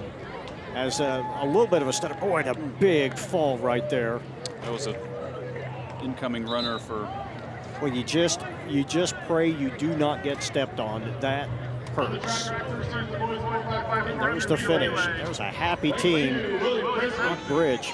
They were solid all day. They have been a good track team here today at the Bill Summa Invitational. 4:16.50 and then 4:17.36 for Liberty. Rogers Heritage coming up in third with a time of 4:17.76. And here come the guys. Again, 2 heats in this race as well. William Crispin in lane 2, Raytown in lane 3, Grain Valley in 4. Raytown South in 5, William Crispin in 6, and Battle in lane 7 in this first heat. There you see them there. The fastest seat time goes to Raytown, Tarbrooks, Robinson, Igwu, and Nevels, and Taylor. We've got, it's Robinson, Igwu. And most of these relay teams are trying out some different orders. There may be some that they've been running for a couple of years. They may have their order and they keep it pretty consistent. But this is a great time to try out some different orders just to see how it goes. And some runners are very adamant about this is the leg I want to run. And what I have found, it's usually the first leg. There's something about that first leg, and I don't know if they just want to get it over with, but the relay teams I ran on, that first leg usually was fairly consistent. I had to do it, but I didn't like it because I always thought I chased better than what I ran. Right. And I felt like I was someone that could chase someone down if I had to. Mm-hmm. But and that was the coach's choice. And they're the only runner of the 4 that, starting at a dead stop and starting usually in blocks, and so they're running a true 400 meters. They always end up with the slowest leg because they end up running 410 meters or 415 meters compared to the second guy who doesn't, especially if he gets a good handoff away soon. So I always liked running second leg because there's something about cutting in I thought was fun and just added a little bit more excitement to it. And that's strategy. those races quite often the second leg. That first 100 meters is about the fastest one of the race because of that cut-in. I mean, there's a lot of, you want to get that space. You don't want to be clogged up with anybody. You don't want to be fighting with anybody. You want to get out nice and fast, get blended in, and get your race going. So quite often that 100 meters, that first 100 meters of that second leg is quite often very, very fast. And then you learn how fast is too fast sometimes after you do it a couple times. We've seen that. Mm-hmm. Another thing, the wind has really picked up here as we've gotten on. It is still only in the 50s, so it's pretty chilly. Did get a score from Kauffman Stadium. It's still 0-0 in the 7th. Is it? I feel like we're a lot more. I don't know why they would want to stay out and are. play any longer. I mean, right. That could be the reason it's 0-0. I was going to say. You guys strike out, we'll strike out. We'll get this over. We'll decide it in the 9th inning. Exactly. Royals pitching so far looks like it's pretty good. 16 innings and 1 run. Zach Greinke did a great job in his return to the world. Nice to see him back. It is. It's been a while.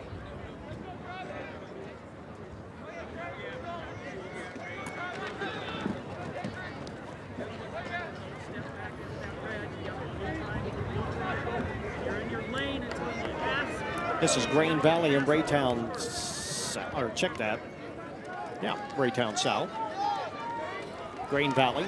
Nathan Allen running the first leg for Grain Valley there in the blue.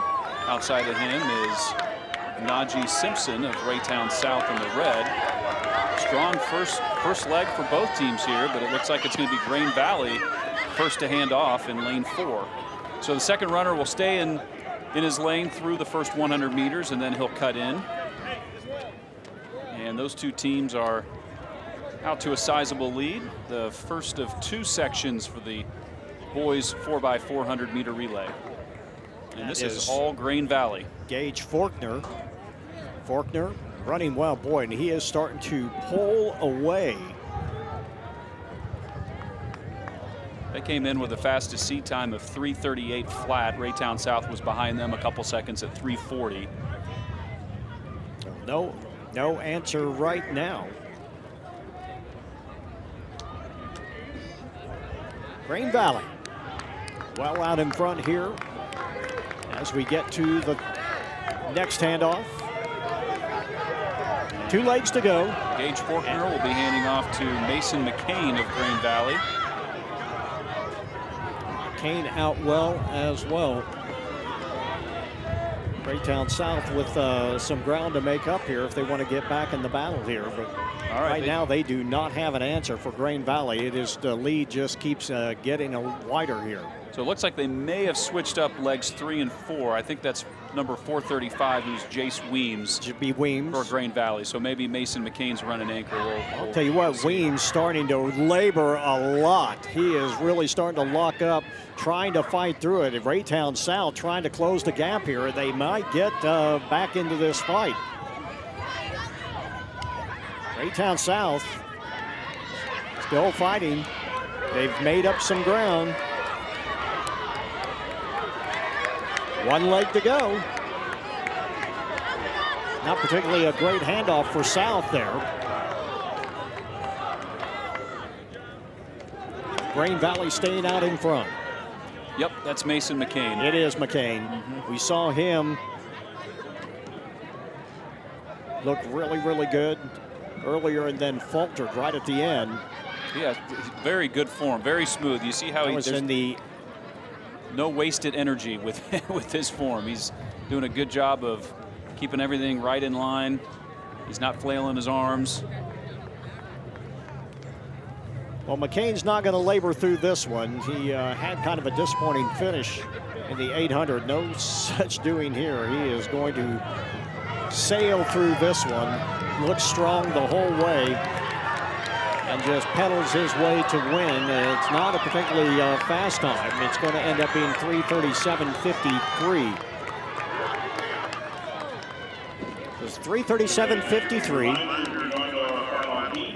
Let's take a check of the exchanges here in a moment. We'll be going down to Dion in just a few minutes as well. Pretty clean handoffs for most of these in this race. Gets a little crowded here. So, well, we were hoping to talk with the winning 4x400, but they ended up having to step away for a moment. So, our apologies for not being able to talk with them and their big win. Brock Bridge winning the girls 4x400. So 3:37.53, and now it starts to get serious here in the very last race, and the times here not outstanding, not bad for this early in the year. You're talking 3:26, 3:27, 3:28. We might get a few surprises, and it might get a lot faster than that. It does tend to. Again, if you have not heard or not been around too much, the weather has been less than ideal here for the start of the track season. For just about everybody. And certainly that was the case here in the Kansas City area. It's been very cold and very windy. There you see 3:37.53, 3:42.89 for Raytown South. William Chrisman, the host school, coming in third at 3:48 and 37. With William Chrisman, they have done a great job. They have treated us well. They have been very accommodating. A lot of equipment to set up. This is not easy. This is not basketball where you just throw a couple cameras in there and let it go. That takes a lot of people and a lot of cable and a lot of cameras and people standing up on scaffoldings. We're looking out there from where we are in our booth out to the third turn or at the end of the back straightaway, and cameraman up there, cameraman up on the hill as well, and one right below us taking great shots. It has been a great track meet, and we are so glad that we got to be a part of it today. Definitely top-notch production here, been a blast, great weather, just a great day overall. We will have more track coverage coming your way on Spectrum later on. The great track tradition in the state of Kansas, the Shawnee Mission North Relays on our schedule for the first weekend in May. Nate, you'll be back for that as well. And that is always, that meet just goes off like a German train schedule. It just runs very well. They've been doing it for, this will be 71 years. So that great track tradition has seen Olympians and world champions and state champions, and the list just keeps growing. And if you want to see distance running there, Alana Hawker Singh. And she is just a sophomore, and she can fly. She will undoubtedly run the mile and 2 mile again. Won them both last year as a freshman. Wow, and she that's will impressive. Really be something to see. That'll be a fun meet for sure. It will be a fun meet. So this is section 2 of 2 in the boys 4x400. So it'll be interesting. We'll have to see how they line up these runners and whether the order stays true.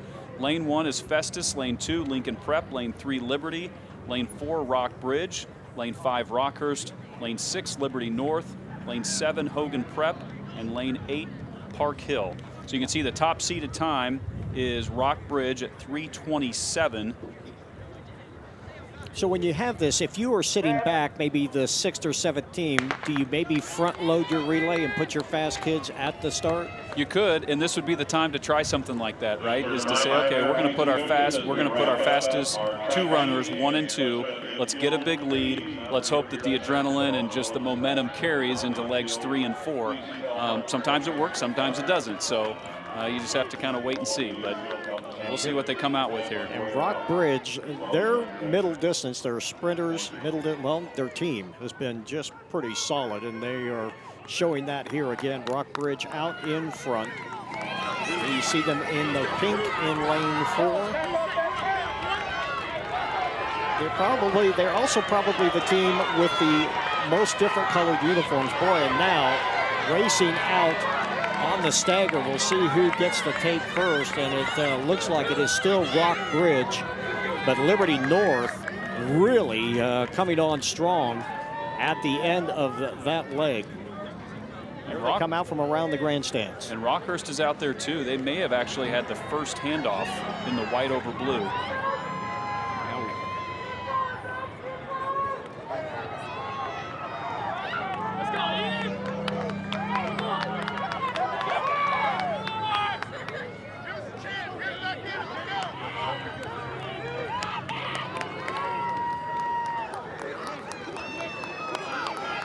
Rockhurst with the lead on this second leg, and that's Liberty. Leo Faulkner.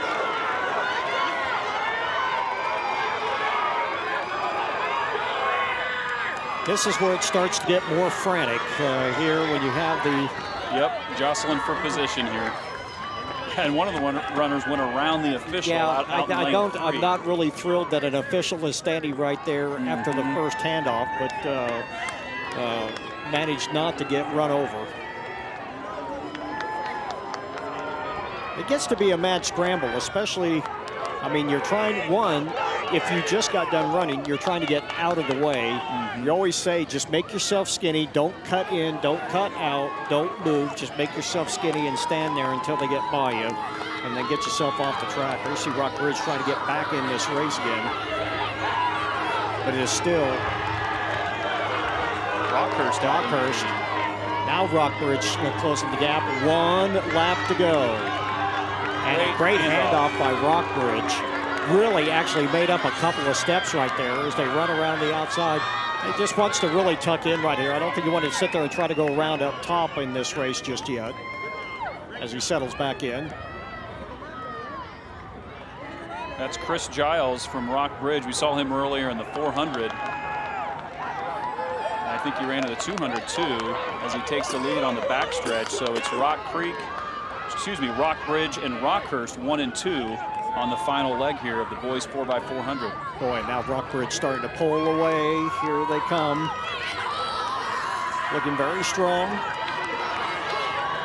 And Rockbridge with the crowd jumping up and down, running away with it. And Rockbridge wins the 4x400, and they do it in a pretty respectable 3:27.59. Rockhurst next at 3:29.3, and Hogan Prep with a nice showing at 3:31.21.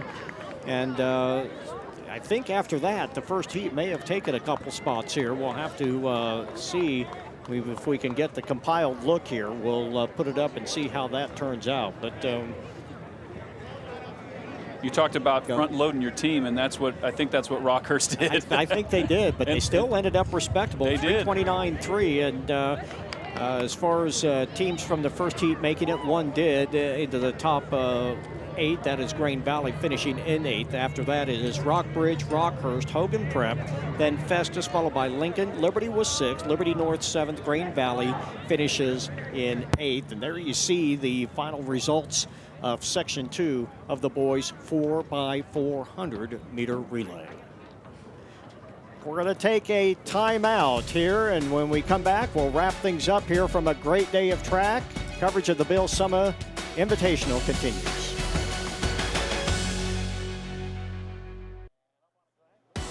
And our Hy-Vee Game of the Week, of course, brought to you by Hy-Vee, who has been supporting high school sports in and around the Kansas City area for many, many years, and we certainly thank them for all of their support. A lot of field events, too, throughout the day. We're going to run down some of that before we wrap things up here from what has been a great day of track here at the Bill Summa Invitational.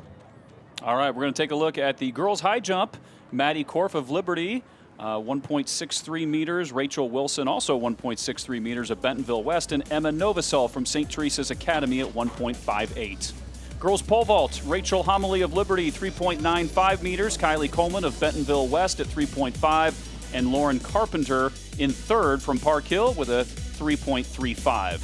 Girls long jump, Zakia Porter of Rockbridge, 5.56 meters. In 2nd place, Dawn McIntyre of Fort Osage at 5.09, and Jordan McKee of Grandview at 4.93. Girls triple jump, Sunday Crane of Rockbridge, your winner, 10.93 meters. Natalie Hill of Liberty, 10.7, and Malaya Tyson of Blue Springs South coming in 3rd at 10.45. And girls pole vault, Tamara Nevels of Rockbridge, 11.68 meters.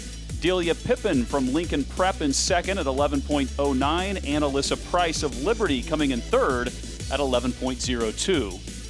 Girls discus throw, Tamara Nevels of Rockbridge at 36.85. Alyssa Richmond coming in 2nd at a Liberty, 36.53. And in 3rd place, Mackenzie Garr of St. Joseph Central, 36.29. Girls javelin, Kaylee Lenger of Liberty North is your winner at 44.19. Maylee Talla of William Chrisman at 41.7. And Bryn Hanway of Liberty North at 36.71. And taking a check of the boys in the high jump. Cadence Bass, even 2 meters. Kendrick Bell, 1.95. And Jawan Stuckey, 1.85 meters. In the pole vault, Caden DeWitt, 4.55 meters. Benjamin Pritchett at 4.25. And Austin Johnson at 3.5. In the boys long jump, Keelan Horn, 6.8 meters. Dantes Carr with a jump of 6.34, and Kendrick Bell in 3rd at 6.23. In the boys triple jump, Dantes Carr, 13.24. Cartez Phillips with a 13.23, and Theopolo Bonnie Kwafi at 13:03. In the boys' shot put, in the throws, Donovan Watkins, 16 and 43 meters. Kyan Roberts Day, 14.71. And Javon Smith with a 14.39. And in the discus throw, Brennan Board with a 49.26. Javon Smith, 49.05. And Logan Jacobs with a 43.08, 49.26. That is a good throw. And in the javelin, Matthew Morse, 53.37. Kalen Presser, second place, 52.53. And Jordan Smith, a 51.06. That wraps up everything that happened at this great track meet that's been going on for 6 decades. And we really appreciate all the cameramen and the crews and everyone else. Nate, it's been a pleasure. Great working with you. We'll see you again here in about a month. Appreciate that. I'm looking forward to it. I had a blast. Just a privilege to be here. Watch some great track and field. I'm excited for the next one. And, of course, it has been a great day of track, and we will return with track coverage coming your way later on in May with the 71st Shawnee Mission North Relays. We will hope you join us then. For Dion Sisson and for Nate Hill and for everybody here at Spectrum Sports, we thank you for spending the day with us here in Independence, Missouri. It's been a great one. And for all of us at Spectrum Sports, we wish you a wonderful weekend and enjoy the rest of your day. So long, everybody, from William Chrisman High School.